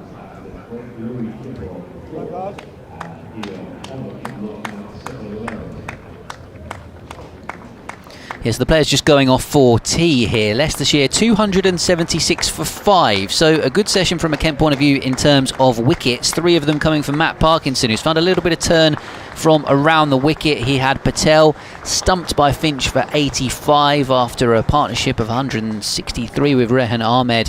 And then Lewis Hill was out first ball, brilliantly caught by Tawanda Mieye, diving away to his right. Joey Everson joining in, getting Peter Hanscom LBW for 18 before the Centurion Ahmed eventually himself also caught a first slip by Mieye off Parkinson for 119, hit 17 fours and 3 sixes in a really entertaining knock.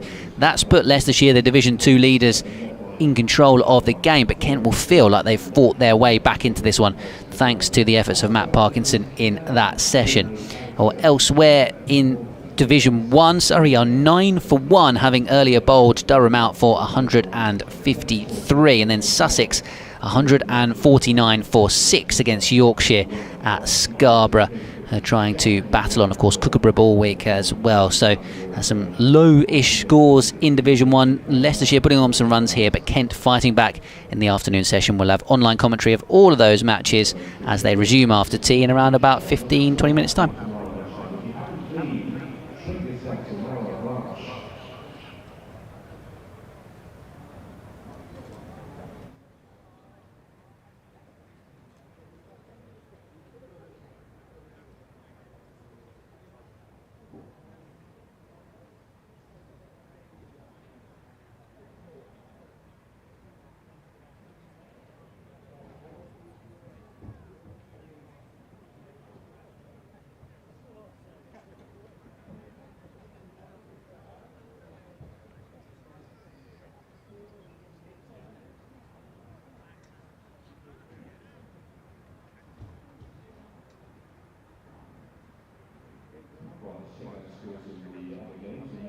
Rothesay Championship matches in Division 1. Durham 153 all outs against Surrey. 4 wickets there for Dan Warren. Surrey were 10 for 1. Or reverse the manner, so Surrey 10 for 1 there for 2 Durham's 153 in their residence. Essex, Warwickshire and Chelmsford. Essex 210 for 2. T. Hall was scoring 6. Tom Wesley has gone out on 70. Essex 210 for 2. We go to Warwickshire. Nottinghamshire, Somerset. Somerset at one point here were 25 for 3. And then that 227 for 3. Quite back led by James Rue and Tom Hagel, who are both unbeaten. And both gone past the 100. James Rue 108 not out. Tom Hagel 103 not out. Somerset recovered very nicely, 227 for 3 against Notts. Late start, Leicestershire Thatcher at New Road. Thatcher batting first, 127 without loss. Up into half century to Joe Wesley at Fletcher Middleton. Thatcher 127, that's a low wicket against Worcestershire. And in Yorkshire, Sussex batting first, 149 for 6. 3 wickets there for Jack White. Sussex 149 for 6 against Yorkshire. Into Division 2, Gloucestershire, Middlesex and Shetland. Middlesex 204 for 3. Kane Williamson is 90 lower. Middlesex going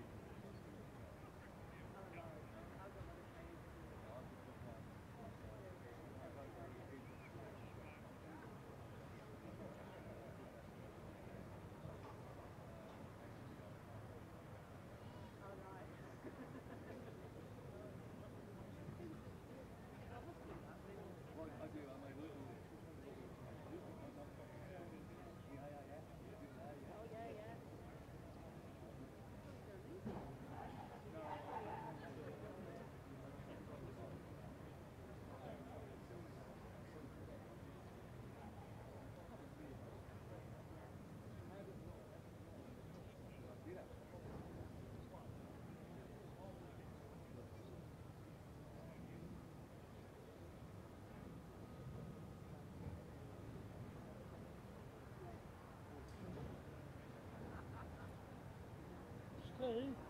Steve.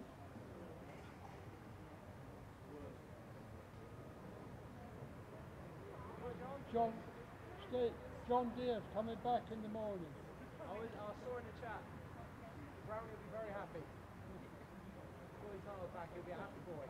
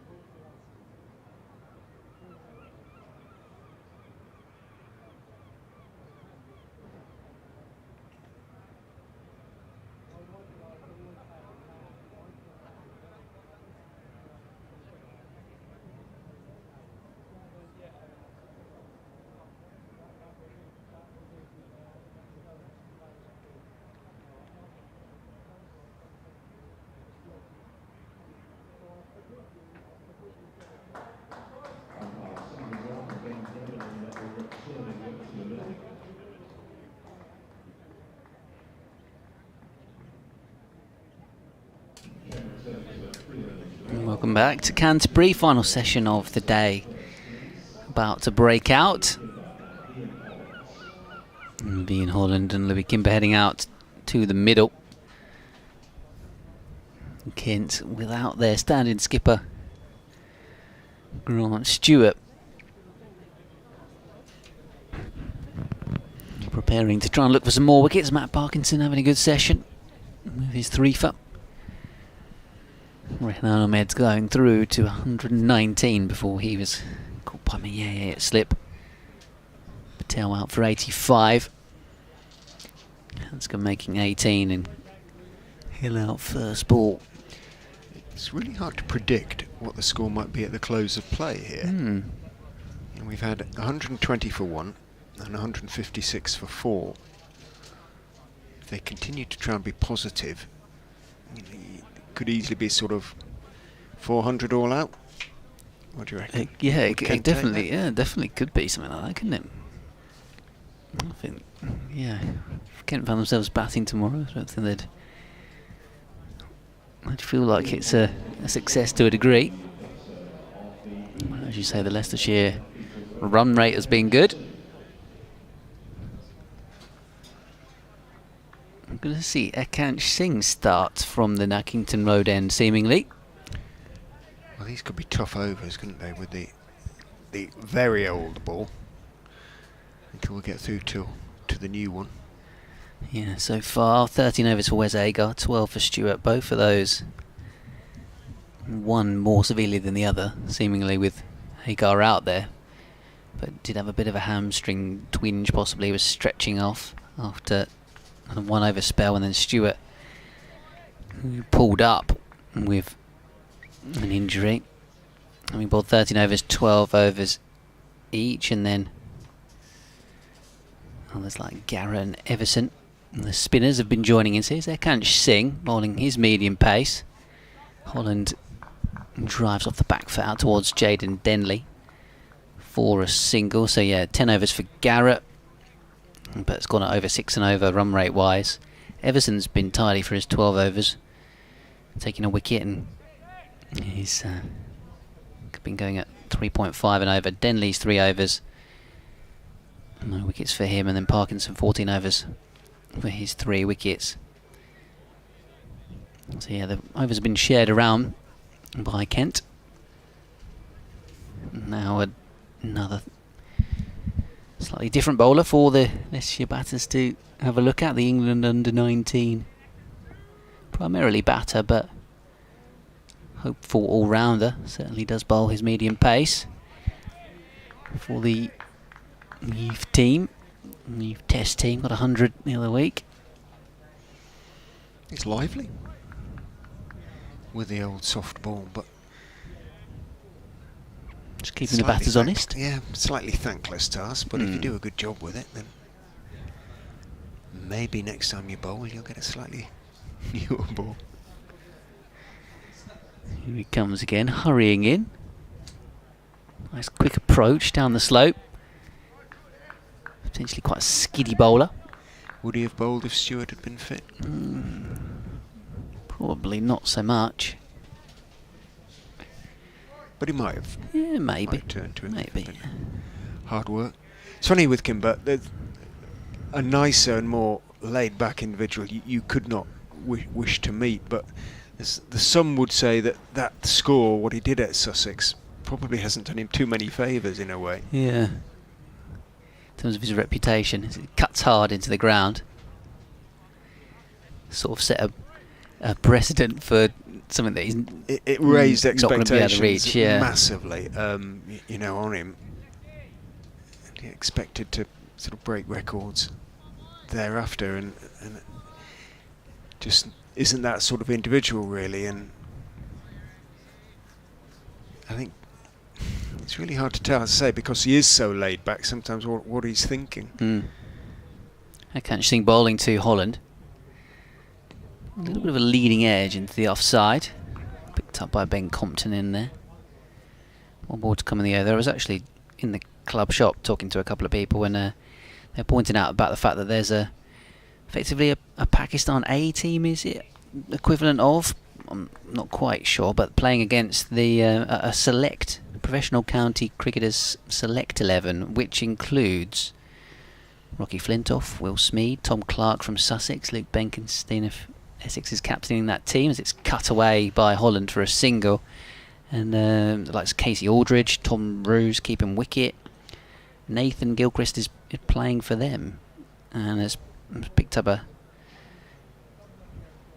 couple of wickets in that game, left out of the Kent team. You would assume more on the fact that he's not going to be here next season, rather than the fact that he wouldn't be able to do, you know, he'd be doing a job for them right now, for sure. But he hasn't played the last couple of weeks since it's been announced that he's moving to Warwickshire next season, and I guess that's presumably part of the fact of, with Kent's position in the league, what's the point picking him? You want to give some guys a go and try and give them an opportunity. So, yeah, slightly. I do still find it strange that we have this sort of transfer period in the middle of the summer, and guys like Gilchrist, who were your top wicket taker, are suddenly not playing because they're not going to be around next season. Parkinson is into Ian Holland, who's leaning forward, pushing the ball back up the pitch to Matty Parkinson, who, if he continues to bowl as well as he has in his last 6-7 overs, will wheel away until the new ball, you would think.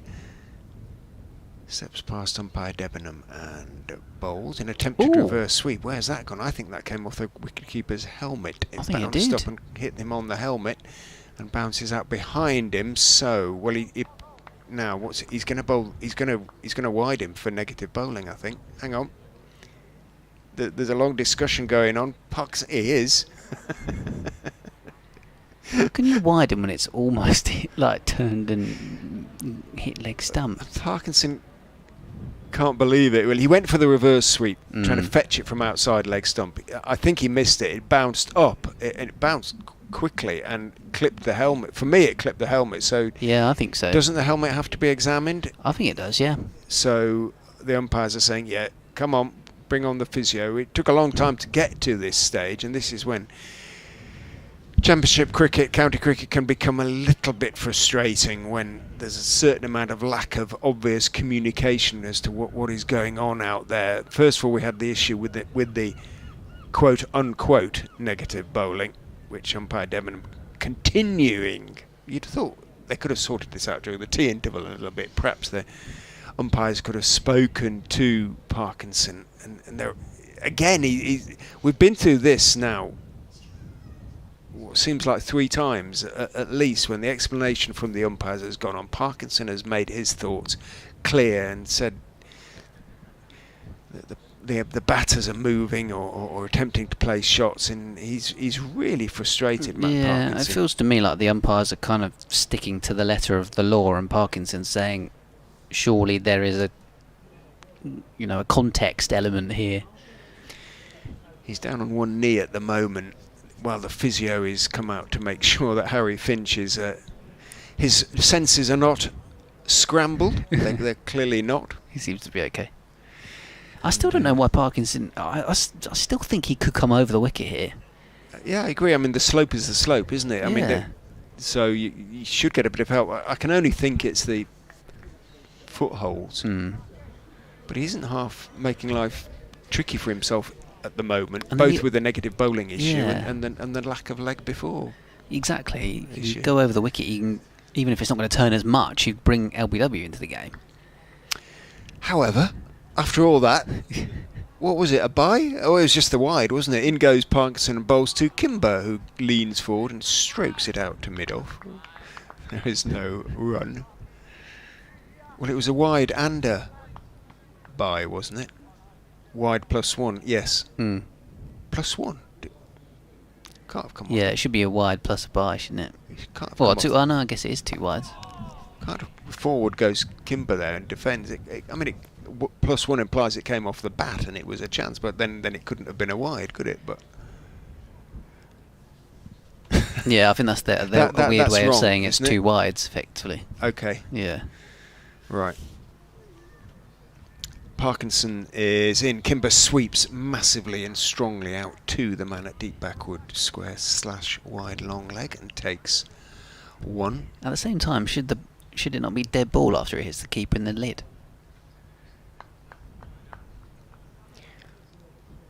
I don't know. I don't know. Sorry, I don't. You'd have thought Frankly. you'd have thought with concussion protocol it would be, but Parkinson is in. Holland is rather tentatively leaning forward and defending that one to, well, the less than gruntled Parkinson at the moment, if not actually disgruntled. He's very distinctly less than gruntled. Steps in and bowls to Holland, who sweeps out towards backward square. He's got a bit of work to do running around the boundary, and Holland takes on the arm, makes his ground comfortably. Good running. 1 for the throw, because it is a long old way out there to the Les Ames stand from where the pitch is cut. Good 75-ish yards. End of the over, 284 for 5. should we get Molly Davis back on, Yes, Richard? And I think so. You can have a sip of your hot drink. It's red hot. It's now just sort of molten. So in about an hour's time. Give it a bit to let it cool down. So Leicestershire 284 for 5 here on BBC Sport Online. Richard Ray from BBC Radio Leicester. Ben Watts here from BBC Radio Kent, and then Kent Women's wicketkeeper Molly Davis is with us as Ekansh Singh is back at the top of his mark and running into bowl once more.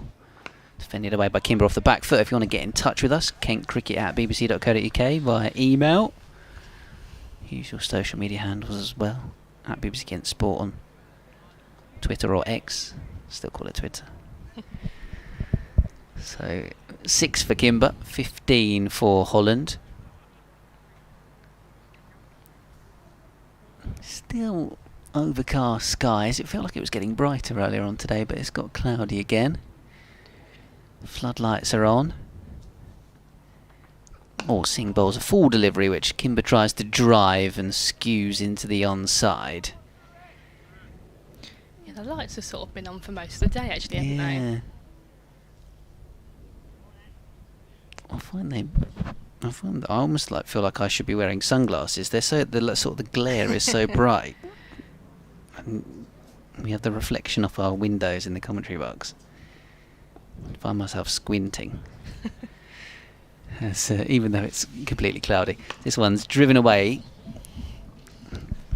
out towards deep extra cover. Jaden Denley sets off away to his right after it. Sort of a languid drive from Kimber. Didn't totally get it out the middle of the bat.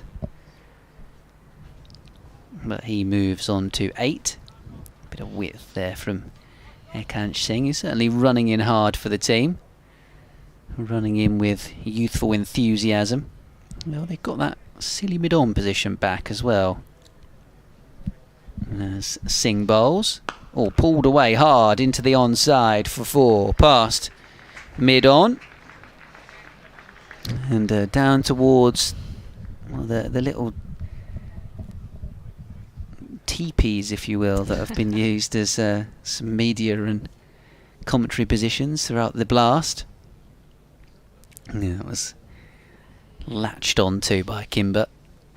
A shorter delivery and pulled away to the shorter boundary for 4. Yeah, that attacking nature's continued, isn't it? All the way. Yeah, they've been scoring at a good rate throughout this innings, Leicestershire, as this one's carved away into the offside again. Powerful shot from Kimber, but this time he'll get just the 1 run. 4.5 for almost an over in terms of their run rate today, 4.35 in fact. So yeah, it's been very positive from Leicestershire. So if you're Kent, end of the day, what are you happy with? Well, Richard was sort of posing that question, saying if Leicestershire are 400 all out, can Kent take that? I almost thought they probably would almost. Yeah. They get 5 wickets in this session. That's probably a good job with the old ball and a bit of the new ball. This one's defended away by Holland at the end of the Ekansing over. So 2-9, 1 for 5. Yeah, I think if they can get Leicestershire 7 down, they'll be pretty happy with the state of play. I would be, just on the pure basis that Grant Stewart's gone off the field with a hamstring injury, so you've been a seam bowler short.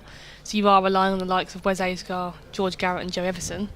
But obviously Matt Parkinson today has been the pick of the bowlers. So, yeah.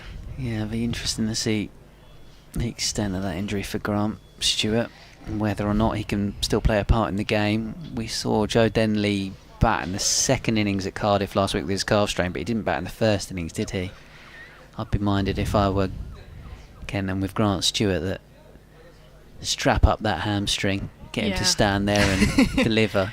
Yeah, just plant your foot, Grant. Swing the bat. Even if he miscues it, it'll go for 6 to the leg side. Parkinson's into Kimber. Swept hard into a gap in the leg side field. Fielder comes around to try and cut it off. Don't think he's I quite don't got think there. he got it now. It's 4 runs. Well struck in the end.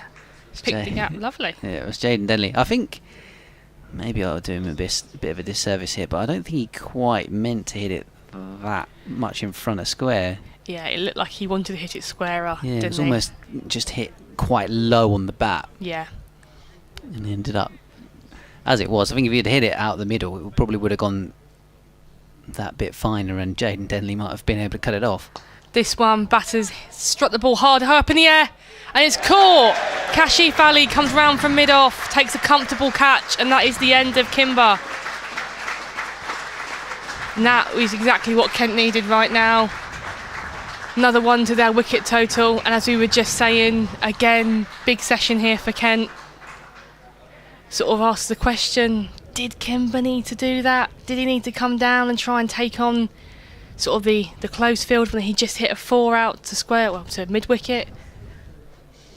Yeah, it's a good question. I think he'll be disappointed. It's the right idea, I think, if you're going to try and attack Parkinson, to go quite straight.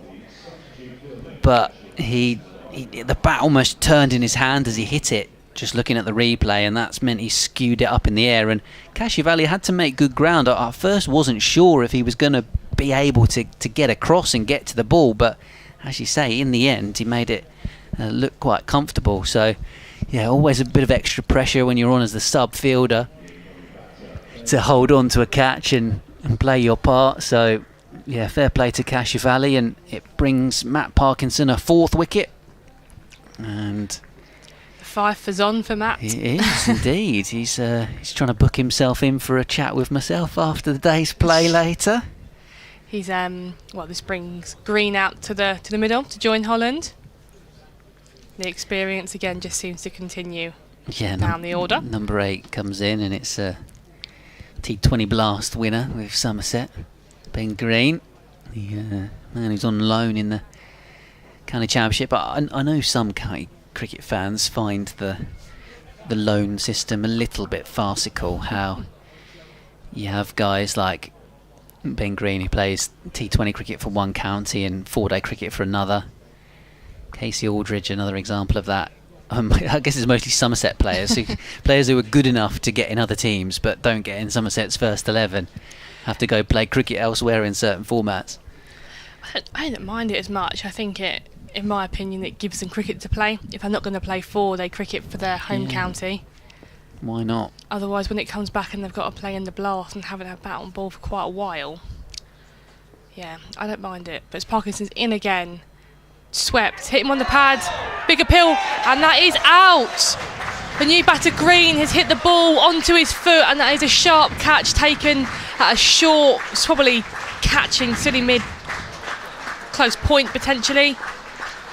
Yeah, Was I that think it's who's that in Dawkins. there? Is I that think it's- Dawkins in Yeah, I there? think it is Dawkins. Yeah, I don't know if it was come off glove actually. If it's as he's gone to sweep it and the ball's turned, it's just kind of punched off the glove and popped up for Dawkins. And he's very slowly walking off Ben Green. We've got a centurion in this innings for Leicestershire. Patel made 85. Could have been out for naught, of course. And then 2 actual first ball golden ducks and a 5-wicket haul for Matt Parkinson. So quite an extraordinary turn of events, really, after Leicestershire went in 1 down at lunch and were looking like they were totally in control of the situation. But Matt Parkinson has had other ideas this afternoon. The wicket sort of just happened out of sort of nothing at all, really. He's managed to hit that onto himself or glove that onto himself, but sharp work from the debutant Dawkins there. He's a tall man as well. Tall man to get low. Yeah, tall man down at silly point to Maybe reach forward and clutch it.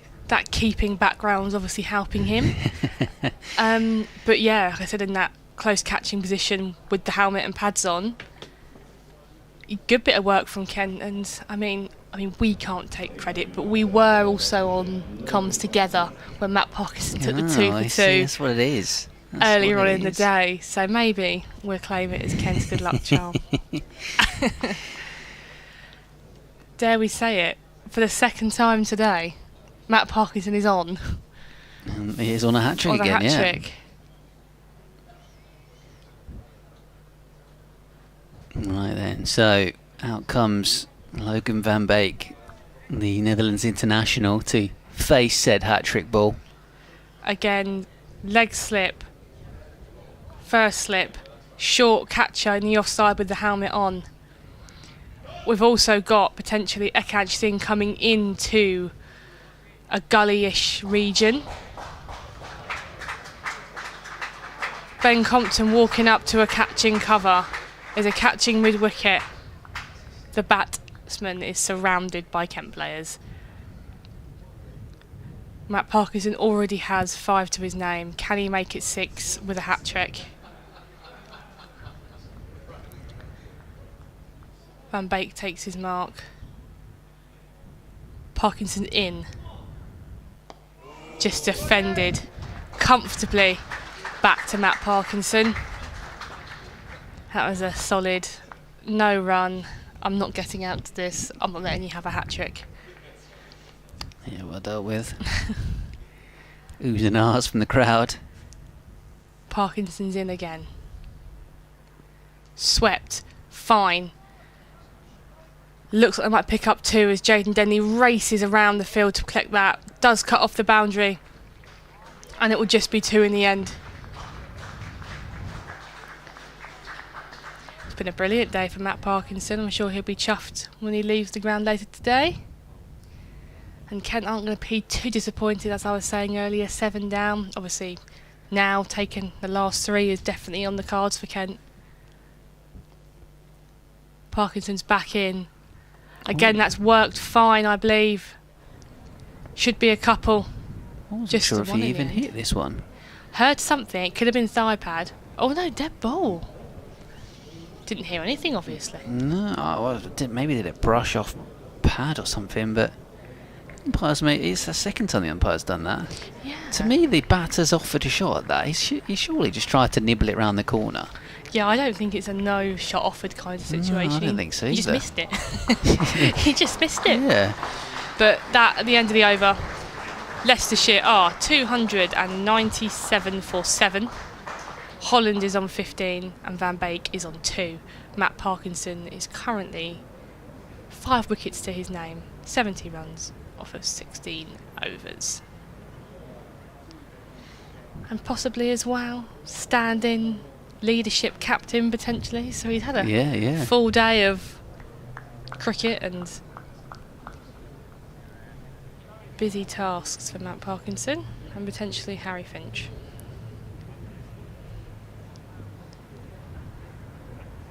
It is Singh.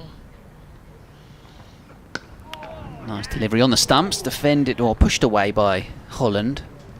On the bounce to Compton at extra cover. He's quicker than you think, isn't he, Ekaj Singh? You sort of just think he's going to come in, land it on the spot, but he's got got a bit of something behind him. Yeah, he's certainly running in and trying to bowl hard for his team.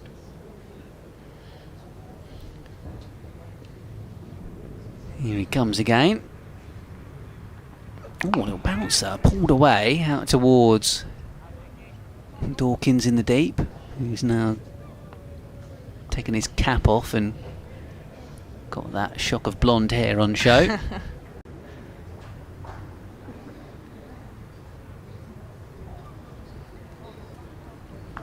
Just looking at how many bowlers Kent have used today. They've used a lot of them. Yeah, they shared it around.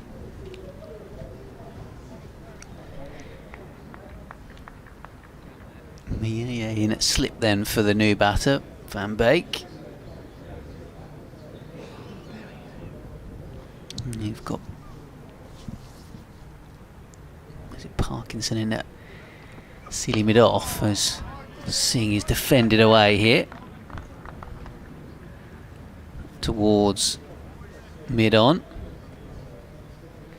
Yeah, Kent have used 7 bowlers today. Yeah, with Jaden Denley bowling a few with his spin, and then Akash Singh having a go. Looking for his first wicket in a Kent shirt. Running in hard, down the hill. Full delivery, which Van Beek drives up towards mid-off. Throw at the stumps from Garrett.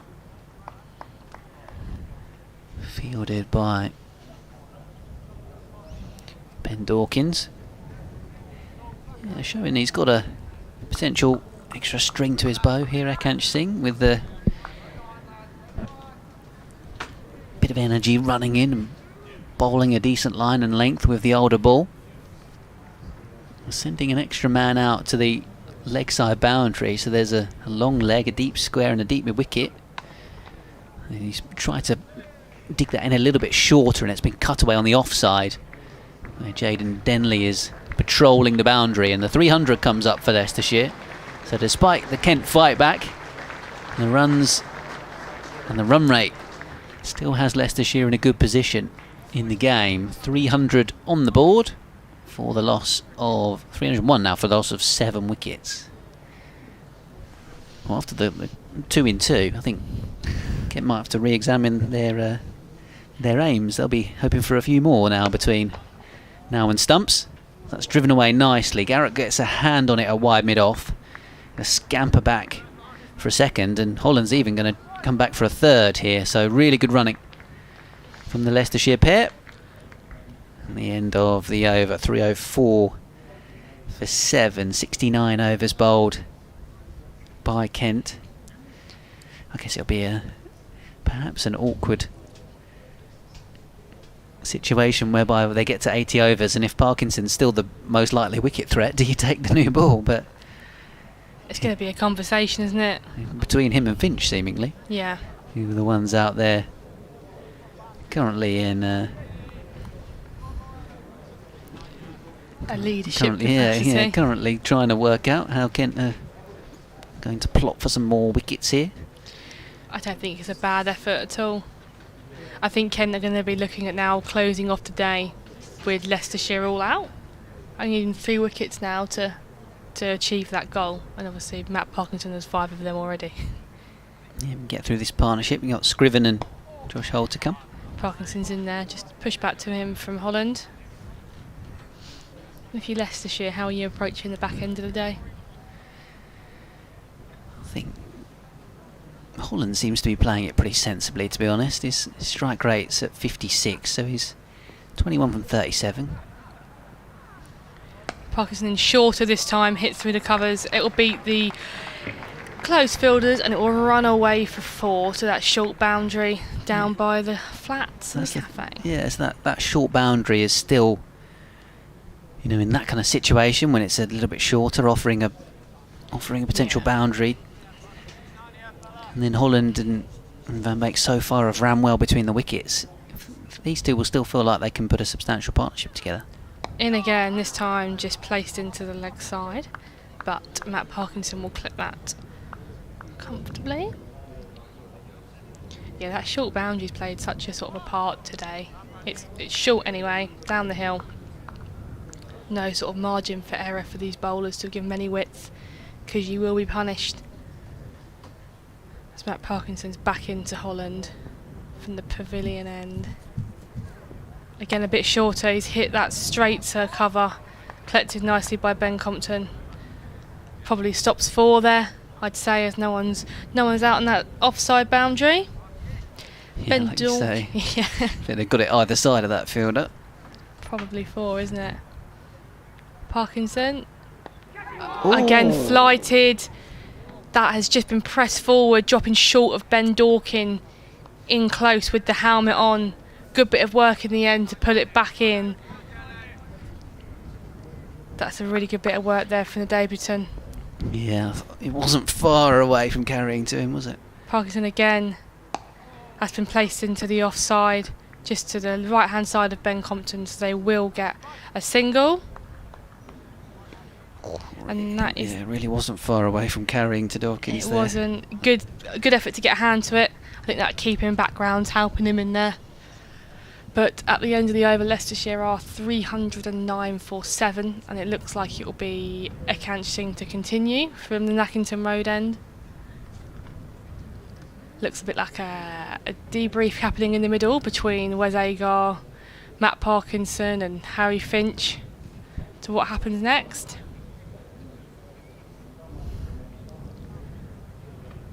Jaden Denley's been given a nod of some description as he's warming his arm up, and it looks like he's given the ball this over. Yeah, it looks like Ekant Singh coming off after 3 overs. None for 17.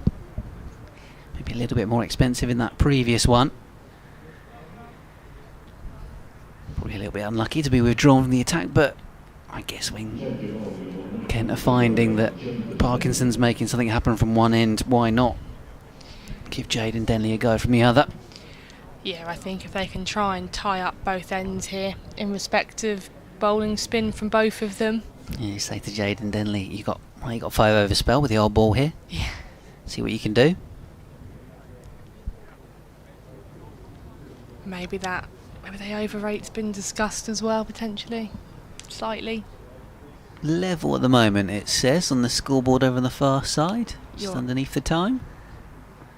This one's cut away by Ian Holland. Your eyes are far better than mine. Can't see that far. I'm better sometimes longer distance than I am straight in front of my nose.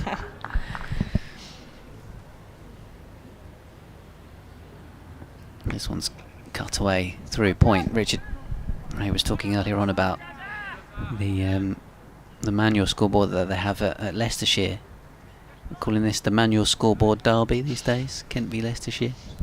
Of course, the Les Ames in operation. As Denley bowls, little clip around the corner.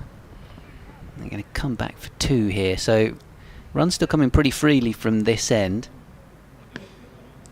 Against the old ball, Parkinson's causing issues, but against Singh leaking a few runs in his last over. Denley's gone for 4 so far in this one, 3 balls to come.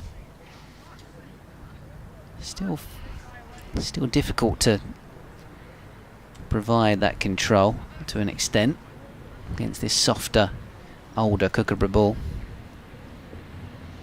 Jaden Denley once more, clipped away, dot ball this time to Parkinson at mid-wicket. Yeah, I remember having a conversation with him, I don't know if it was last season or the season before, but as Jaden Denley is in, and I think it was probably off the back of that one-day cup win against Lancashire, and saying, you know, in terms of his move to Kent, feels like the opportunity to have a bit more of a say in the dressing room has been a big thing for him, as this one swung away into the leg side to the short boundary and should go all the way. Hollanders pumped that 4-6, and Jaden Denley's figures very much ruined off the final ball of the over. 4 overs, none for 15 now from him, but Holland, it was just kind of on a length, and with that short boundary was able to follow through with the shot. and profit. So Holland moves to 35 now. Good knock from him, and he will be miserly with the ball later to come in this game too. Van Beek 4. Yeah, so just was saying that the Lancashire dressing room that he left was such an experienced bunch of players that he didn't really get any input in terms of leadership and captaincy and tactics on the field, whereas at Kent his experience is very much acknowledged and appreciated. Indeed, as that one there has just been swept behind square, and it'll just be the one for Van Beek. Sorry. But no, he's been brilliant. Obviously today he has showcased his leadership skills. So good. Oh, and again that has just been pressed forward just to the right hand side of Ben Dawkins. Wouldn't have carried, but again a little bit of something in it here for the Kent spin attack. Yeah, Parkinson 5 for 76, and all those wickets have come from this angle, round the wicket to right-handers, bit of down the slope angle. In again, struck firmly to cover, but that has been hit straight to Ben Compton, so we no run. I do feel like Holland is playing him well though. Obviously he has that temperament of an opening batter, he has that real patience at the crease. Ian Holland having done that role a number of times for both Leicestershire and Hampshire. That one's been worked into the leg side by Holland, just turned off the front pad, and it'll be an easy single. Yeah, where's a goal? Realised he had to get his skates on a little bit there and put in a little burst to go and do the fielding. Yeah, Matt Parkinson from the pavilion end seems to have worked a trick today. Swept high up in the air, and that's gone straight to fine leg. George Garrett there takes a relatively simple catch. A good creative for Matt Parkinson again, making something happen as we've said all day. And that'll be the end of Van Beek. I mean, in the end, quite a simple catch for George Garrett. Maybe just slightly off balance as he stretched forward to try and play the sweep shot. Maybe a bit of extra bounce, not quite sure. It wasn't a huge turn, it was quite full from Parkinson, but yeah, just looped up for an easy take. And it was pointing out how well Holland was playing Parkinson. I almost feel like he's got to continue to take most of the strike against Parkinson to nullify him, and then see if they can, from a Leicestershire point of view, work runs and from the other end really, because Parkinson now with 6 for 77 is the man who's been the big threat all afternoon. I think we were saying though, weren't we, that you were saying that Holland's playing Parkinson really well, and we've watched Holland sweep him a fair few times out here, but obviously he's turning a bit more. We saw Ahmed earlier play the reverse really nicely. It's probably a safer option as we know it's turning. Yeah, and Ahmed also had that other shot where he was backing away and cutting, which is a good option to the short boundary. So this does bring Scriven. Scriven in at number 10. See how he decides to play Matt Parkinson. This effort from Matt Parkinson is probably kind of the bowling performance that Kent fans thought they would see more from him on day 4 of games when they signed him, and actually match situation has probably dictated that Kent haven't been in that position too often on day 4s for Matt Parkinson to bowl teams out here at Canterbury. And here he is, Kookaburra ball, and it's bringing spin into the game in a big way on day 1. Absolutely.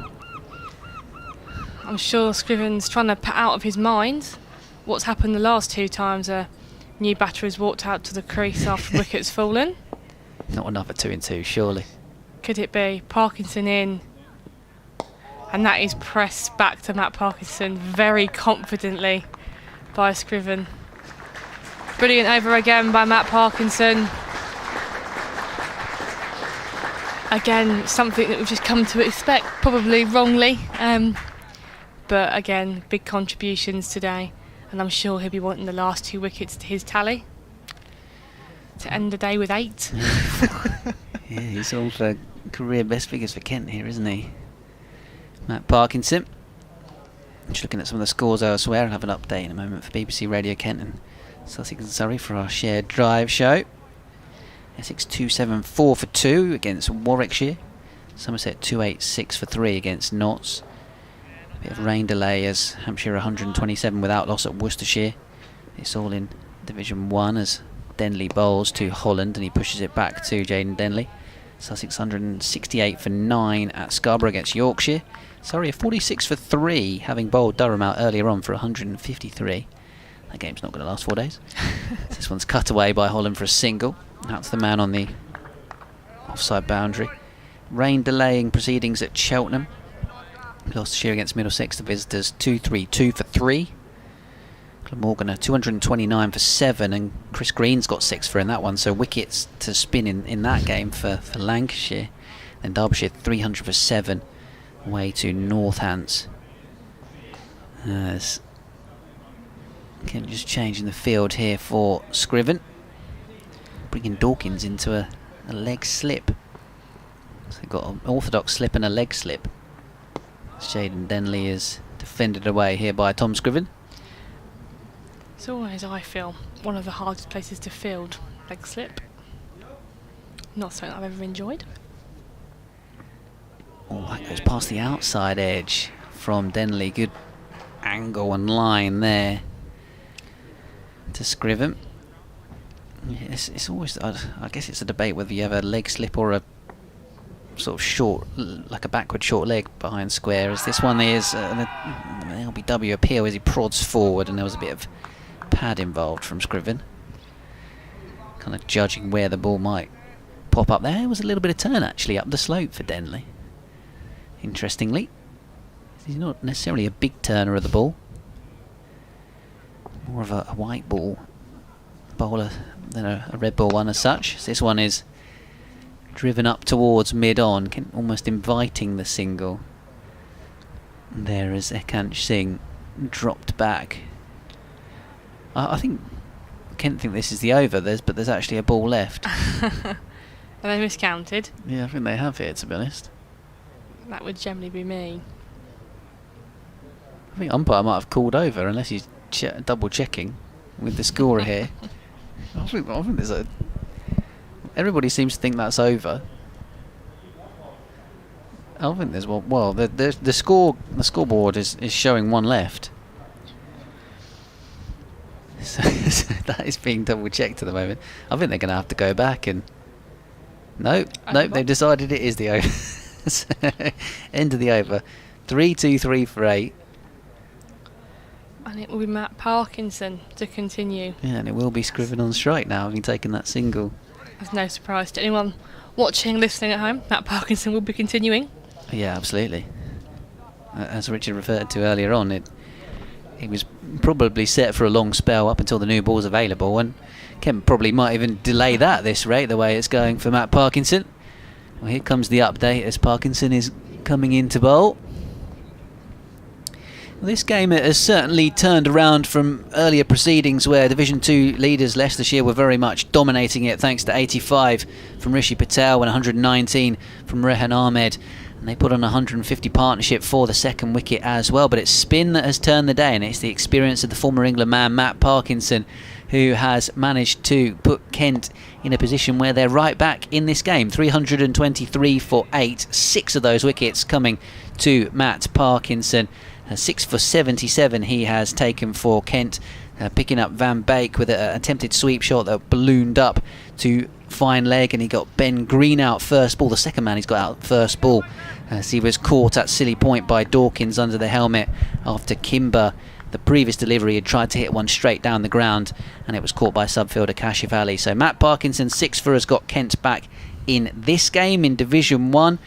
Surrey are 54 for 3, trailing Durham by 99 after bowling out the home side for 153. Parkinson going past the outside edge once again with that delivery, and then Sussex 169 for 9 against Yorkshire at Scarborough. You can listen to commentary in the evening session on day one of all of those matches via the BBC Sport app and website.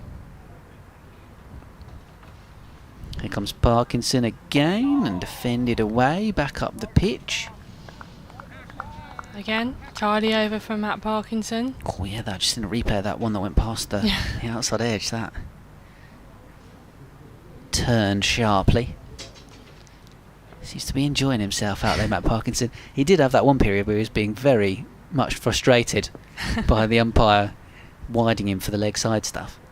Parkinson again, batters hit hard through the offside, but a diving stop from Ben Compton has stopped the fall. And that is a maiden over for Matt Parkinson.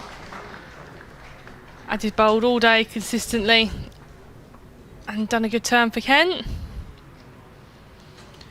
I'm going to make way, and Richard Ray's going to come in. Imagine Jaden Denley will be continuing. Looks like he will be. With 22 overs remaining for the day, if my eyes serve me correctly. And it's still Harry Finch calling the shots up there.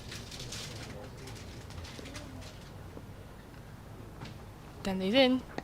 That's just turned off the leg there by Holland for the single, picked up by Kashif Ali. Got a job to do here, Tom Scriven. Stay with Ian Holland. Holland made a very good 90 towards the end of the match against Derbyshire, sort of shepherding the tail, so to speak. Denley in, that's just been hit into the offside there, picked up by Ben Compton for no run. You were saying earlier though, weren't you, that you pretty much bat all the way down? Yeah, but in this team Josh Hull is an 11. That's there, it's just been pushed up again to Ben Compton in the offside cover region, off the back foot there for no run. So the partnership is here for Leicestershire. It is, if they're going to sort of get past 350, you would think. Again, carbon copy off the back foot, sort of punched into the covers again, but that is straight to Ben Compton. They'll be very disappointed if they don't get 3 batting bonus points, given how dominant they looked earlier on. Again, that one's just been turned off the front pad down to a chasing Matt Parkinson at deep square leg. They get a couple. There's 2 more to their total. Yeah, I'm sure you're right. If they don't get their 350 here, it'd be disappointing, wouldn't it? Because they started the day so well with your Centurion, and again with Patel 85 at the top as well. Back in Denley. Hit again to Wes Agard's fielding at the mid-wicket area. And that brings the end of the over. Leicestershire 326 for 8. At the same time, they'll be a little bit encouraged by both the spinners getting a little bit of turn. Or at times, quite a lot of turn in the case of Parkinson. Yes, using the slope, but Ahmed may well be a factor as and when Leicestershire come to bowl. Parkinson though, 6 for 77 at the moment. What's his career best figures though? I'll be able to tell you. This will be career best for Kent, if I believe. It'll come up on the score on the ESPN scoreboard. His career best figures. In he steps anyway, round the wicket and bowls to Holland. A full toss that Holland just sort of gently sweeps. That's his first full toss, I think. Callum, he's had a couple of... Callum, there you go. I knew that do that in the end. Matt, a couple of drag downs, but essentially he's bowled a very good length. Or a testing length at any rate. The first one he's over pitched. Holland didn't really cash in, just swept it for a single. Field comes in for Scriven. Parkinson goes in, drops a little bit short. Scriven goes back, tries to pull it into the middle of next week, gets a thick inside edge and it dribbles rather to short fine leg.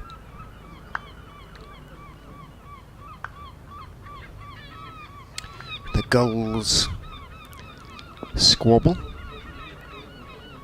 somewhere in our vicinity as Parkinson is in. Scriven is forward, poking a little nervously. The ball's in the air for a few feet as it goes back down the wicket.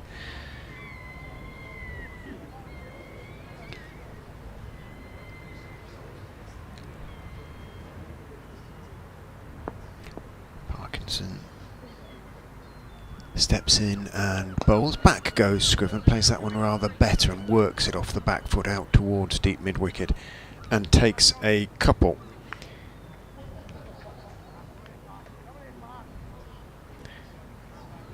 Coming here, Matt. Coming here, Matt, they say.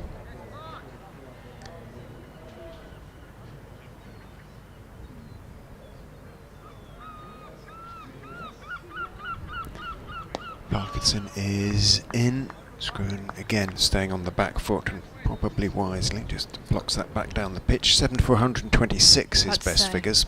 That was against Kent, wasn't it? Quite possibly. Steps around the wicket and bowls. A little bit short. Back goes Scriven, works it down towards deep backward point and takes one. So a wicketless over for Matt Parkinson on that occasion. 20 overs now he's bowled though. 6 for 81 his figures. So one more would certainly give him a first class career best. 2 more. Well, he'd do well to better that in his career. An 8 for 330 for 8, which is going to come first. The third bowling bonus point for Kent, or the third batting bonus point for Leicestershire. Anything can happen. With Holland at the crease, I feel it's a positive. Denley in again, that's driven hard to Ben Compton in cover. Picked up well in the end, just falling short. Even Scriven's come out with intent here to be positive. Denley again, shout for LBW. Umpires unmoved. Harry Finch also went for the stumping. The stump has been removed from the ground, but I think both umpires have said no to both forms of dismissal there. Yeah, I think it was going down the leg side, the LB. Finch made sure there was no doubt that he'd taken the bails off, didn't he? Again though, good bit of bowling from Jaden Denley. Going a long way down the leg side. Yeah, not to be. Denley back into Scriven. Again, big stride forward, covering that ball. You get the hint in the air right now that anything could happen. Kent could get there next, or Scriven could add a few more to the total. Denley in, just turned into the leg side there as Matt Parkinson collects the ball. Pick up a couple in the end. He's got eight first class 50s, Tom Scriven, so he's absolutely no mug with the bat. Yeah, you were saying you bat quite deep down, and the stats are proving that. But the way Matt Parkinson's tearing the ball here, who knows? But Denley's in again. Again, just defensively pushed back by Scriven. But as you've mentioned, I'm sure a few of the bowlers up there in the Leicestershire dressing room are going to be quite encouraged to see the signs that balls are moving and turning. Again, that's just been pushed up to mid-on, picked up by Akansh Singh. So just be a single there for Scriven, who will steal the strike for the next over. It will be more than likely Matt Parkinson. Yeah, Holland will be sanguine about that. He might have been less so had he been down to Josh Holt. Josh will absolutely get in line and stretch forward, but he doesn't really have the run scoring capacity of Scriven, who will play his part in a partnership. 9 off 27 for him. Holland 39 off 54. Hasn't seen much of the strike in the last couple of overs.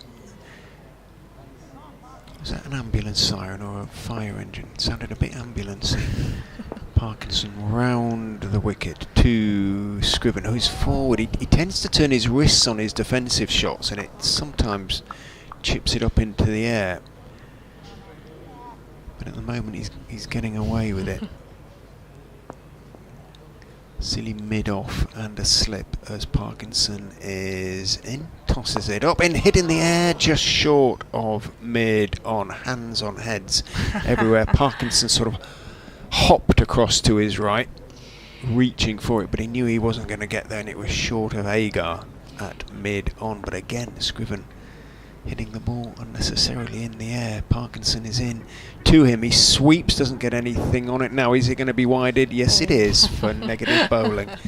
The thing is, it's not negative. It's, as poor Matt Parkinson, I think, on numerous occasions has pointed out, he's trying to land it in the footholds and spin it back in and bounce it up, and he's taken wickets that way. But when it doesn't spin, well, Parkinson is in and bowls on the stumps. It's pushed off stump as it turns slowly. Scriven out into the offside. Compton fields. Good bit of work there from Ben Compton. Saved a fair few runs in that sort of cover region this afternoon. Parkinson bowls. Back goes Scriven and hits it hard down into the offside, and it bounces up and hits Ben Dawkins on the back.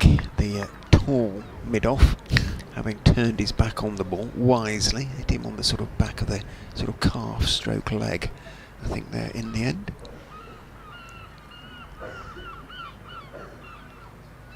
Parkinson tosses that one up onto leg stump, and Scriven turns it to mid-wicket. I think Parkinson's frustration about this sort of negative bowling ruling by Debenham has probably dissipated somewhat after his haul of wickets, so to speak, and I think it definitely did after the green wicket, as he is in, and back goes Scriven and works it out to point, and again takes a single, keeping Holland off the strike. I think Green and replays suggest he might have been right. Didn't think he got anywhere near it. He tried to sweep it away. His very first ball came off the pad and was given out caught by Dawkins at sort of silly mid-off, silly point. And Ben Debenham gave the decision, which repaired a lot of the damage I'm so sure that Parkinson felt had been done unfairly to him. 335 for 8. Parkinson 6 for 83. Holland 39. Scriven now 10. Dawkins is keeping the helmet on to field at leg slip to Jaden Denley's bowling. It's obviously deemed to feel that slightly close there. 2 overs to the new ball if they want it. Denley in. Bit shorter, punch off the back foot, but that is straight to Ben Compton again at cover. He's played that shot lovely all afternoon. Straight to Ben Compton. Bit wider and he'll probably get some purchase. Again, off the back foot, just played that one back to Denley himself. Looking busy though. Not getting bogged down here.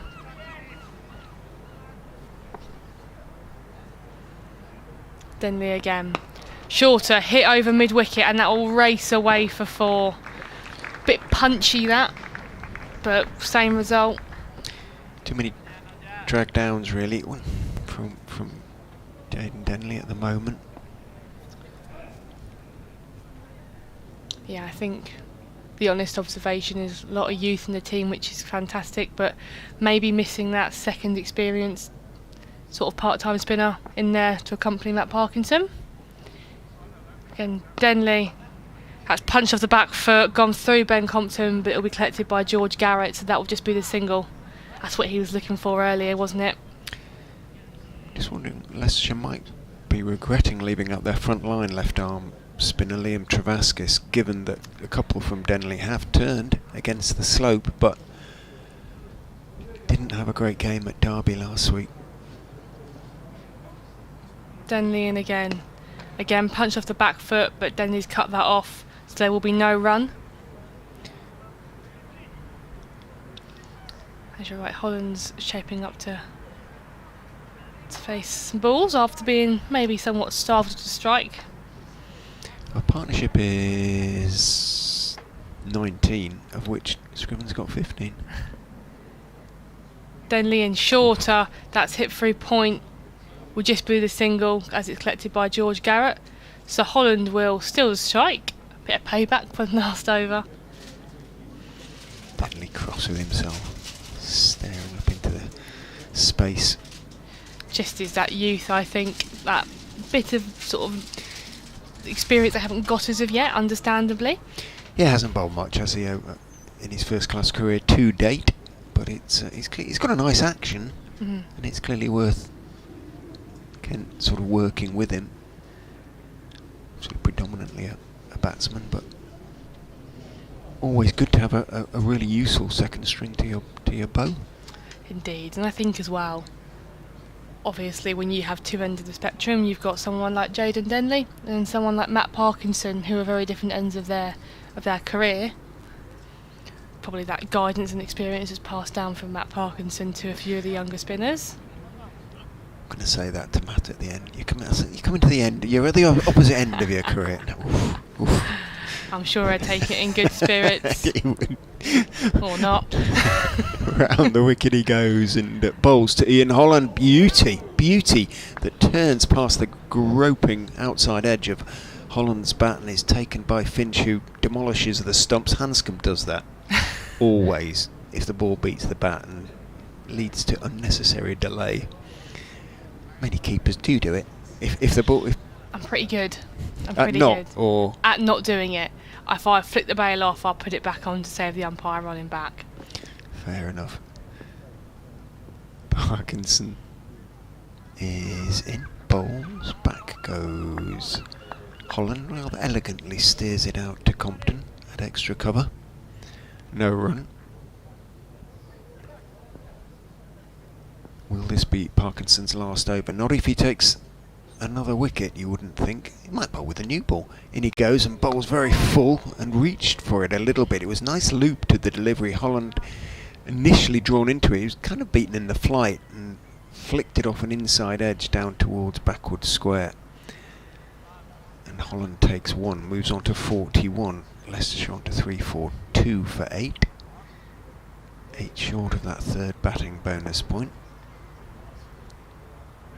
Parkinson is in, and Scriven clumps him back over his head. 4-4, just a one bounce 4.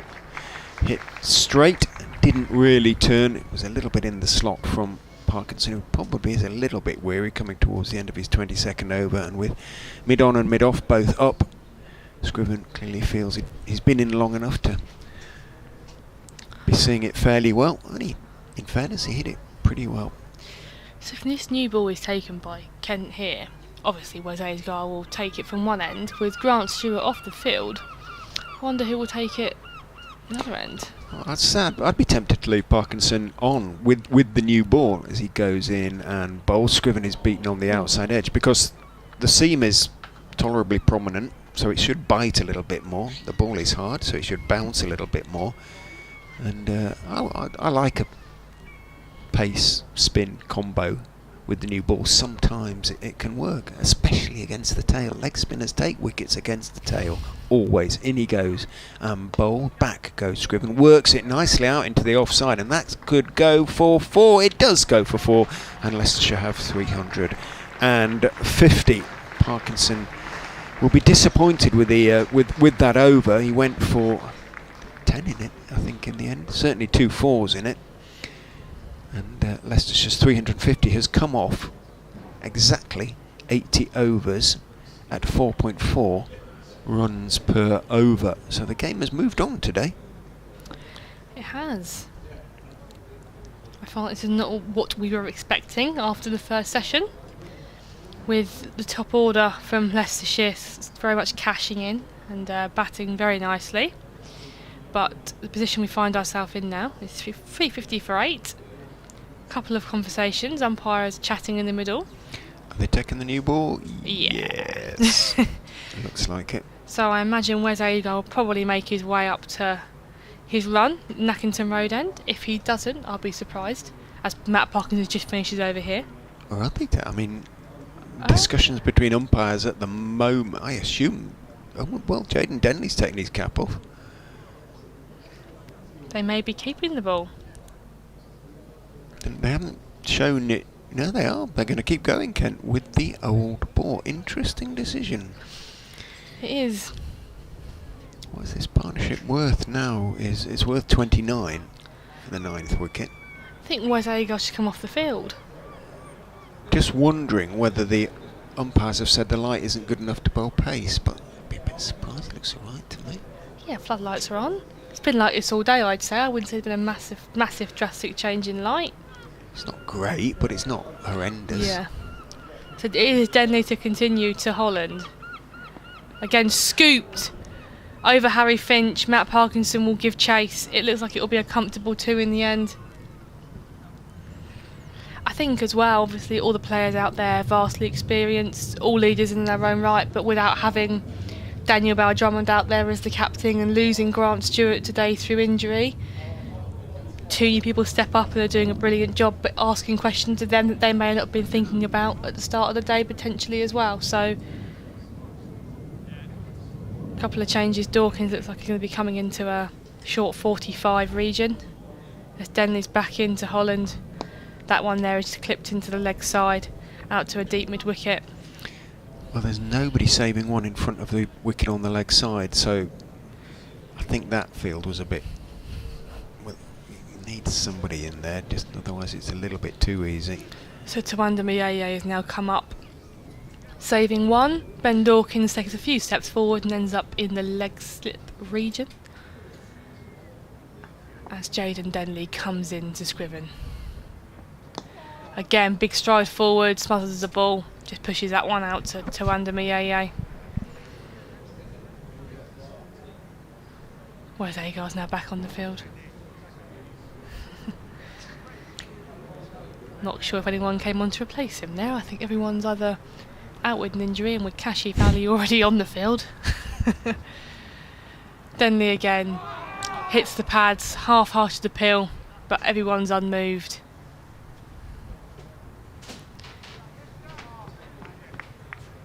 I think if there's any more injuries, Adam Hollyoake might have put in the whites back on and playing the game again. Denley in again. Off the back foot, punched to Ben Compton. Leicester supporter Foxyfield asks, have we messed this up? From the position they were in... Denley again, actually been pushed off the back foot. Kashi Valley at point. From 201 for 1, with Patel and Ahmed looking in complete control, arguably. I think so. Having been put in, though, would they have taken 350 odd for 8? Possibly. So we'll ask Leicestershire and they'll say they'll be delighted. We'll ask Kent and they'll say they've been really pleased with the way they've come back. So it's sort of nicely balanced. Yeah, I think there's a bit in the pitch. But what we can see, the pitch has been maybe a bit slower than maybe they were expecting. A bit greener as well. Obviously it's turned, as we can see with Matt Parkinson getting that purchase from this end. But I don't think you can take anything away from the Leicestershire batters. Like Rahan Ahmed batted beautifully today, and Patel, when he found his rhythm. Parkinson then continues, bowls on leg stump. Forward goes Holland, looks to turn it into the leg side. Might have got a bit of bat on, might have been a bit of pad. Either way, the ball sort of bounces back down the pitch towards Matt Parkinson. And Dawkins, who was at sort of silly point / mid-off, now goes too short leg, essentially, just in front of square. Parkinson is in, attempts the, I think the googly, attempted sweep by Holland. Again, no real contact made. Could have been a bit in bat, if I can get the words out, involved, as it dribbles out into the off side. Nowhere near a at slip. He steps in and fields. Parkinson in again. Forward goes Holland and is comprehensively beaten by the leg spinner. And that again, sorry, go on. So that has turned. Yeah. Very much so. That has beaten everything, isn't it? The reaction you can see from the crowd next to us. And I think Rahan Ahmed will be fancying this. Parkinson tosses it up, leg stump though, and it's swept nicely by Holland, and he's got that quite fine bit of work for Denley to do out there. He does it well, but it does mean, as he has to run 10 yards, 15 yards or so to his right, that there is 2 for Holland instead of the single. 355 for 8, Holland 46 now, approaching what would be consecutive 50s as Parkinson is in. He's attempting a reverse sweep. It was from a long way outside off stump, but it was full enough for him to just about get to the pitch of the ball, somewhat awkwardly. But he did get there and managed to get it out towards point and take one.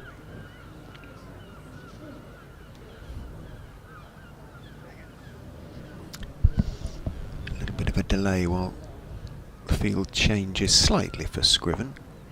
Parkinson is in, drops a little bit short. Scriven can go back and punch it through the offside for 4. Lovely shot. And Parkinson, hands on knees, looking down into the ground. He couldn't quite get there. Compton diving across to his left at extra cover. Just the last couple of overs as Parkinson drops his cap. Having been handed it by umpire Debenham, turns back and picks it up and snatches at it in annoyance really there. Parkinson is cross with himself. He's given away a few runs in the last couple of overs. Molly departs, having done a sterling day's work. Ben comes back alongside.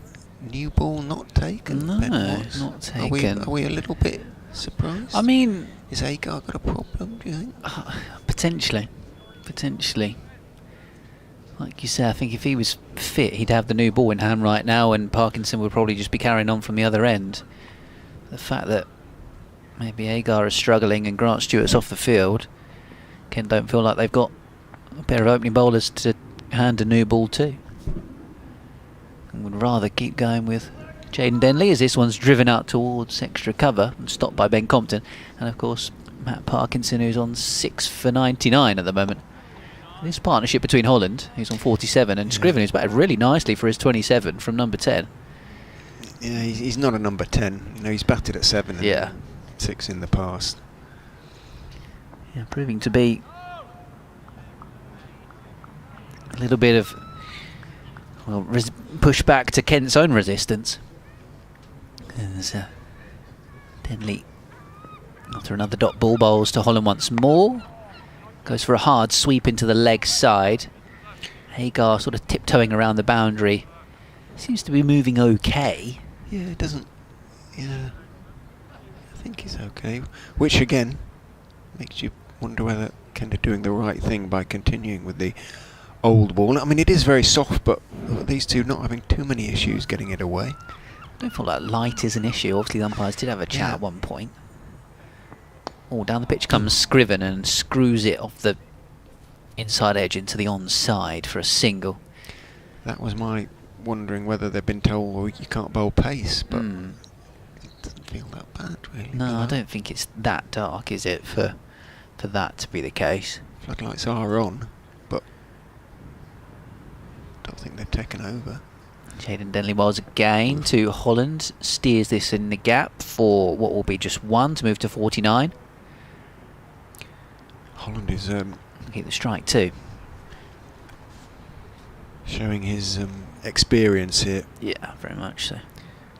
Trusting Scriven, not trying to harvest the strike. Well, of this partnership, what is it now, 42? Scriven's got 28. Yeah, he's more than contributing to it. It's been positive against Parkinson as well. That back foot punch for 4 was delightful. Really nicely timed.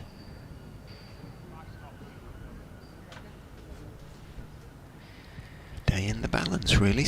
We've still got 13 overs left to be bowled today, so probably the best part of 50 minutes cricket left as Parkinson is into Holland on 49. Top edge to sweep, and he's gone. He's come off the top edge, and he's not the first to have gone top edge, and Parkinson punches the air in delight. 7 for 99 for him, and he has now his first class best figures at the moment. At the moment, indeed. Yeah, disappointing for Ian Holland to fall a run short of what would have been a deserved half-century. He's played a smart innings in and amongst what has been a little bit chaotic around him at times. Since the departure of Rahan Ahmed and Matt Parkinson has taken on the starring role for the day. But One sweep shot too many in the end, and a top edge, well taken by Garrett. And another wicket for Matt Parkinson, so sticking with the old ball, sticking with him. Brings Josh Hull to the crease at number 11 for Leicestershire. And whisper it quietly, I don't think Leicestershire getting bowled out here is actually necessarily a bad thing. Because if they get a few overs at Kent, it's a nothing to gain sort of period really for Kent with the bat. It's just survival, isn't it? So Josh Hull might fancy a little burst. I guess yeah, absolutely. But I guess we'll find out then whether the light is an issue. If they're told they can't bowl Hull, or they can only bowl spin, then it may be that they won't bother. They won't want to waste the new Kookaburra. That might be the attitude. Who knows? But maintain that this light isn't too. No, I don't think it's too bad. There's a few sort of lower dark clouds, but essentially it's a sort of light grey overhead. These windows are slightly tinted, aren't they? Yeah, they are slightly tinted. So it is slightly better, slightly lighter out there. And if you look at, normally when the light becomes an issue is when you can really start to see the players' shadows from the side, from the floodlights, and they're not that visible just yet. Parkinson in to Hull, bowl slightly full. Hull strokes it out towards wideish mid off. Really could cement his first class best here. Matt? If he gets one more indeed, it would guarantee it. In he goes. Forward goes Josh Hull. He doesn't usually have too much of a problem getting to the pitch of the ball. He is a giant young man, 6'7". Size 14 plates. Getting on that front foot, not a problem at all. Parkinson steps in, bowls, forward goes Hull, turns his wrists on the defensive push, runs it to short leg to Dawkins, no run.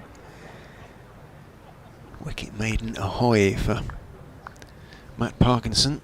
He's looking for another double. He's had a couple already. In he goes and bowls. That one turns down the leg side. The peel off came off the pad. And a slightly frivolous, fair word, peel from. It was mostly from the members' stand, to be honest, I think.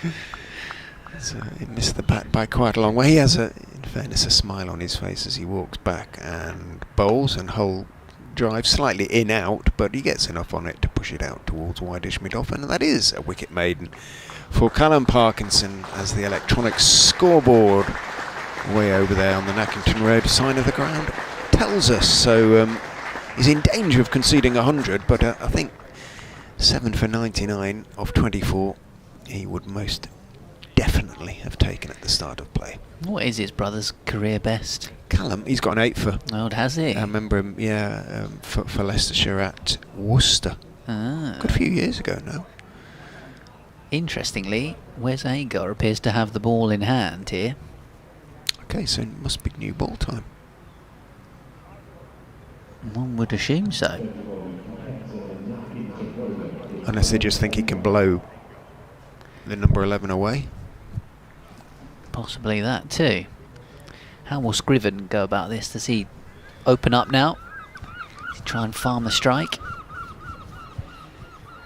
You can normally tell, particularly with the floodlights on, because there'll be that gold glint on the ball, but I don't think it necessarily has been taken just yet. Well, the electronic scoreboard is quite informative in terms of things happening, or it can be. So it might have told us, and I don't think it has. Yeah, I think normally the umpires would radio the scorers, and then they're in the same room as the announcer, sort of thing. Field spread, seemingly to give Scriven a single here. Oh, has he got a nick on that? No. Finch has shelled it anyway. Tried to pull it, and it just went over the top of the stumps. There was some sort of noise as he attempted the pull stroke, but was hurried by it. Flick the pad, maybe. Yeah, possibly.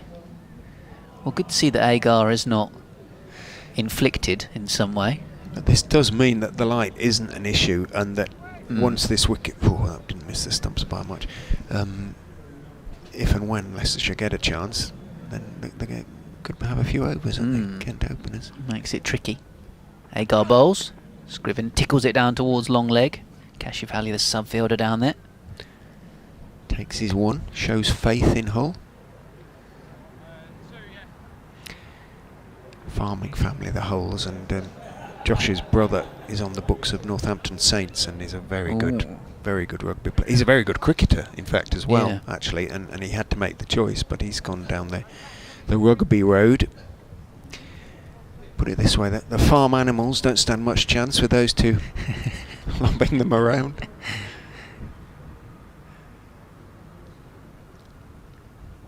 So 2 slips for Hull. Agar around the wicket to the left-hander. Number 11. Oh, beats him on the outside. Little fiddle. Like delivery. We were talking on Test Match Special the other day about the squad that will go down under for the Ashes, and talking about how it pretty much picks itself. Said them, maybe there's room for a pick like Josh Hull in there as well, depending on how many seamers they take. Well, you would think that, like Rahan, one way or another, they'll both go. They'll be down probably under, with the Lions, but here comes Agar again. Through it goes to the keeper. Felt this time Hull hid the bat away from the ball rather than it beating him. Yeah, it'll be interesting to see what you make of him. He's not changed his action as such, but they changed his sort of run through a little bit, and he's sort of quicker and more fluent into the crease now. But I'm not sure he always quite swings it as much with whatever they've done to him. Interesting. Agar coming quite wide on the crease at the moment, angling it into Hull, who defends against what is still the old Kookaburra ball in its 85th over. Had a bruised heel for a chunk of the season, which kept him out for a few games, so hasn't quite had the amount of overs he'd possibly have liked, but he's been playing the last couple of games and getting some overs in, doing him good.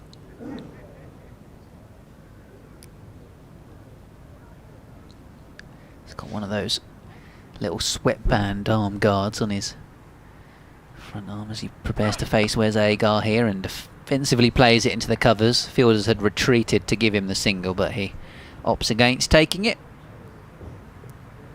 So end of the over from Agar. This could be interesting now. Who's going to bowl? Skip. Presumably still Parkinson. With a new ball? They didn't take the new ball, I don't think did they took it, no. No, so Agar bowling with the old one. Like you said, I wouldn't mind seeing Agar with the new ball and Parkinson with the new ball. Exactly that. It's not going to rip and turn quite as much, but still going to bounce and cause problems. You would have thought we'd grip a bit more at the seam.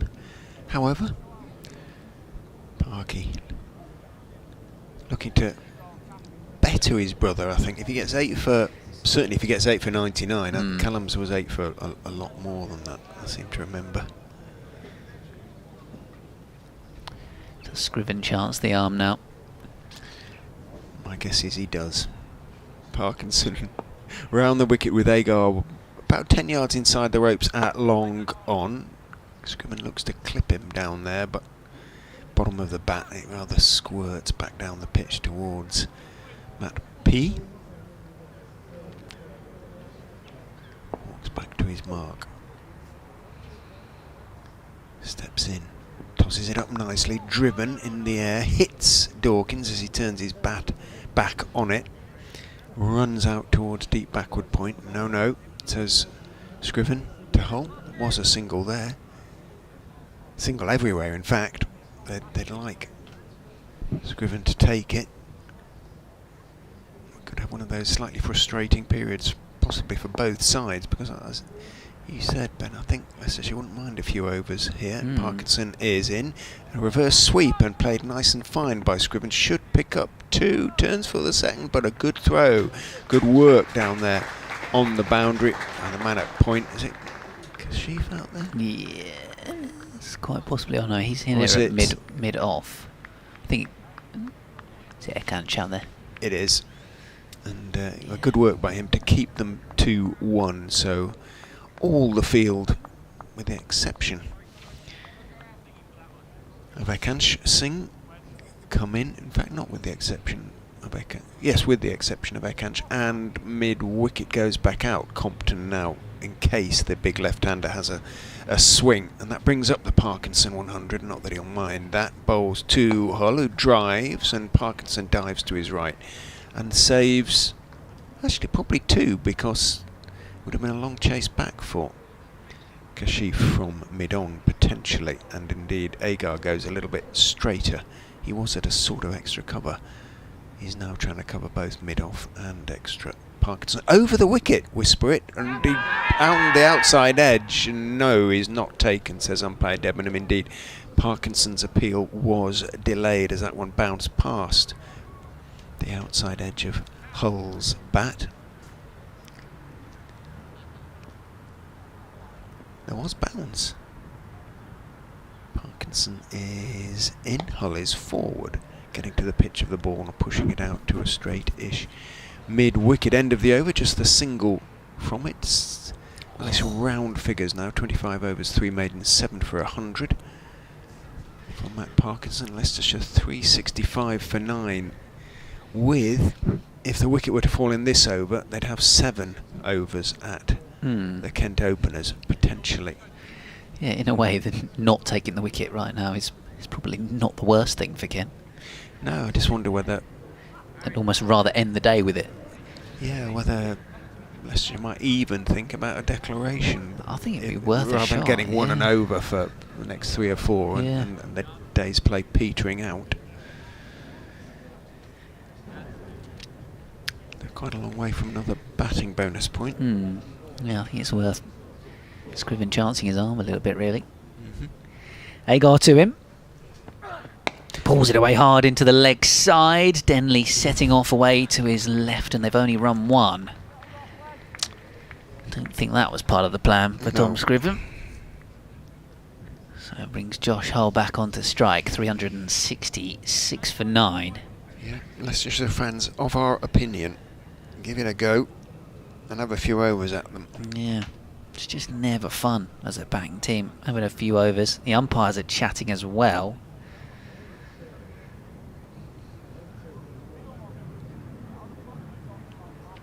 Surely the light's not bad enough to bring them off, or maybe it is. Maybe they've decided it. Yeah, I think they have. I'm a bit surprised about that. Yeah, I think that surprised me as well, actually. And Agar, he's had a delivery, hasn't he? So He bought that previous over as well, in fairness. a little bit surprised about that, but we might not be done. But we're not going to be far off. They're going to hang on for a while. 86.1 overs. Yeah, I don't think Kent will, like I say, necessarily. They'd have liked to have bowled Leicestershire out for sure, but the fact that the openers don't have to go bat for 6 or 7 might not be the worst thing in the world for them. Agreed. As they head off the field, Josh Hull first of all, and Tom Scriven. Tom Scriven will sleep well tonight. 31 not out. Bit of bowling to do tomorrow.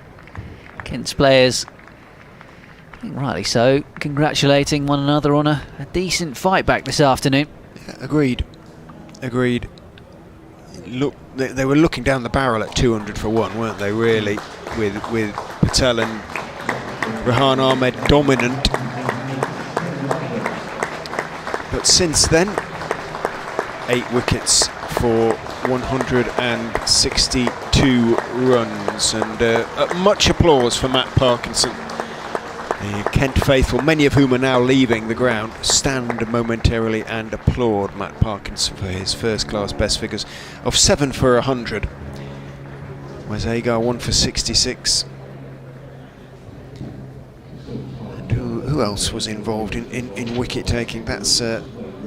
No, there's one other. Joey Everson got Hanscom leg before wicket for 18. Leicestershire much to be grateful for to Rahan Ahmed for yet another century. 119 on this occasion, and Rishi Patel, having been dropped on naught, went on to make an increasingly fluent 85 before rather giving it away. Yeah, I felt like there was a ton there for him actually. He'll be disappointed about that. There was 49 for Ian Holland. Otherwise, it was an oddly uneven card. So, 366 for 9.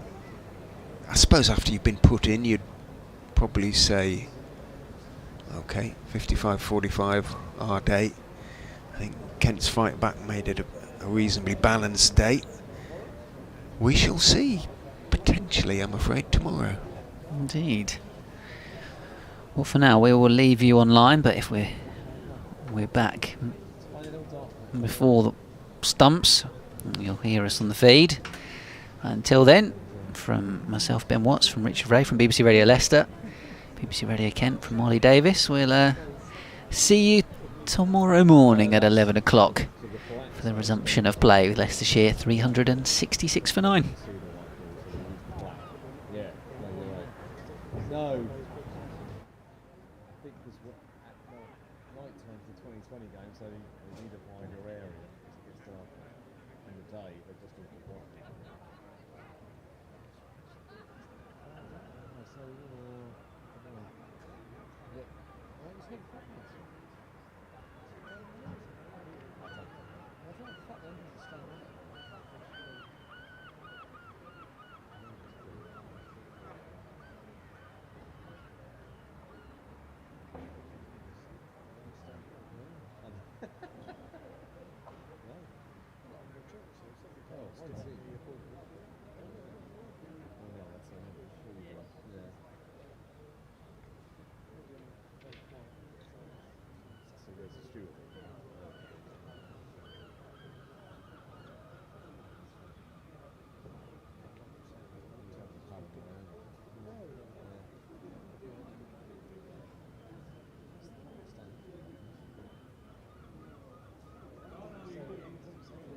So, No, that's right. Bad luck. It was a good pass, but there was only 9 minutes left. So.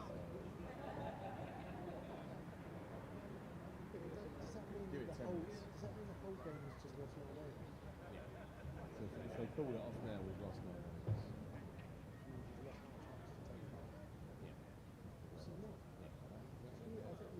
In tests now, they say if you lose a bit one day, you can make it up on the right. Yeah.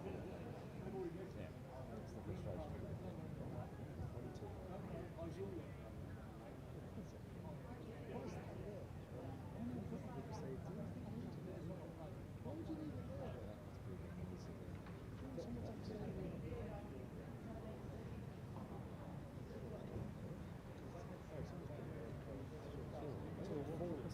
Oh, I suppose it's good.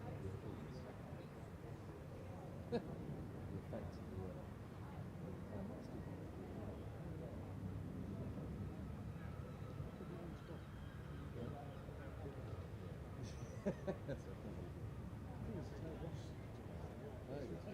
The thing is, it's always advertised as 11 till 6, but you're over.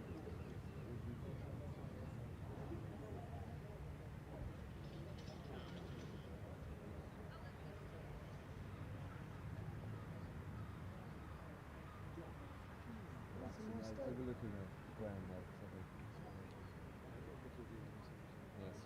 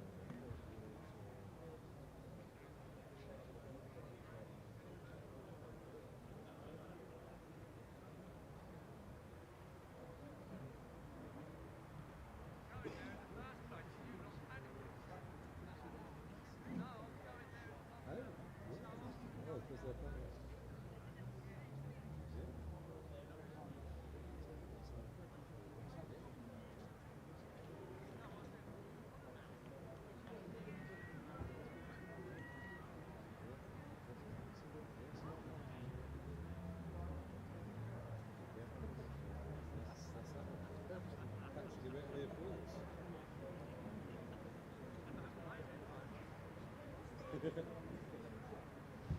it's 7:19 or 7:54.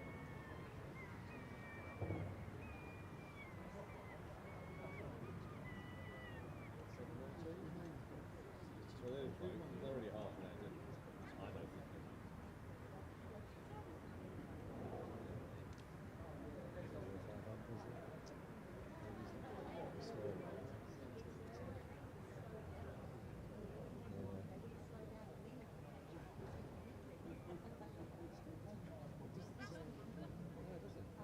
Oh no. They're walking off.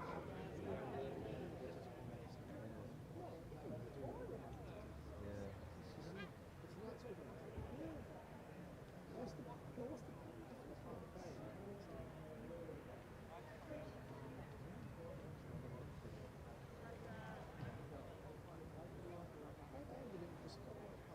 that's the thing, I thought that's the stuff.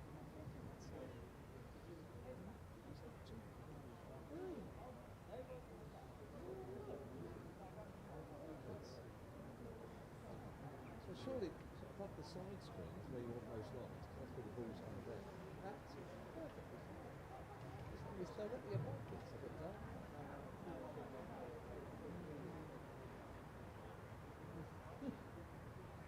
Get line of notice.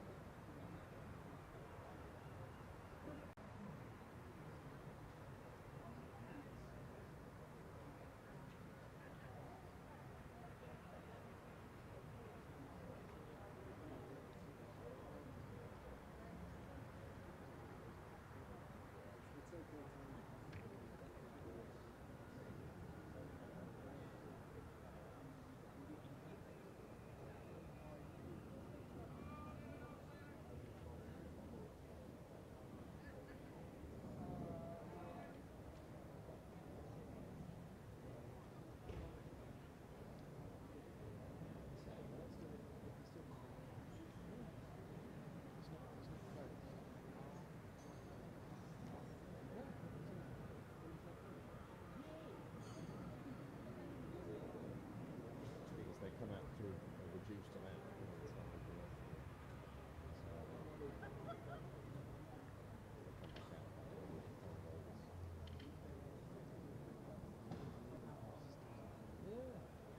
Well, usually with bad light, the umpires go off as well. So it's clear that back balance. Yeah. I know.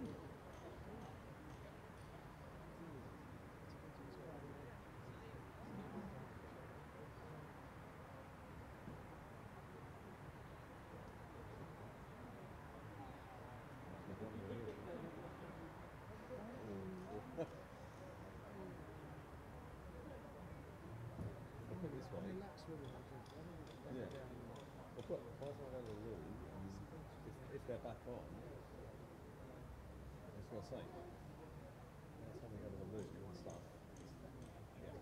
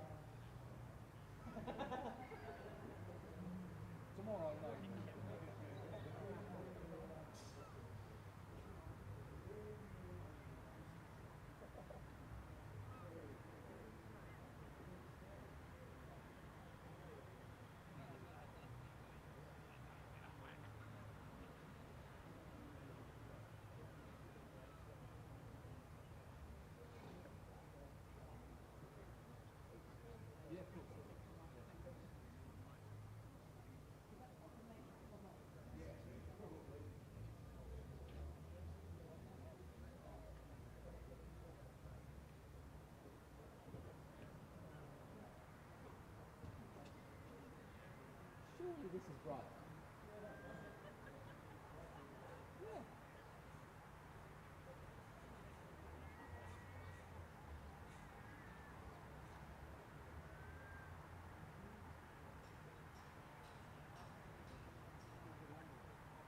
Is this your first one? Well, yeah, 4 days. Oh, did you? Or was it?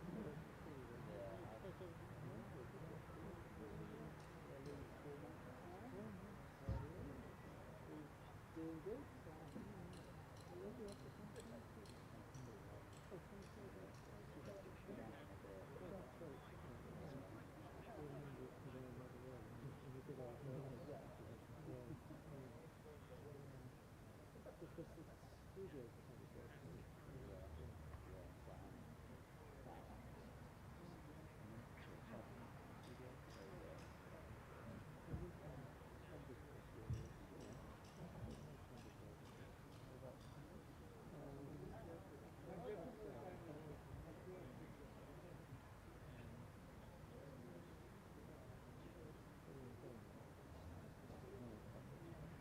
Yes, if you go.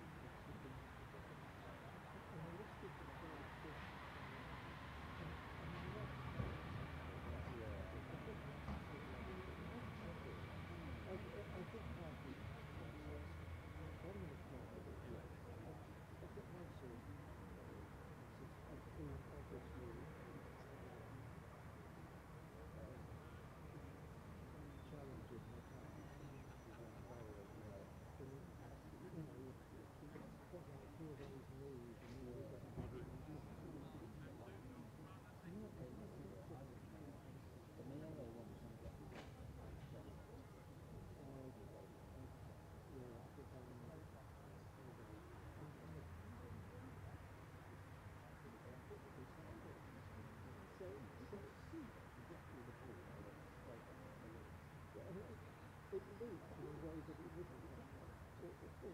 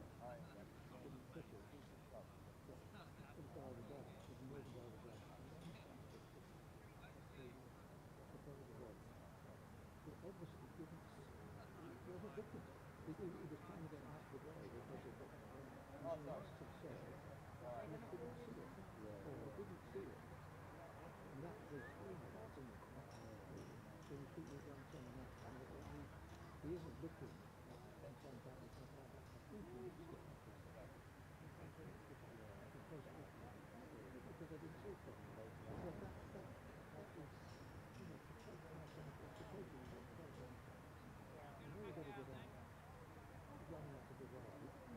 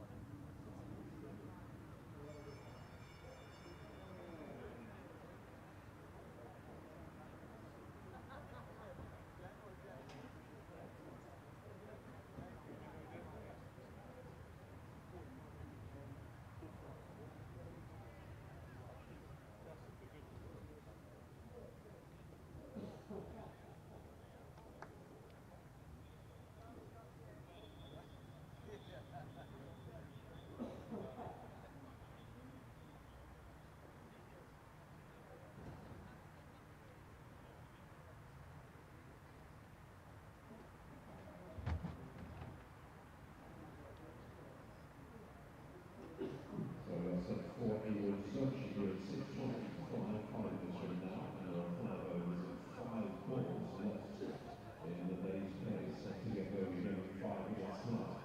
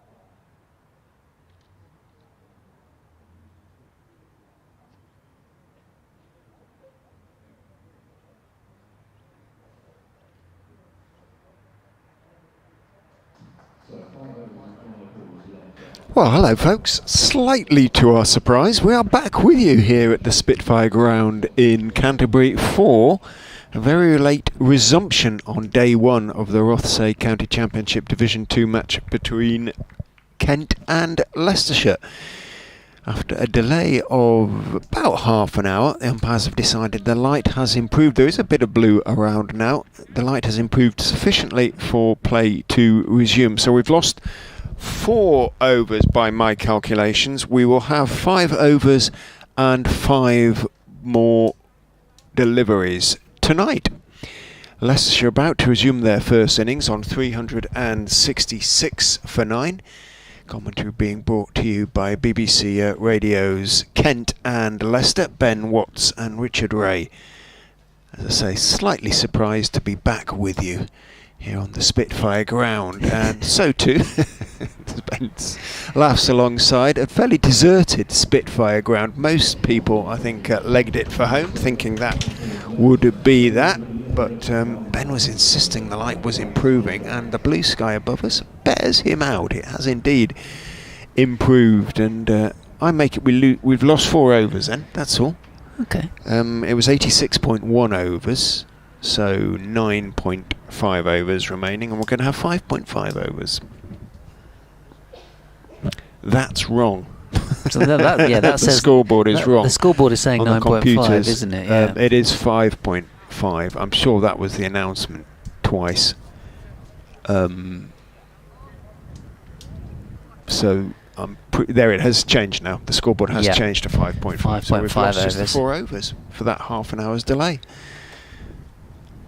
Well, where's Agar then? Around the wicket to Josh Hull. Lets it go outside the off stump. So that we resume this over whereby Tom Scriven got that single first ball and handed the strike back to Josh Hull. I wouldn't have been entirely surprised if Agar had hit the stumps then, and after one ball everybody marched off again for another 10 minutes and we lost 2 more overs. Would have been one of those daft quirks of county cricket. But Kent currently don't seem that keen on getting Josh Hull out, if you ask me. There is no slip. Tuandami AA is flirting with the gully position. But there's nobody really next to Harry Finch, and Agar appears to be bowling full and wide outside the off stump. Well, I bet the openers are not too keen. Certainly. Yeah, indeed. Kent are going to wait until 3 overs to go to try and take the wicket, it would seemingly appear. Well, the openers are going to have, if they come in for 3 overs, they're going to have absolutely nothing to gain, really, aren't they? It could just end in tears. Agar in again. Again, bowls full and wide outside the off stump. He's not trying to take a wicket. It looks deliberate, doesn't it? Yeah. It really does.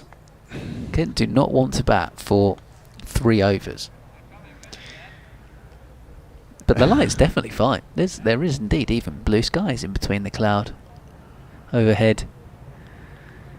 Oh, it's a funny old game. It really is just one of those weird little things that sometimes happen in county cricket. Just in the replay of that, how wide it was. There's another. He's just bowling.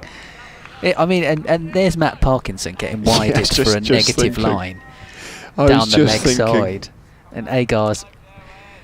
all of those could have been called, couldn't they, really? Yeah, if this was a one-day game and they had the blue line out, those are all going wide. Of said blue line. Josh Hull is honestly so wide as well. He bowled another one. There's the end of the over. What a nonsense that was. Where's Agar gets out of it, bowling 5 dot balls to Josh Hull, having made 0 attempts to get him out. We have 5 overs minimum remaining today. And not for the first time in our experience, county cricket making a bit of a fool of itself here. Matt Parkinson now telling somebody it looks like on the sideline that he's got a sore something or other. I wonder, Moyaya is going to get a little bowl.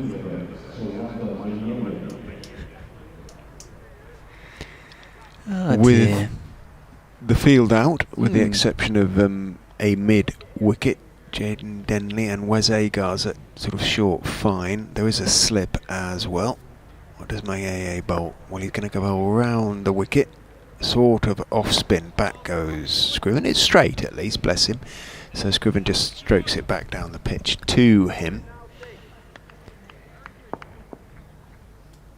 Moyaya steps in, and I think that came out the back of his hand. So one would assume that Leicestershire's bowlers don't fancy it either, because otherwise they could have just declared once they knew they were coming out for 5 overs. Moyaya is in on leg stump. There's a run there for Scriven, but he's not going to take it. He just works it out to the edge of the square, which is a good 40 odd yards away. And it would not be unfair to suggest we are rather going through the motions here.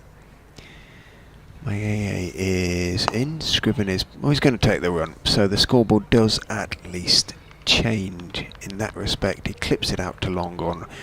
Matty Parkinson jogs in and throws the ball back on the double bounce to Moyaya, and Leicestershire race on to 367 for 9. Field comes in for Hull because there are just 2 balls to go. Moyaya stays round the wicket, bowls to Hull, who wafts at one outside off stump, misses it, taken by the keeper. 0 reaction from anybody really. Moyaya steps in and bowls. Hull is beaten on the outside edge by a ball that turns. Has Maye got any first class wickets? I don't think so. Wasn't far away there. But that one turned away, and I think Leicestershire will have seen enough today to encourage them. I think their seamers will bowl better than the Kent seamers. Question is, will Ahmed, who put a thumbs up to the dressing room after one of the Leicestershire wickets that turned markedly from Parkinson, Kimber will turn it. He does turn the ball. Maye has 3 first class wickets, in fact. There we go. Yeah. Well, I was doing him a considerable disservice there. Best Apologies figures to of him. 2 for 70. Agar might bowl straight now. I'm semi-surprised that it's Agar. In case they break him. That would be a hideous irony if that happened. But yeah, he's bowling on the stumps here to Scriven, who's ran the first one hard and wants to come back for 2, and will come back for 2. So good purposeful running from him. Yeah, they picked the fielder there, didn't they? They know Matt hasn't got the strongest of arms like Callum. I think he's going to swap with someone and go field a bit closer. Yeah. Looks to be moving a bit gingerly himself, Matt Parkinson. Makes sense. He's limping a little bit, isn't he? Another Kent bowler.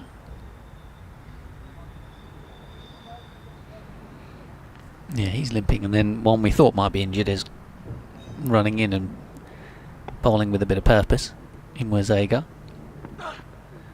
Wide up for the off stump to Scriven. Kashif Ali out there as the 12th man in place of Grant Stewart, who pulled up earlier on. Currently has hands in pockets. Yeah, we haven't heard anything about Stewart yet. We'll try and find out. Perhaps Kent will issue some sort of bulletin before tomorrow. But I'd be very surprised if he bowled again in this game. Yeah, that's for sure. Quite. Yeah, as Agar comes in, and this one's thick edge down towards third man. No run will be taken. Was guessing with Molly earlier on that perhaps he might get strapped up, go out and stand and swing the bat, possibly, if he is struggling. He can bat with a runner, can't he? Yeah.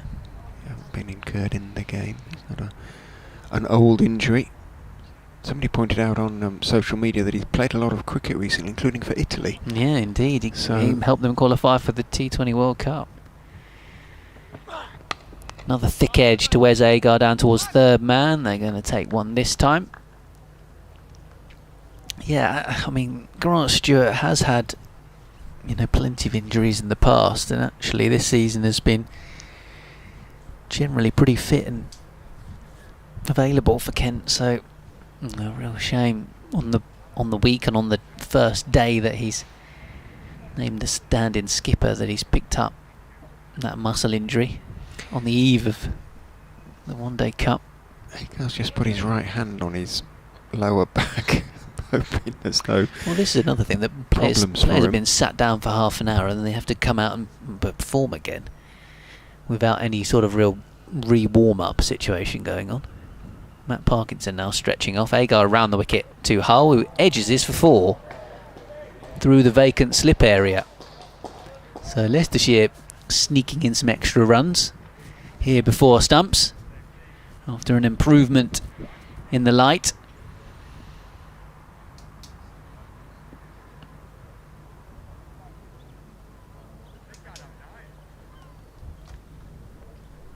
So 1 ball remaining in this over. With 3 to go. So if a wicket doesn't fall on this ball, so at this point the Kent might start to try and get the final wicket as Hull leaves it alone outside the off stump. Because if they take one now, then that's it. Yeah, that's it for the day. As you say, Leicestershire managed to pick up 8 runs in that little spell. There's a few 2 overs and 5 balls, so Hasn't been entirely unprofitable. And Matt Parkinson already sitting on his first class best. It was a bit tough on Moyet. It wasn't much wrong with that over that he bowled, I didn't think. Just conceded the single, turned a couple past the outside edge, however. Just adding another bowler to the list. Couldn't have used 8 today. Can Parkinson better his bro? I think it was against Worcester for Callum. Oh, well, Field very spread for Scriven. certainly, I don't think he's taken an 8 for Durham. Dawkins reappears with the leg guards and helmet in hand. 8 for 148 against Worcestershire at Worcester in 2017. So as you say, unless Scriven goes berserk, a wicket here would better doing Brother Callum's best. One thing he hopes to do before he dies, Callum, watch Bolton in Europe. I remember watching Bolton in Europe. I was going to say, they got to Europe, under Allardyce. Yeah, absolutely. Quite a long time ago now, it has to be said. Pretty sure they played in Europe. Callum might have been too young. Maybe, yeah. I'll check that with Matt. No doubt you'll be talking to him at the end of playing. He would seem to be the logical choice. Yeah. Round the wicket he goes to bowl to Tom Scriven with pretty much all the fielders out. That popped a little bit. Scriven propped forward, pushed it back down the pitch to the, I suspect, slightly stiff and sore Matt Parkinson. Yeah, apart from slip and silly point, they've got everyone pretty much out marauding. In he bowls and is turned out towards long gone. Mr. J.K. Denley jogs towards the ball because he knows Tom Scriven is going nowhere and underarms it back to Matt Parkinson. A dog barks, solitary in the distance. It's all very One man and his quiet. dog left in the ground. Indeed, Parkinson is in. That turned a little bit, but played off the pitch by Scriven back down to Matt Parkinson. There are, in fairness, probably, I don't know how many around, 30 or so. So a few members have stayed the course. There's actually still a few in the Les Ames boxes as well. A few Leicestershire members I can see along to my left in the members' stand. As in goes Parkinson, back goes Scriven. It hurries on to him, but he plays straight and solidly enough back down the pitch to Parkinson. They'll be looking for a single off one of the next 2 deliveries. And so Harry Finch waves the outriders in, for the most part. The deep backward square long leg stays out, as does the deep backward point. Otherwise, everybody in saving one, other than obviously the close fielders. Parkinson is in, back goes Scriven and punches it out into the offside, but a good tumbling stop to his right by Ben Compton, who's probably injured himself now. He's bruised something landing on the hard end of a pitch. Picks himself up and limps away. It's going to be some sore bodies in that home dressing room. The physio's going to be busy this evening. Deep backward square has now come in to square leg as Parkinson goes in and Scriven slogs it high over mid wicket for a 1-2 bounce. 4. So Leicestershire take the runs, move on to 378 for 9, and whatever happens, as we said, once this over was reached, there was no danger for the Kent openers and of having to bat. So Leicestershire will get what they can from these last 2 overs, if anything. Probably fairly inevitable that once that field really came up, but Scriven would try a shot. Hagar now then has a chance to take a crack at Josh Hull. Presumably this would be the point to take the new ball, wouldn't it? Yeah, which they still haven't done. They're not going to. Yes, perfectly correct, because the light is good enough now for Agar to bowl pace, whether with old or new ball. So yeah, why not? Dawkins remains in at short leg. Compton's now gone to stand at first slip next to Moyet and Finch, the keeper. And there's an edge down towards third man for 4. Well, if there was an argument against the new ball, it would be that edges might fly for in such a manner, but if the old ball's doing it anyway. Maybe they've forgotten it's available. I don't know. No designated captain on the field. Well, suddenly Leicestershire are within 18 runs of a fourth batting bonus point. That would be a touch for them if they managed to get it. Now there's a gully in place near Kanch Singh. With Agar still with old ball in hand. Runs in around the wicket to Hull. Oh, bowls a short ball. Sways out the way. Through it goes to Harry Finch. No reaction because nobody's left here, apart from a few members that have stuck around. I think I said, didn't I, at the start of this session, 400 all out. It's a possibility still, just.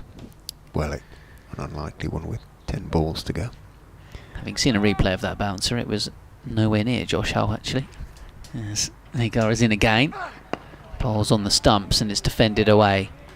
Out towards mid-on.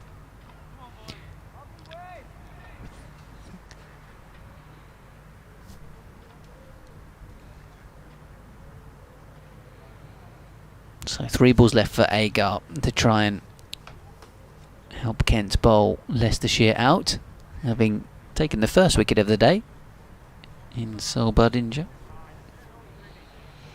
And then we'd have an over from Matt Parkinson, presumably, as well, to finish up proceedings. That's a good ball on the stumps and well kept out by Josh Hull. His first class best is 16 not out. It's about fine so far. It's looked pretty assured, really. He'll get in line if it's straight, no problem. It tends to feel for a few outside off stump.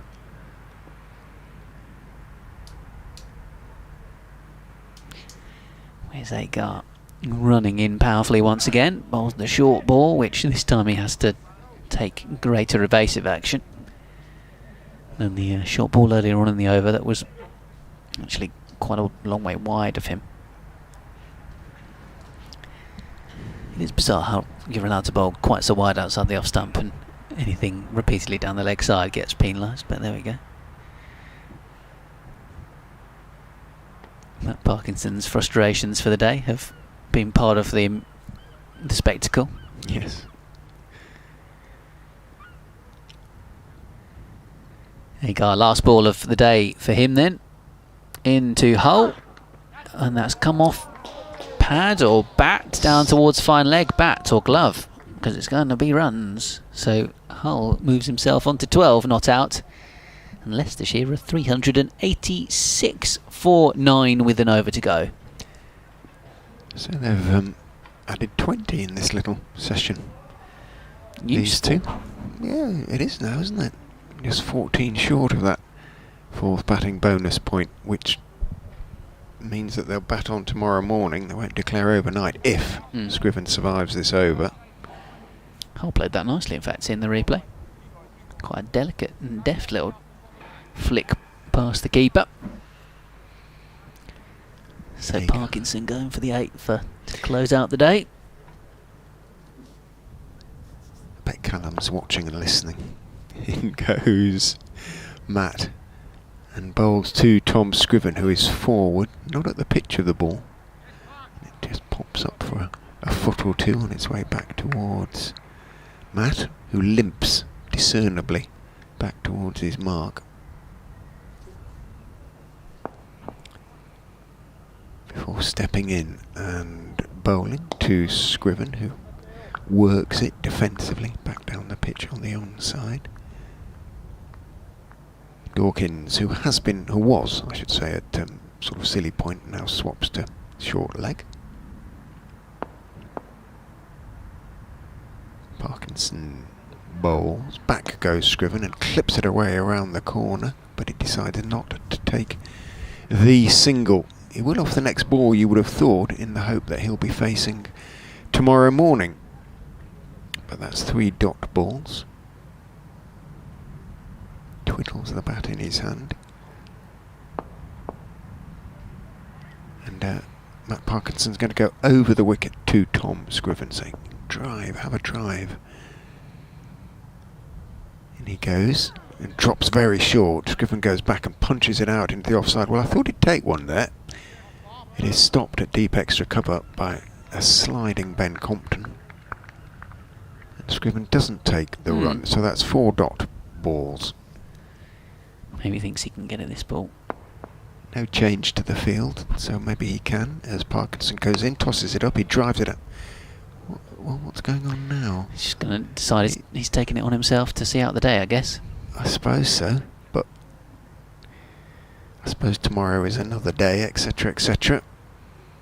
Parkinson is going to bowl the last ball from around the wicket. Leg slip, Agar goes in. Dawkins goes back across the silly point. Parkinson steps in and bowls, and Scriven defends. So it's a maiden to end proceedings. 386 for 9, Leicestershire. Well, some great performances today, notably by Matt Parkinson, 27 overs, 4 maidens, 7 for 104. But also by Rahan Ahmed, another century, his 5th first-class century of the championship season. A good, what was it, 80 in the end for... 85 for Rishi Patel. 85 for Rishi Patel, 49 from Ian Holland, and a useful 39 not out at the end of play by Tom Scriven. Yeah, Leicestershire won't be displeased with 386 having been put into bat in a day's play. Kent will be pleased with the way they came back, having been staring down the barrel when Leicestershire were 201 for 1. So 60-40 Leicestershire. Yeah, I think both will be relatively pleased, as you say. Tom Scriven walks off at the end with a little bit of extra brownie points. Kent will be frustrated they maybe couldn't quite bowl Leicestershire out, but 3-all in terms of the bonus points for the day. It's been an entertaining day's cricket. Yeah, and the game has moved on at a decent pace, so all to play for over the next 3 days. Thanks very much for tuning in and for joining us, and we'll be back at 11 o'clock tomorrow morning with Leicestershire to resume 386 for 9.